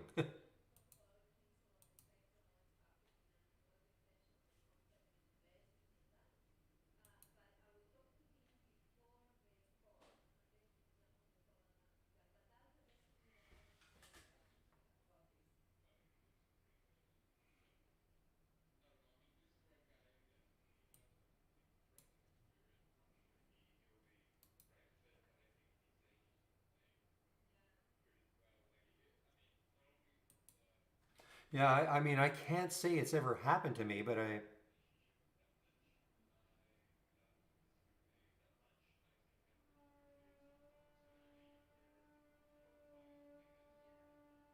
maybe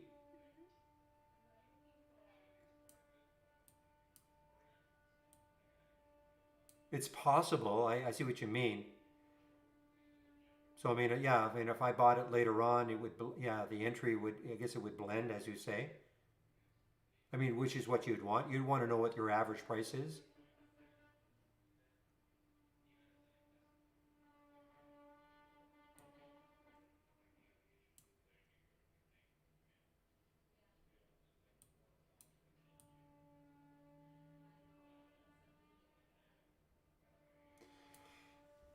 Hey, you're welcome. I'm always interested in stuff like that.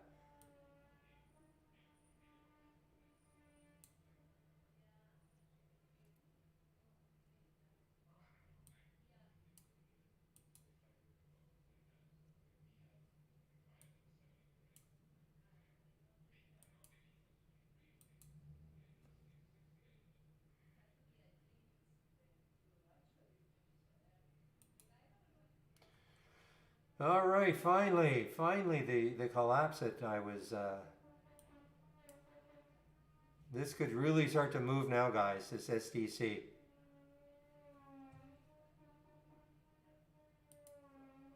Yeah, no, I'm not at the dentist.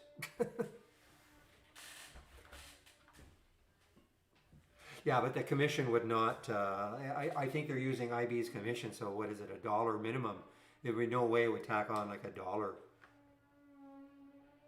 You know, to the share price.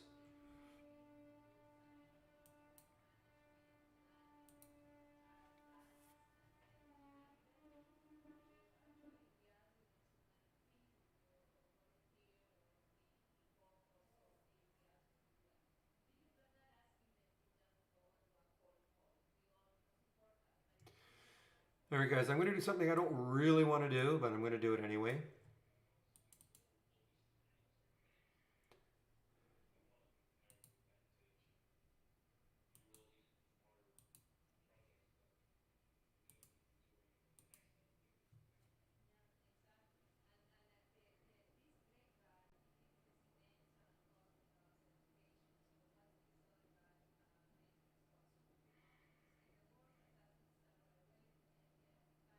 Ah, it didn't work.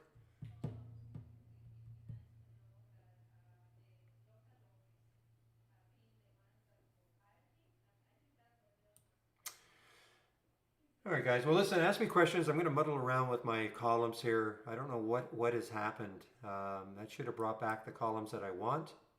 I know somebody was saying the same thing, but all right.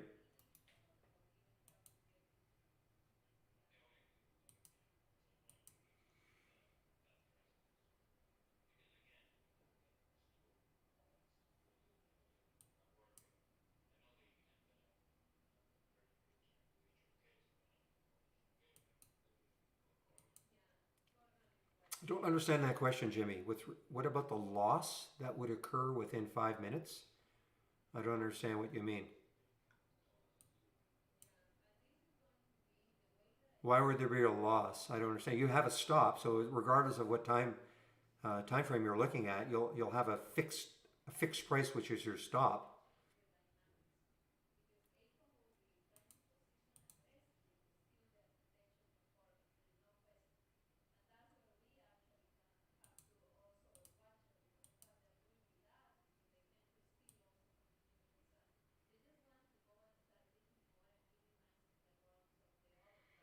Well, that's what a stop is, though. Your stop is, unless you're moving it, okay. But your original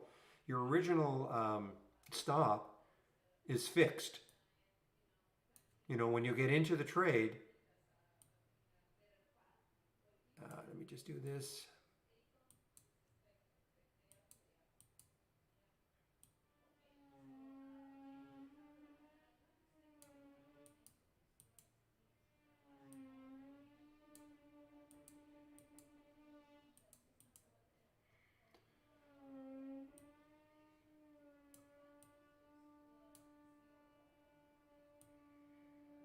So remember what I'm doing. When I talk about taking a trade, oops, in the simulator. Well, you've got to have a price to get out of the stock, Jimmy. You have to. I always say I don't teach trading, but I mean, if there's one thing, you have to have a stop price where you're going to get out of the trade. Not all trades, unfortunately, are going to work for you. So you have to have a place where you're getting out of the trade and you move on.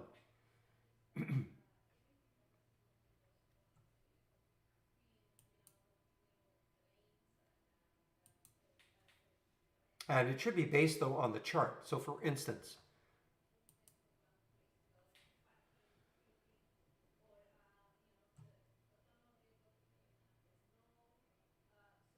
I mean, if I wanted to get into OEG as an example, now this would be a very conservative stop or liberal stop, I guess.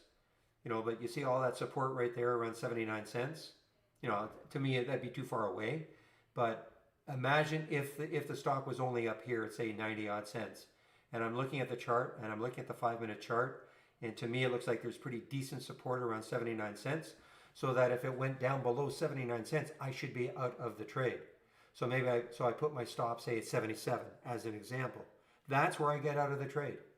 Now, it doesn't mean I have to wait for 77 cents. If I got into this trade right now and it started dropping, I just didn't like the way it was trading, I get out the trade earlier. Okay, I mean that would be a personal decision. I don't have to wait for the actual stop price. The stop price is the absolute get out of town. I'm absolutely not in this trade anymore at that stop.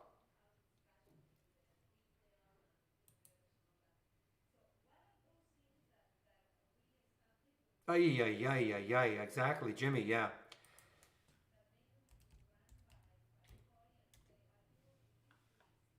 Oops, well, I don't know why I'm typing your name in. Sorry. Your stock symbol. Ah, well,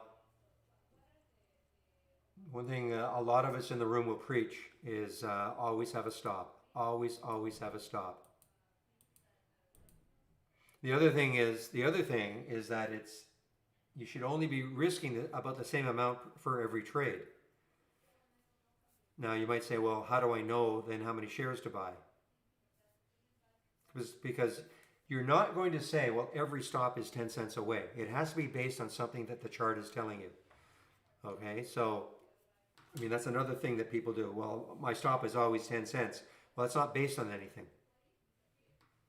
So, but let me use an example. Okay, let's say the stock's at $10. Then I look at the chart and there's lots of good support looking like at $9.90.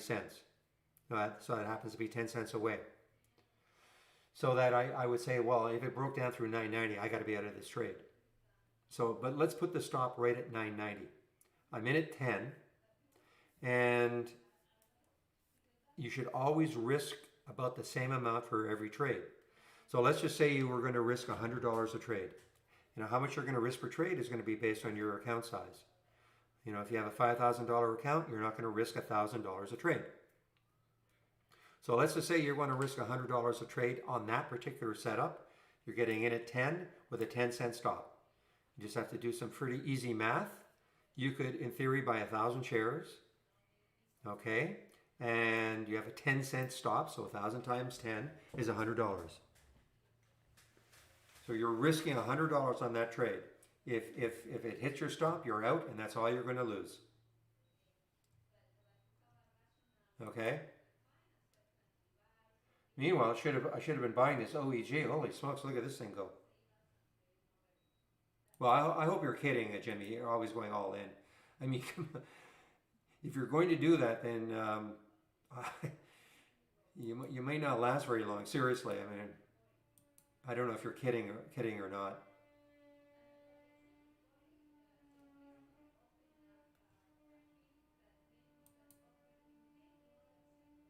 Okay, well, okay, if you're not kidding, then seriously, no. Oh man, okay, well.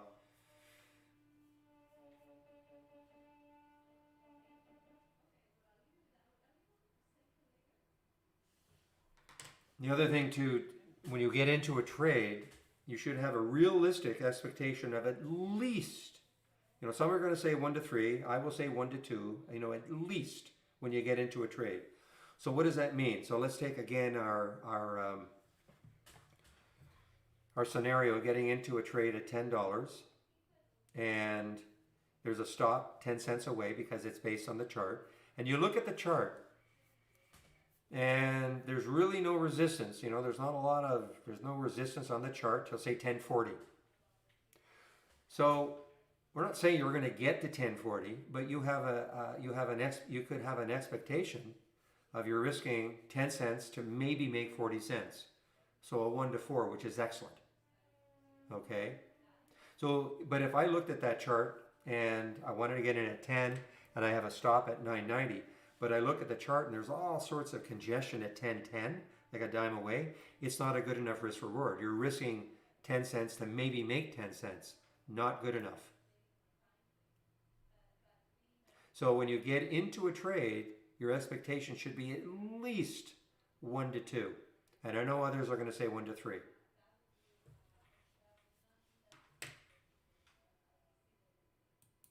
Now, will I get out of a trade and only make like a 1 to 1 sometimes? Yes, because maybe I don't like the way it's trading, but it's not because I took the trade thinking I was going to get a 1 to 1, if that makes sense.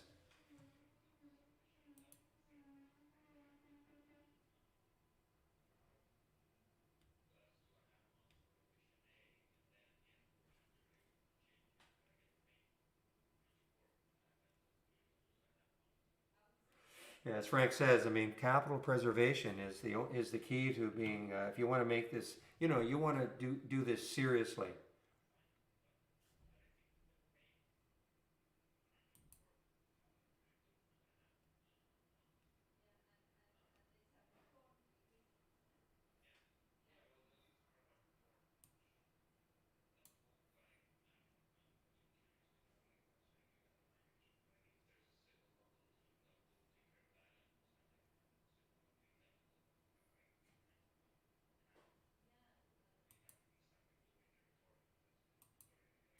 Well, hopefully, because you say you only did that in a small account, hopefully we've been able to help you a little bit here. One of the, just to go back to my explanation about risking, say, $100 a trade. Well, to quickly do it, I mean, it depends on your math skills. Okay, I mean, if you know you're going to risk $100 a trade, I mean, again, you can't risk $100 one trade, lose, and then say, okay, I'm going to risk 200 the next, so I can get back what I lost and make money. Lose, now you're down 300, so I'm going to risk 400 the next trade. Lose, now you're down 700. Okay.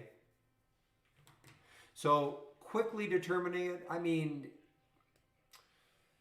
it depends on your math skills. I mean, so somebody said you can even have a little Excel spreadsheet on the side.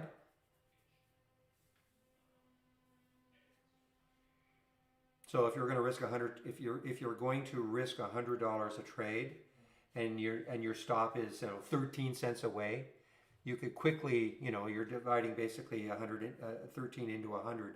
That will determine how many shares you're going to have.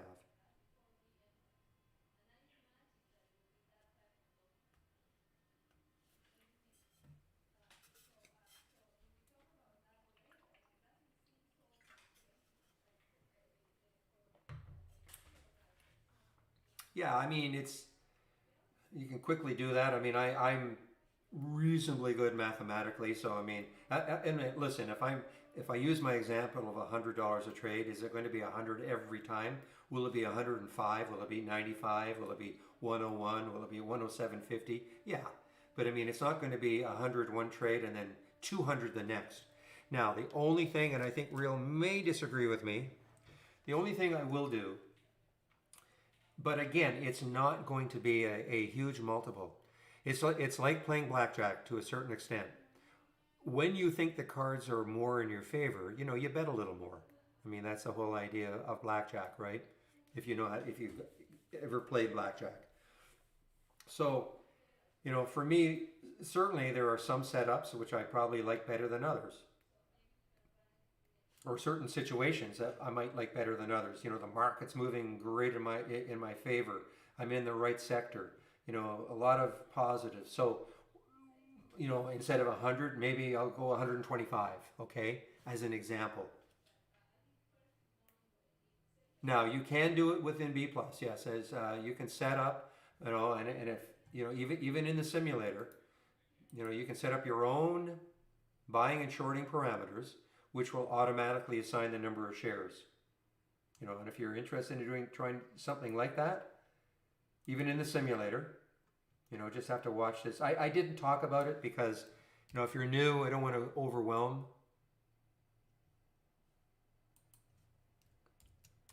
But you can watch that Brokerage Plus video, and it goes into that, because then it automatically does the calculation for you.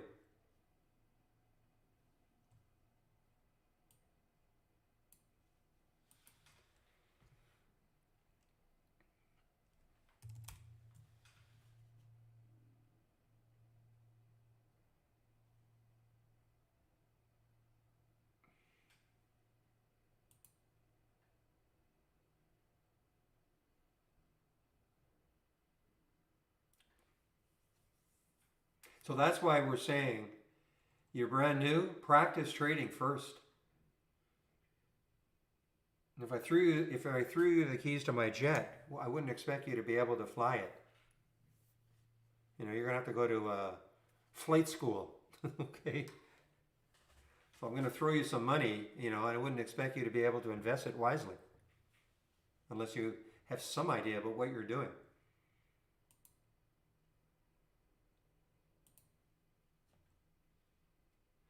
So anyway, WW. Well, I mean, you're talking a bit extended. I mean, there's the high yesterday. Actually, it's not looking bad. I mean, the longer basis here, I'm assuming I'd like to see it take out yesterday's high. 2284 is yesterday's high. Now, there is a ton of resistance. It's not that far away, depending on what you're looking to do. If you're looking to swing this, to me, there's not enough room. Okay? Not enough room, because where are you going to put your stop if you were going to swing this? Remember, we're talking about a 1 for 2. The most, looking at this chart, I mean, I would say maybe 24.78. So that's what, $2 away. That means, okay, if I put a stop $1 away, which maybe, that's the bottom of that week. I suppose there might be an argument there, but to me, it's not good enough. Too much resistance if you're looking to swing this one. Now, if it breaks through here, look out. I mean, this has a long way it can go.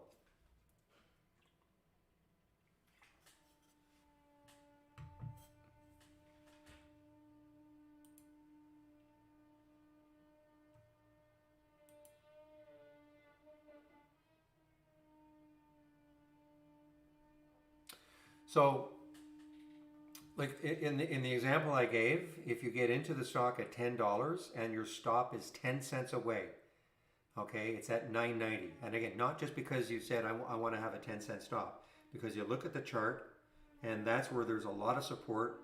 And if it broke down through that, you should be out of the trade. So let's just say, so your stop is 10 cents away. So your expectation has to be going into the trade that the stock could go to at least 10.20.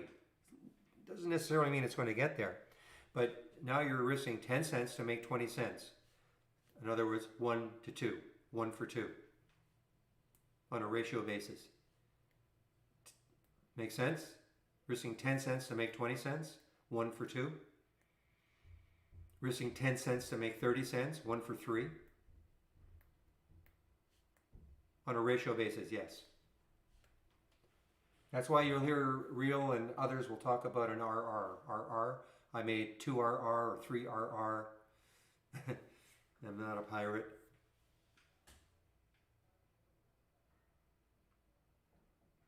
And what you can also do, you can do things like this on our charts, for instance, or any chart, but I mean, you can start putting lines on the chart where, say, the first RR is, the second one is, the third one is. You know, if the math is, even if the math's not that hard.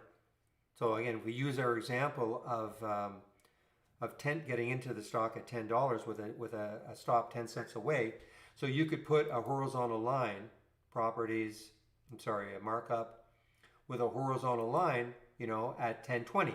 That's your first RR. Put another, that's your 1 for 2 RR. Put another one at 30 cents. You can kind of map to see where it's going with relationship to, you know, your RRs.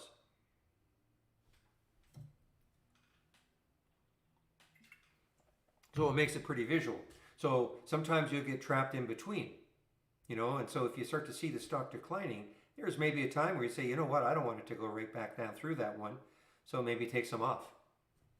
You know, you already made a 1 for 2, so that's sort of your minimum that you should be striving for. But, you know, as it's trying to get up to the 1 for 3, but it starts dropping, you can take some off. You're still making, you know, a decent, and if it breaks down through below it, maybe you take it all off. I don't know. It's up to you. You know, that only depends what the market's doing.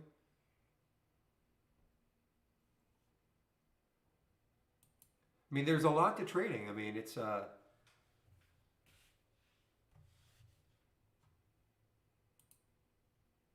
it takes time.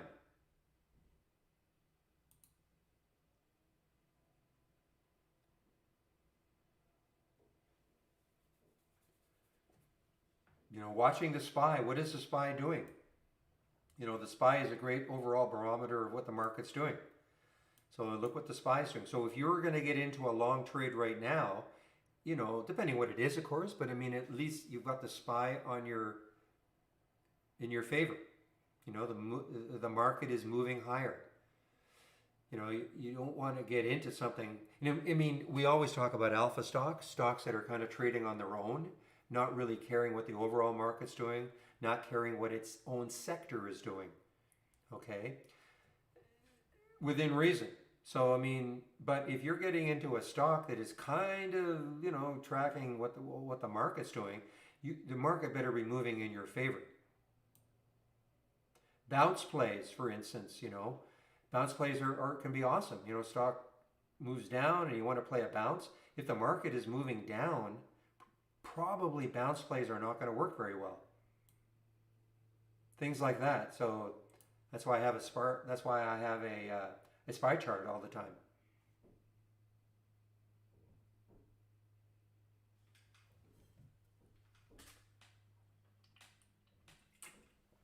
And then the other thing to keep an eye on is what sector are you in? That's why we're talking about the EV sector.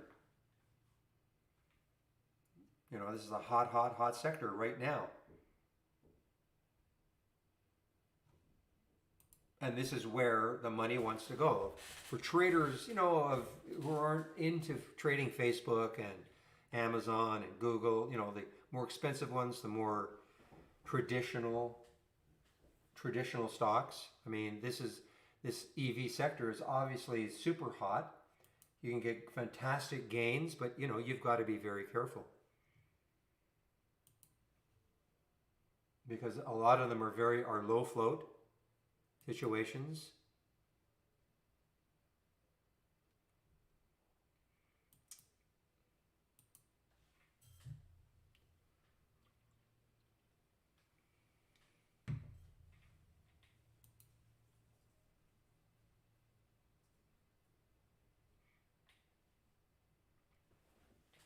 Excellent, Monet. I see you did do your upgrade, so now you've got your weekly and monthly charts. Great.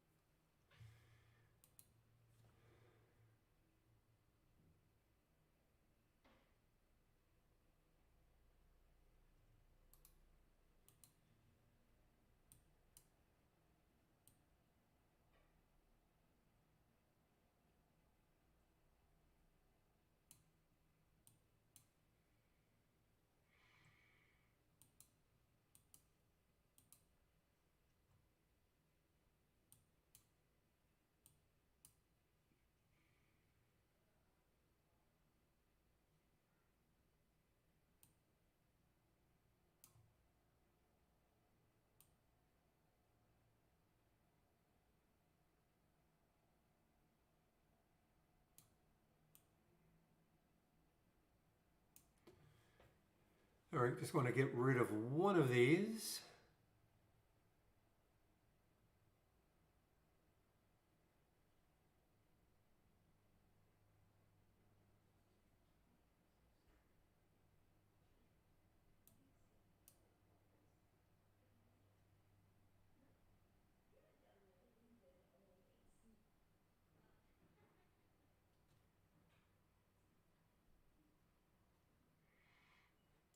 I was going to let it slide.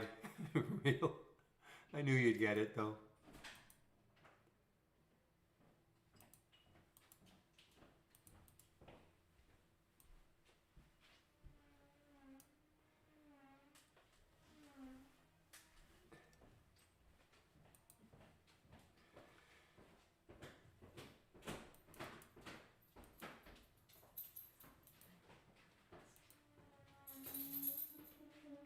Did they just announce it? Okay. You know what? We haven't seen that for a while. Yeah, we haven't seen that for a while. This is what we term, very, very technical term, scummy. Scummy, scammy, whatever you want to call it. We talk about, you know, these companies will do financings. It's fine. I mean, that's the game, you know, stock prices goes up for whatever reason. They try to do a financing, you know, instead of doing it way down here at $1.60, they do it up here. And that's great. Problem is doing it while the market's open. You know, they do it before the market or after the market, but let people get out because a lot of times nobody's going to hold something that's overnight. But you're going along thinking, okay, maybe it'll bounce, and all of a sudden they announce a financing, and that just crashes the stock for a while.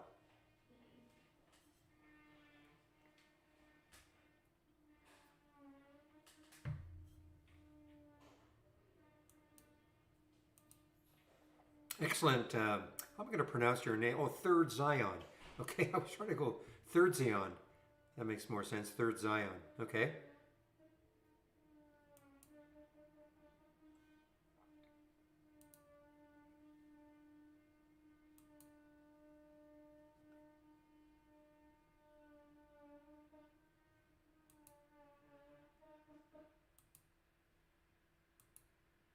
You made $1.29. Fantastic, William.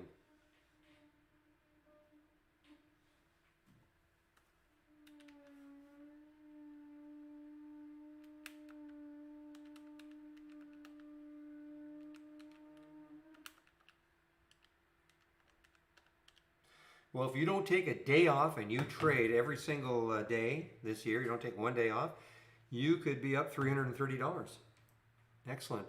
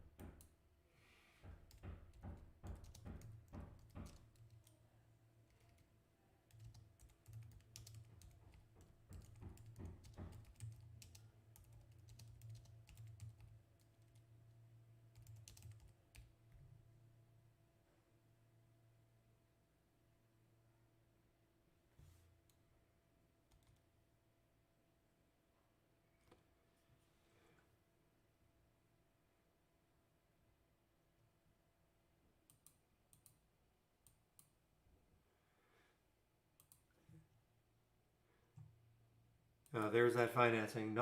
Ooh, it's not shortable.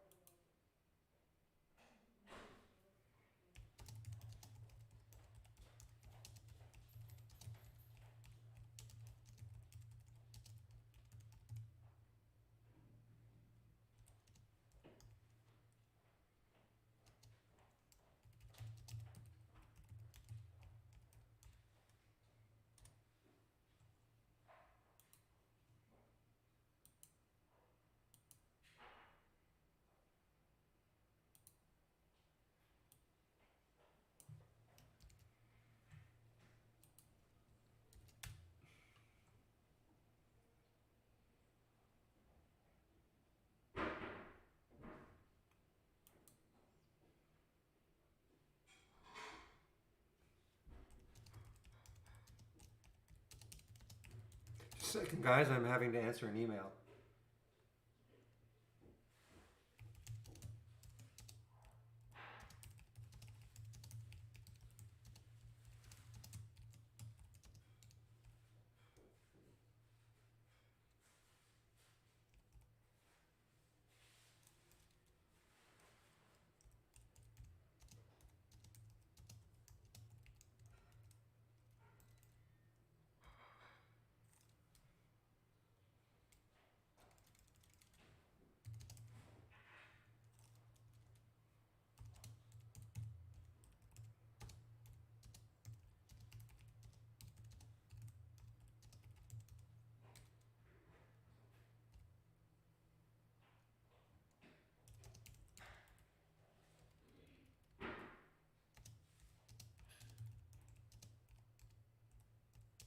Boy, the CVVs. This email is costing me. CVV is just ripping.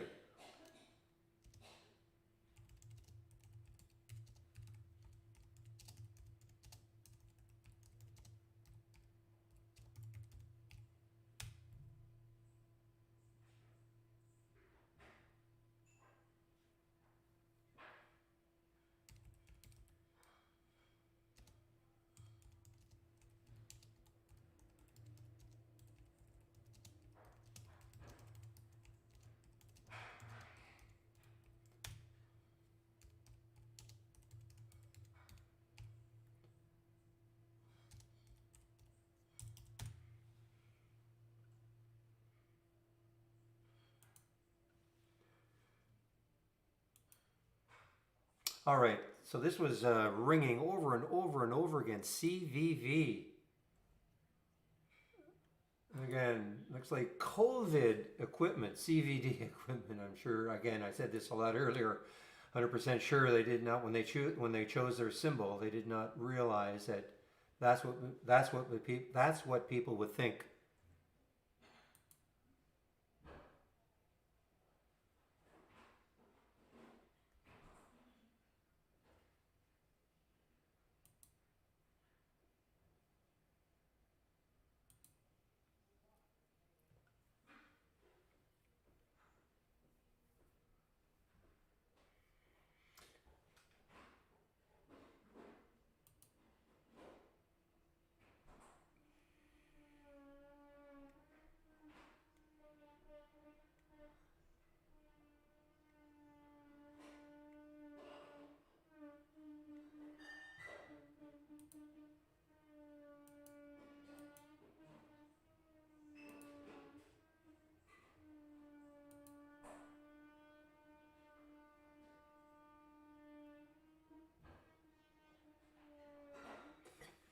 Well, my one's bound and determined to hold on to. Falling off the bottom, IPO beat it out a lot of it, but I still have some. How's the IPOC doing? Still not doing very well. And so they had their merger announcement yesterday, IPOC.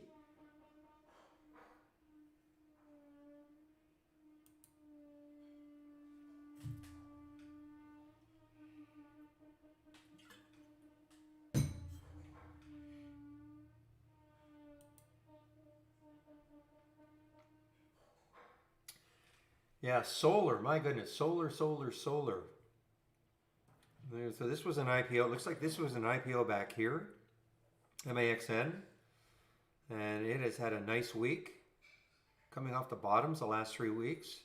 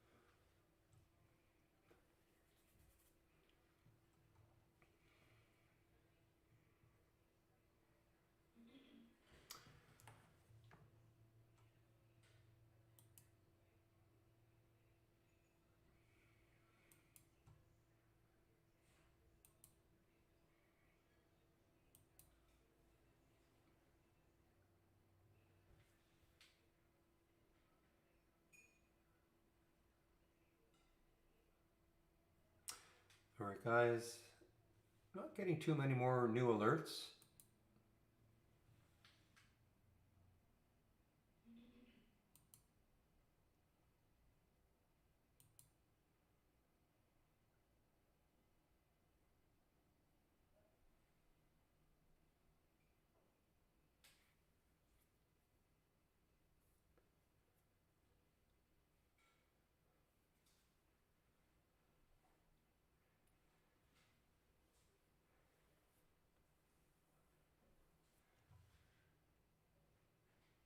Interesting. I would have thought the charts would look more clear cut as the day progresses. You would start to see some, some patterns, stocks that are basing a little bit more, stocks that have pulled back and starting to run a bit, things like that later on. There was a time I would not trade in the first hour. So that would take me to 10:30 Eastern time. You're talking 11 o'clock Eastern time, right?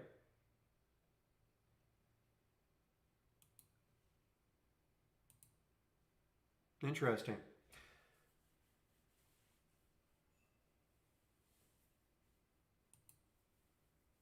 Boy, I wonder. Look at that alert. And that would have been earlier too, because remember I had to do a reload. I bet you that one was a lot earlier. CVV. What an alert set. I mean, I think it was probably, now again, because I had to do a reload, I'm not seeing where the first ones happened. But 5:26, even if it's late.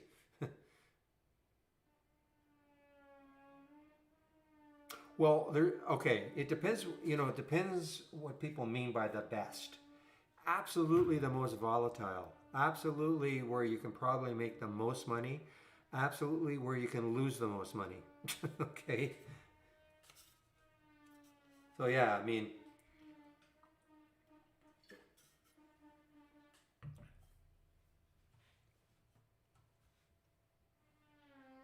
but I've found that, I mean, look at CVV just as a little example. Stock that, and again, I guarantee this alert would have happened, I mean, earlier than 201.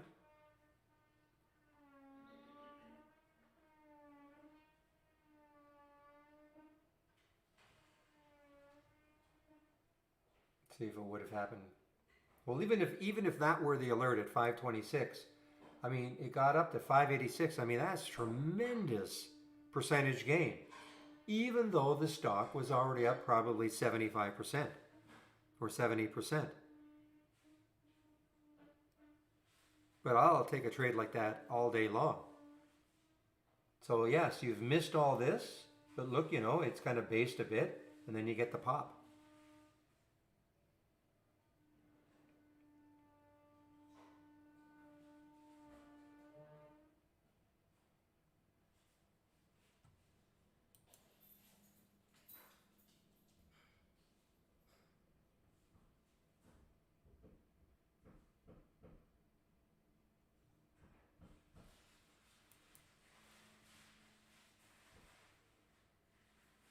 You know, here he had an alert here. I mean, you had to be quick on these, but I mean, there was the alert at 106 for OEG. What did it get to? 131. Now, I mean, I'm not saying you could get right in at 106 and get out at 131, but as I always say, you know, give me the middle 2/3 of a lot of these, and you know, it doesn't matter what the price of the stock is, but I mean, well, in this case, I mean, that's still a tremendous percentage increase. Now, these are risky. These little, like the lower the price, I mean, the riskier it's going to be, for sure. All I'm saying is that you can't leave your computer.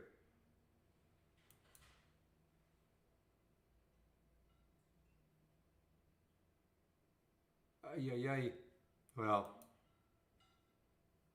I hear you, real. Mm-hmm.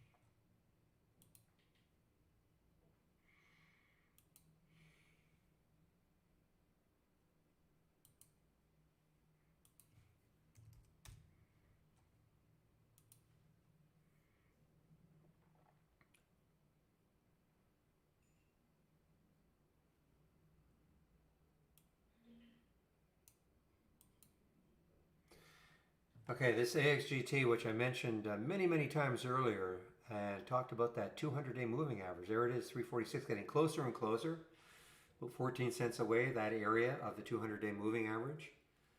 Will this hold it today and then maybe have a bounce tomorrow? Remember, this was a high flyer earlier this morning. I mean, it got up to 575.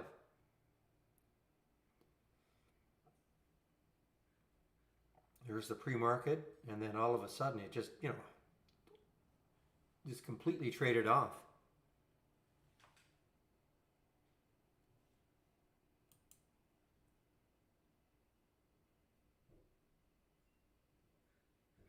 Yeah, so I mean, if you're new to trading, I mean, you can't trade these volatile ones. You know, I mean, it's that simple. I mean, they look, you know, I mean, if I'm trading this, well, first of all, I'm not trading it right now. Okay, but I mean, it looks like you've got some fairly good support around 504. I'd probably be waiting, I mean, I'm not a big pullback player, but for it to pull back a little bit more and see if this holds. And then you can put your stop there. You know, but I mean, if it's so volatile, I mean, you know, sometimes you just have to say it is not for me.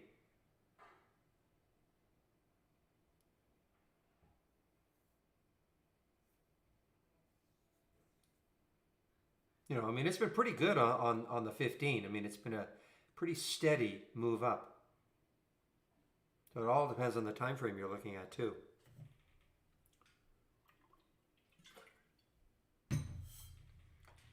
And then, as a tile designer says, I mean, look at the high right there, 559. Where did this get to? Oh, I actually got over 586. Okay, a lot of times you'll see it stall right at, almost at the penny. You know, so it still has this it still has then this 559 a few months ago. That was the high.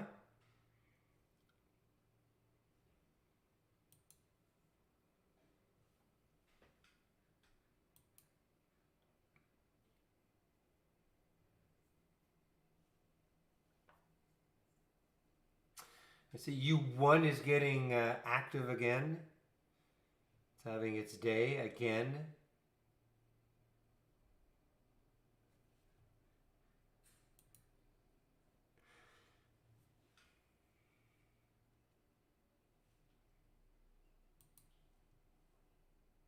Yeah, this G Pro will not quit.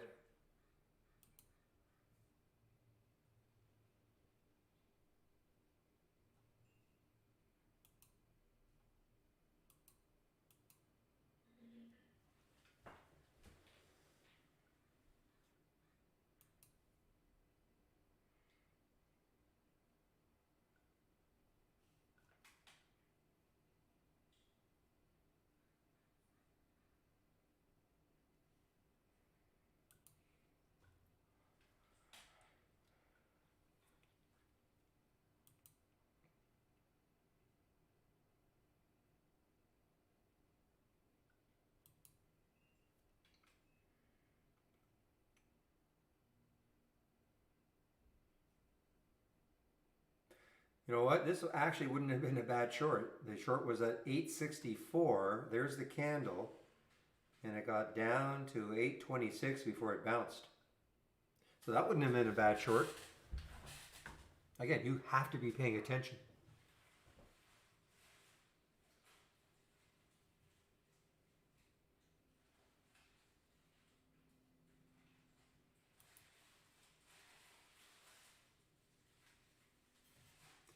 Mr. Goods. Good afternoon.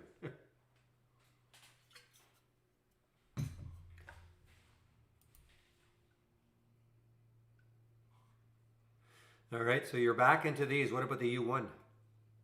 U1 car, BYC, BYFC, sorry, are all kind of trade together.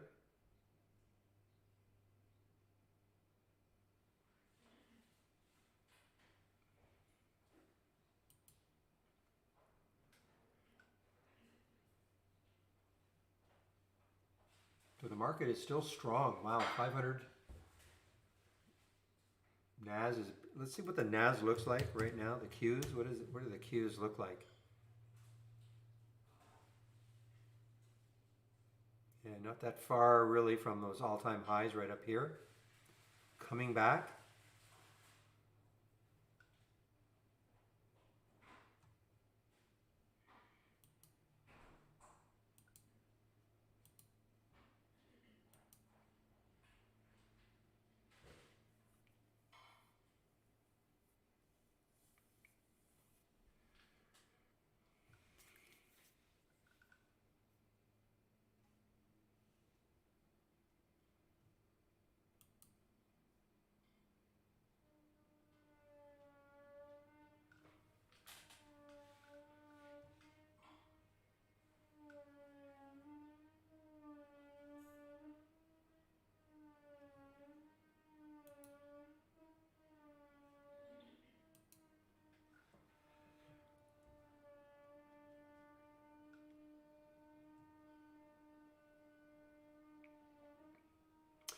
So what I'd be waiting for in this one might be too late though.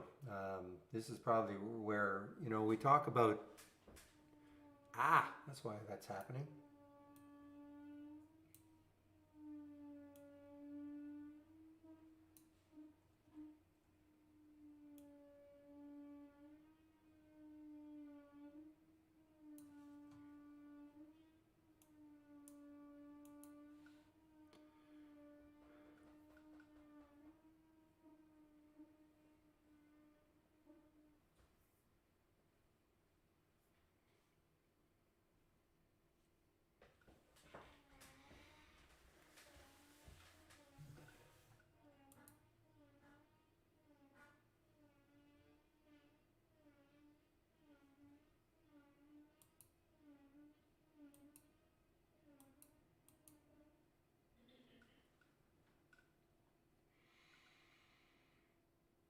I think I mentioned this one right around here, the X1, just over 13.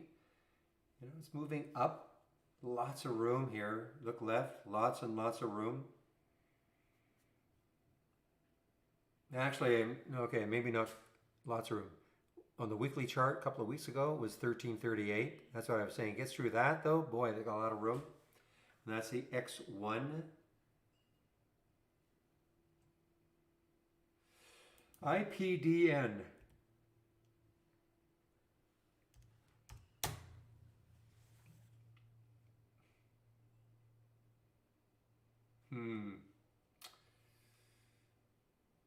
It's a pretty choppy looking daily. Pretty choppy goods. Probably find something better.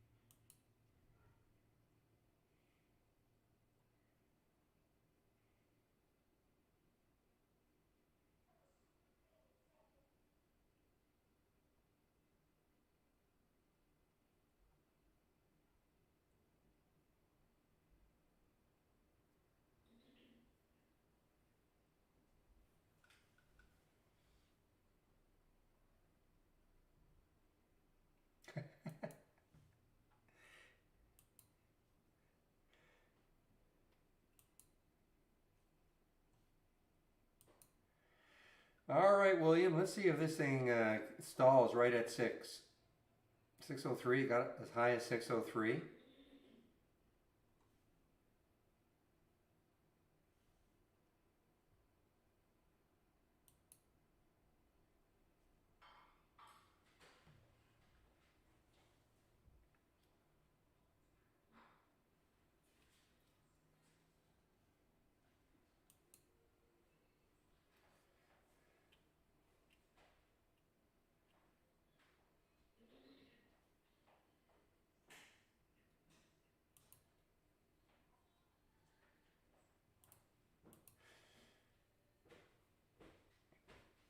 Okay, so yeah, I mean that G Pro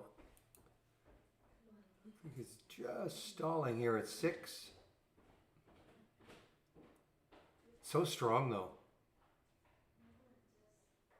with lots of volume still coming in.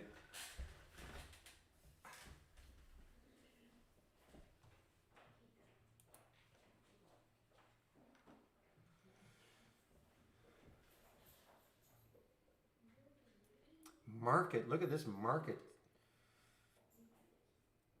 Everybody's forgotten yesterday now.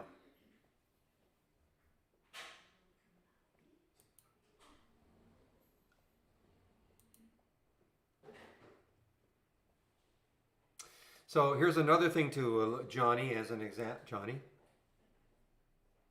Johnny, not Johnny. Jimmy. Sorry, Jimmy. Um, be aware where the 200-day moving average is also. So for instance, if you're looking at SALM, S-A-L-M, on the surface, it doesn't look too bad. It's over the whole number. Good volume, low float, it's going to be volatile. But then look at this. Look at where the 200-day moving average is. That can stall. That could just stop it right in its tracks. If it weren't there, then you could, maybe get up to this 130 area. So from 109 to 130 would be a, really, really good percentage. But that 200-day moving average is more than likely going to block it.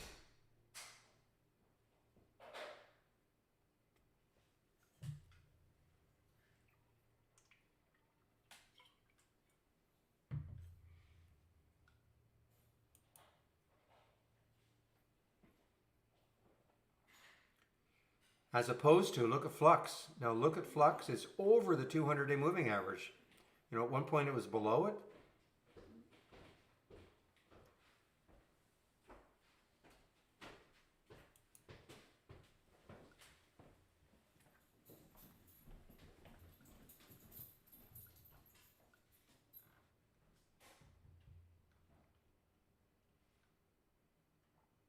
But look at all the resistance there is on that weekly chart.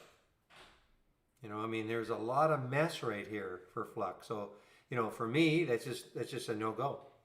It may rip from right from here, but I look at this weekly chart, I just see too much.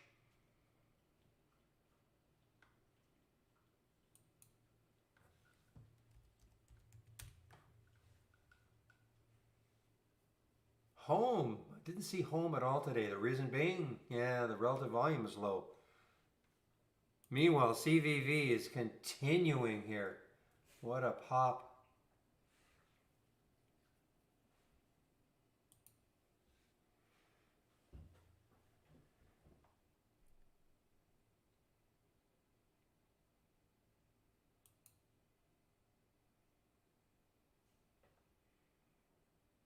Boy, the AI very, very quiet today. Very quiet today.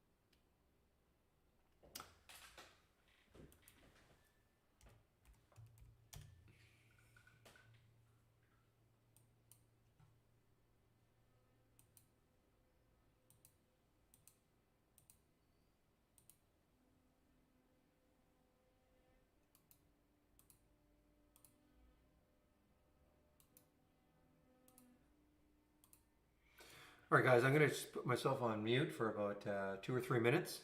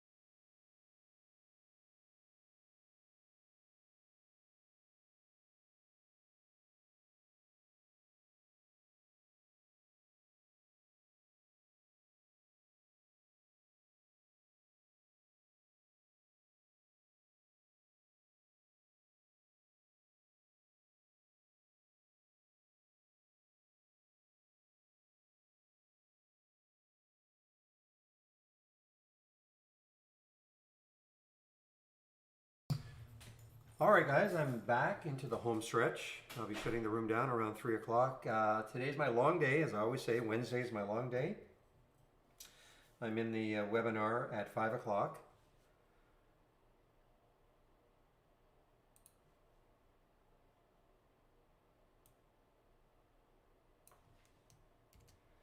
And I will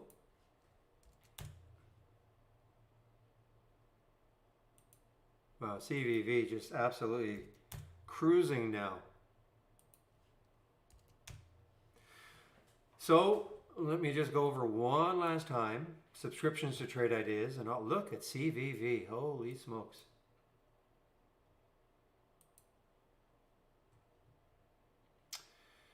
Okay, click on my homepage link.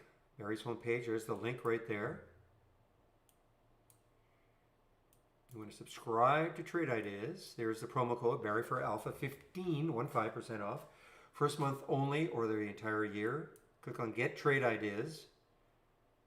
Premium Standard $22.68 a year minus the 15%. Standard is $10.68 a year minus the 15%. If you're getting premium because you want to have access to the AI. There are other differences, but the main reason anybody's getting premium is for this. AI is very quiet today. You don't have to take on an annual plan. We have monthly plans, $118 for the standard, less the 15% for the first month only, or $228, less the 15% for the first month only. And as always, if you upgrade from monthly to annual or from standard to premium, we'll honor the promo code. Other links, my daily recap right there. Trade of the week. I want to make this announcement again. If you are not getting the trade of the week, we had a discussion yesterday in the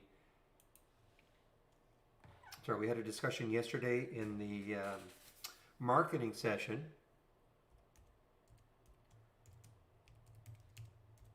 So if you send an email to info@trade-ideas.com, .com, okay, and in the header say something like want to subscribe to Trade of the Week or something like that. And they'll look at your account and try to figure out why you're not getting it.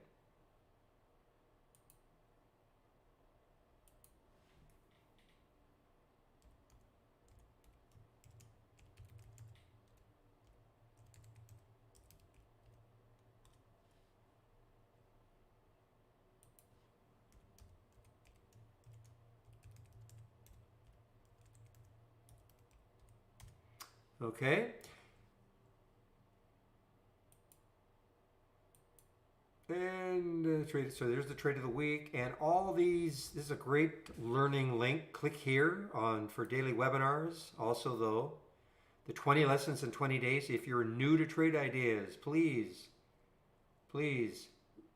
take the time, take the lessons.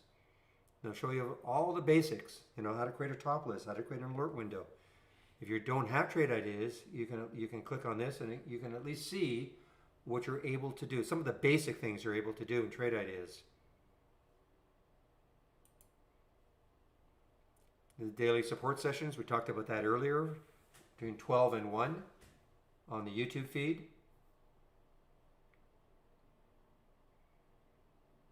And here are the daily webinars. So the one today, the one I attend, the Q&A with Dan and Brad. And they're all at 5 o'clock Eastern Time, Monday to Thursday, and they're all archived. Just basically give your name and email, and you should be sent an email about an hour before the webinar starts with a GoToMeeting link.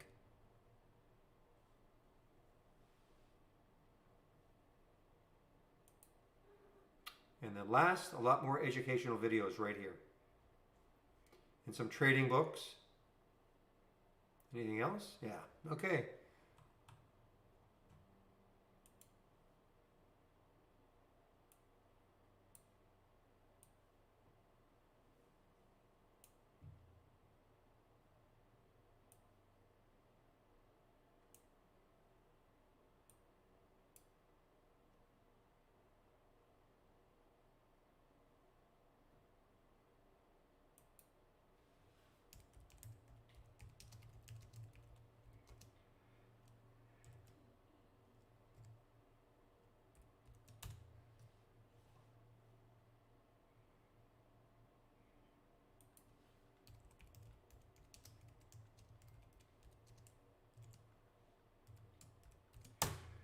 All right, closing the room at 3. Always say a little later if there are questions.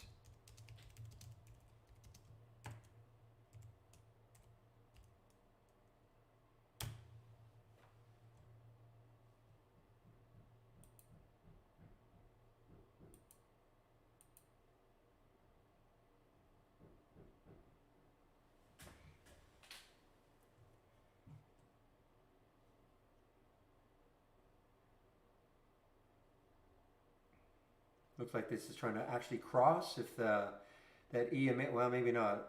EMA is trying to curl up a little bit here on that 2-minute chart for G Pro.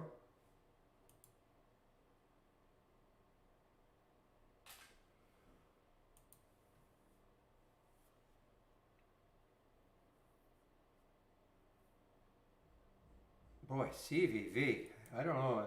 News on this one? I didn't see any news as such. I haven't seen this one. Actually, I'm not sure I've seen this one before. So this will trade by the day's end. This will trade the float 4 times.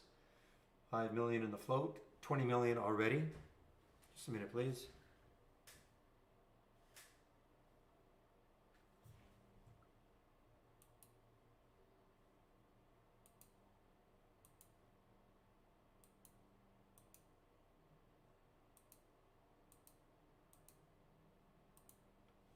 Give me a moment, please.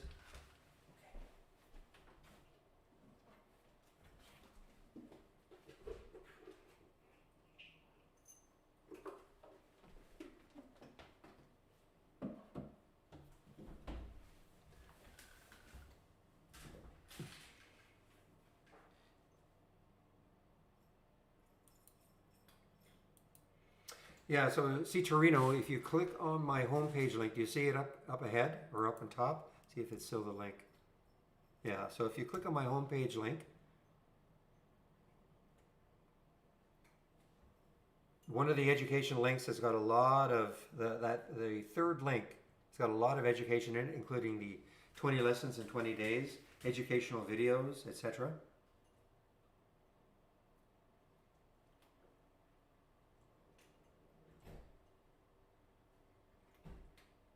When you click on the link, it'll look something like this. Oh, can you not see right above where you just posted? Right above where you posted, right there. Barry's homepage, right there, that link. I don't know if you can see my screen, but I just posted it right underneath you again. You're now bracketed.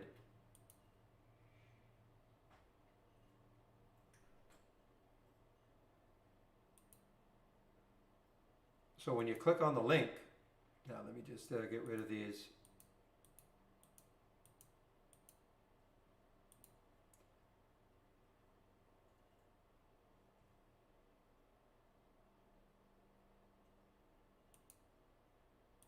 When you click on the link, you'll be brought to this page.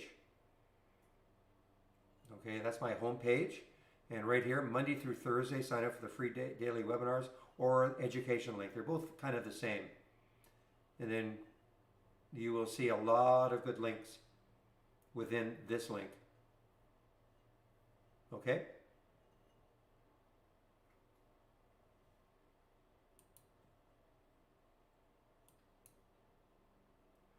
I'm assuming you're out of the G Pro.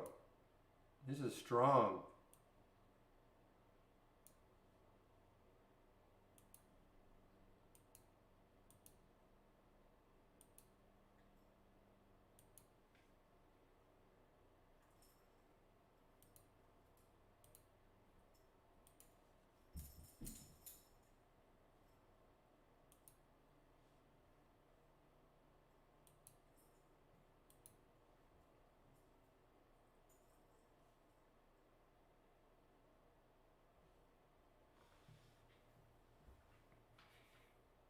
Okay, you got it? Great.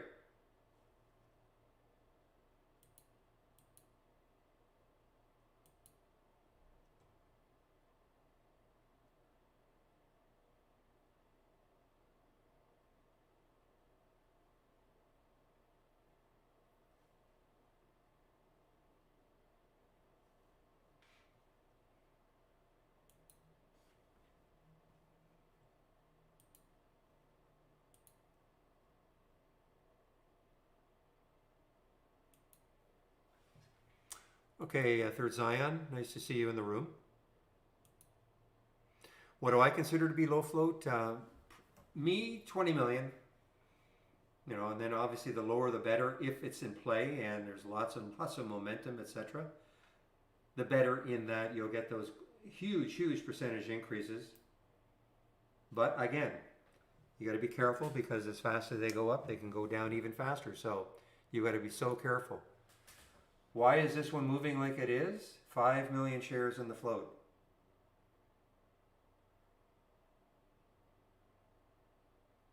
Okay, there's no, like Facebook is not going to move 122%. Even if it had the greatest news in the world, you know, with 2.3 billion in the float. But CVV, can't even find news on it. You know, it's going to be up 124% because it has 5 million in the float. And who knows why traders are piling into this. I mean, I know why.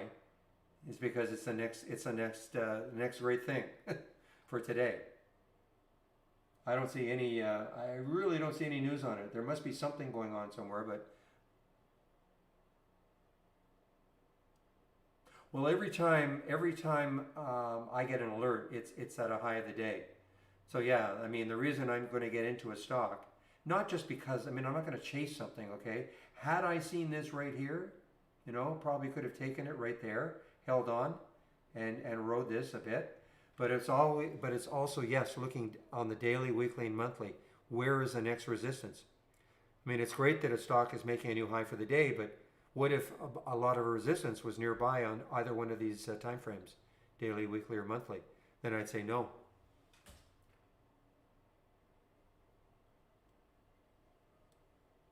Not shortable real, I don't think anyway.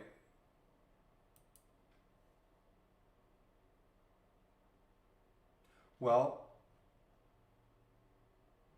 this would have been a better time. You see how it's basing here in the 5? Had I seen this, I mean, that is kind of coming out of a bit of a base, as opposed to just chasing it, trying to chase up a stock. But this is kind of more of a base, and then the pop. So you can put you have a fairly identifiable stop area.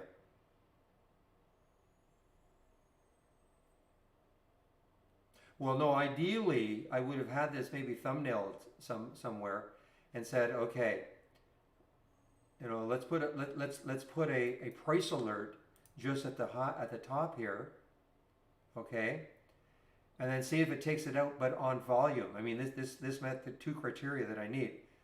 I wanted to take the area out, but also on volume. See the volume right there? Look at the volume on the 5-minute bar compared to all the rest when it was resting. Then all of a sudden, so it's volume also. It's not just a break.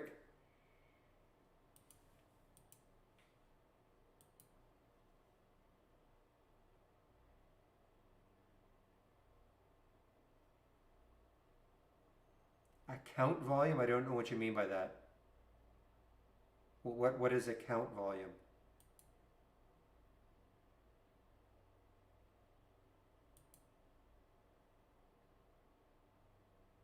Well, most of the time, the ones that we're seeing here, I have a minimum volume in here.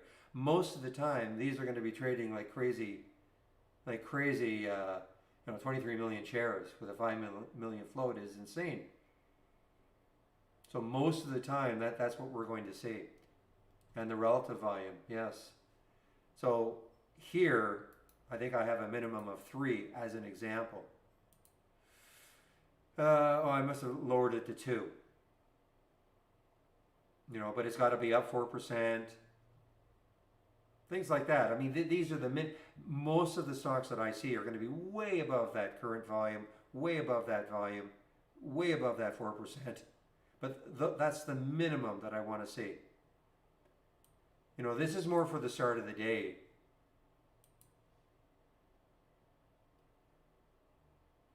No, we don't.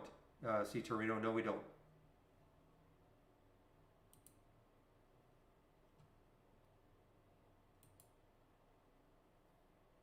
I don't think so, John.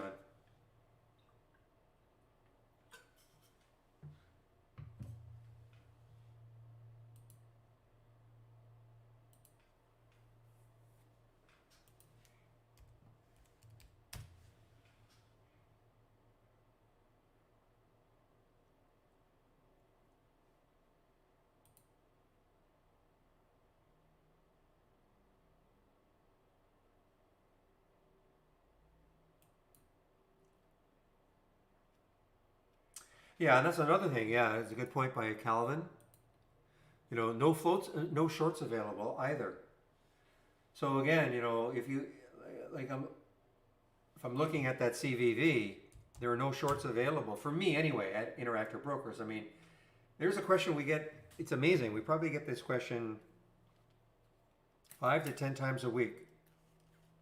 Why don't you guys have a filter for when shorts are available? Wow. Look at this. I can't see in my watch list or here. I think it was 524. What an amazing alert. 7 CVV. So why don't we have an alert or a filter for when shorts are available? Well, look at CVV. Good thing there are no shorts available, real.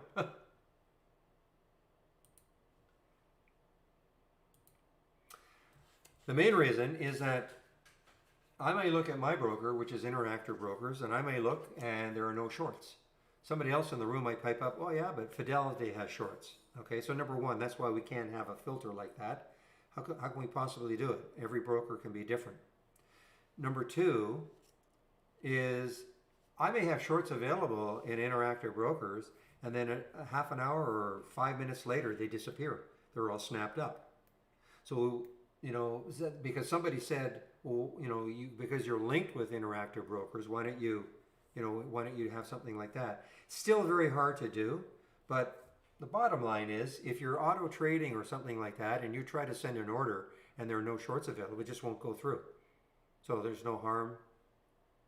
And if you're trying to just do it on your own, I mean, it's just a quick glance to see if it's shortable.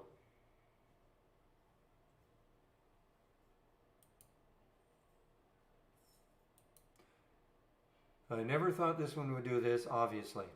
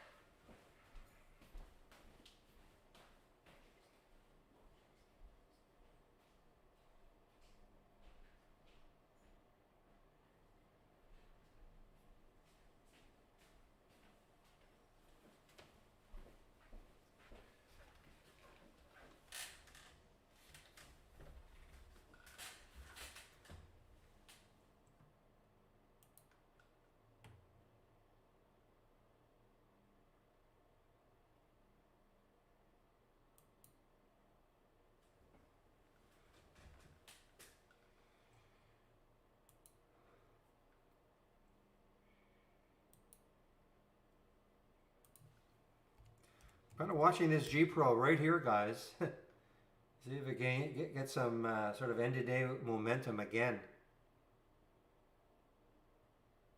Yeah, it's just hovering over that 6 mark. I think if it holds 6, I think it's a possibility. Need some volume to come in.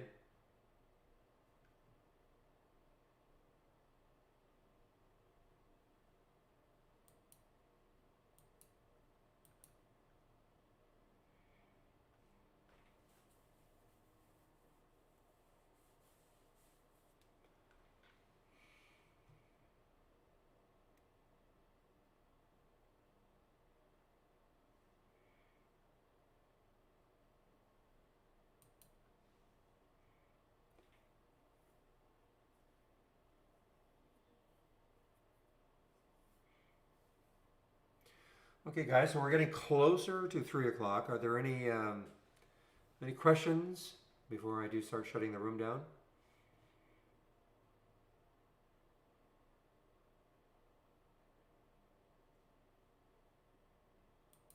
Okay, look at this one, guys. DPW, that's been also kind of thrown into the mix here. Remember this day right there? That's the same day as SPI.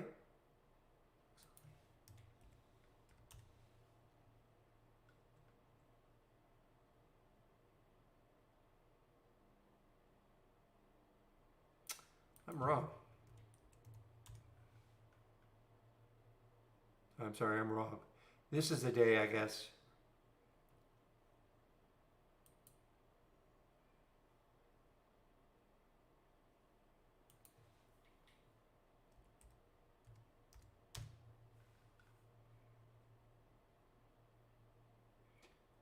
Had a little bit of a move for you. I think you didn't take it, but a little bit of a move.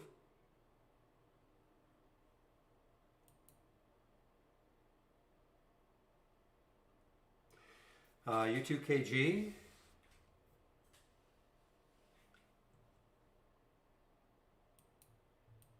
Tell you guys, the longer this G Pro holds, it's going to have a late day little run again. Get some volume. It's looking, just get some volume. Imagine if we had that volume right there, like that bar right there. Boom.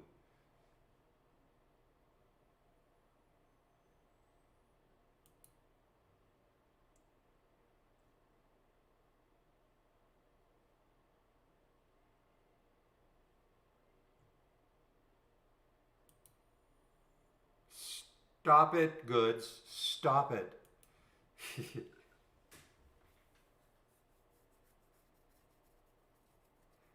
Oh, you are? Okay. Well, then go news go.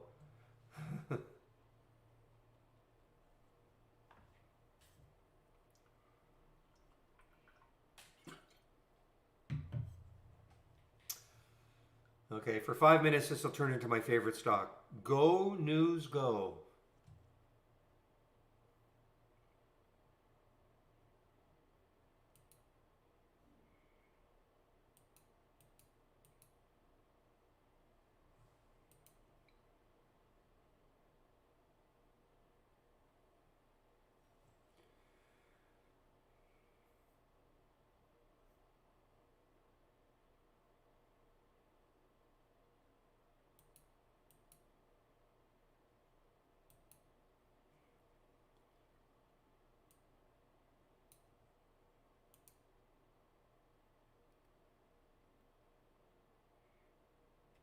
Uh, you're going to see so many stocks.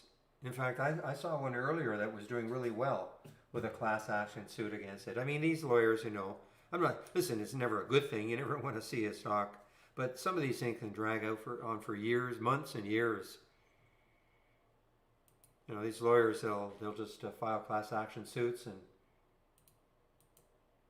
again, if you're in a stock, I would not probably want to get into one, but that's not even true. As an investment, maybe not, but certainly during the day or a couple of days, it doesn't make any difference to me. Exactly. It's I can't remember the one that I saw this morning, and it was a stock that was just ripping higher, and it wasn't like a penny stock or anything. It was $40 or $50 stock, and I think it was even near the highs, all-time highs, and I'm looking, and there's a class action suit against it. Sometimes you get a class action suit on an expensive stock that's looking really good if they're putting themselves up for sale, and then somebody thinks, hey, you're not getting enough. And NOX, that's probably one, but I mean that at least that has tumbled from 66. This stock that I saw was near certainly near the year's high, and didn't appear to be any real reason why there'd be a class action suit against it. But yeah, you go through, class action suits are littered through the market.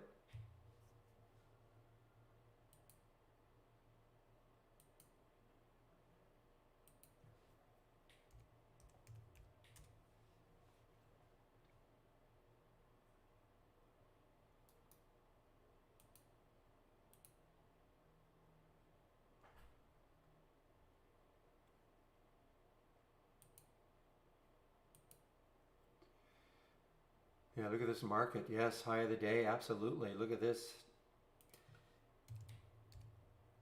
Strange day for WWR. I mean, it didn't. It's untradeable right now. Look at the 15-minute chart. I mean, up, topping tails, bottoming tails. I mean, it's just all over the place.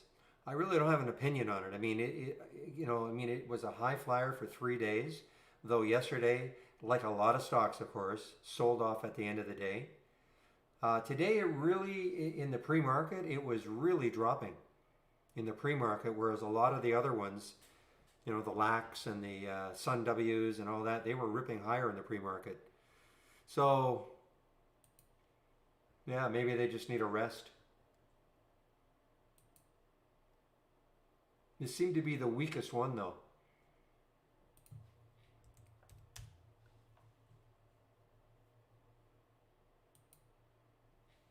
And yes, the big red dot. I noticed that too. The big red dot at Interactive Brokers. It means it is not just they won't or there are no shorts available right now, but they might look for you. Not shortable.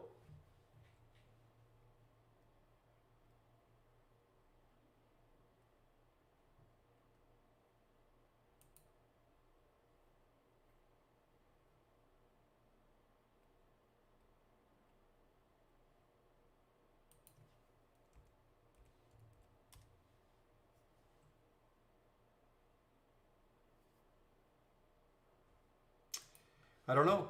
I never know how to answer questions like that.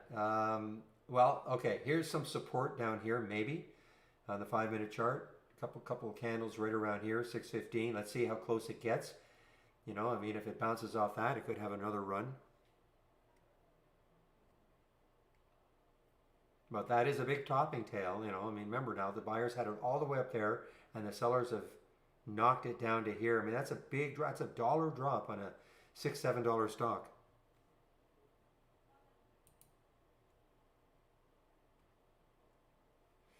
Who are they? Doing this with again? LCA, or have they done it already? No, not yet. Who are they doing it with? I mean, obviously the rage is anything to do with EVs.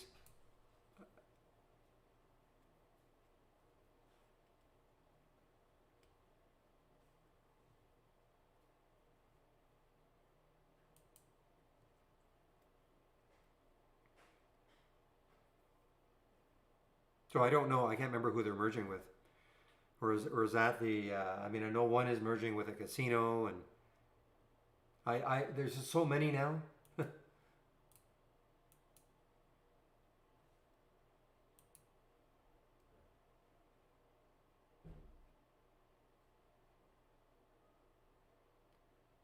See, that's why you should never listen to me, Goods. Look at IPDN now. Never listen to me.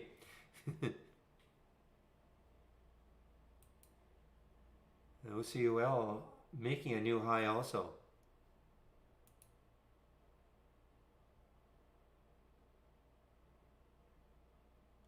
Well, you might listen to me, but all right, guys, it's 3 o'clock. Say this is my long day, so if there are no more questions, okay, I'll answer Citarino. Well, the criteria, I mean, these are just stocks making a new high after new high after new high, okay? So that's why you see CVV like that. Are you a Trade Ideas subscriber? Citarino, are you a subscriber?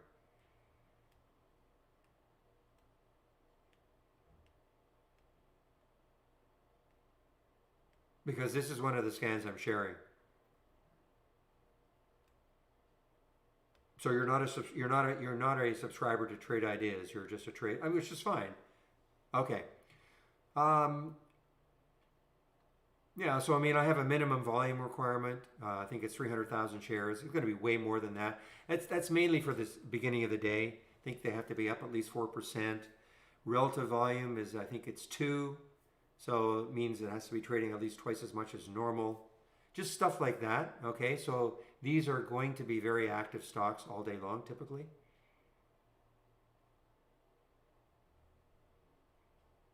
There's G Pro, guys. Now, volume. But I share, I'll be optimistic, when you become a subscriber, I share all these scans and more than you can see. All right, guys, I think I'll wrap it up now. Thanks a lot for all of the help, as usual, all day long. I will open the room tomorrow at 9 o'clock Eastern Time. So have a great evening, everybody, and we'll see you then. Bye-bye.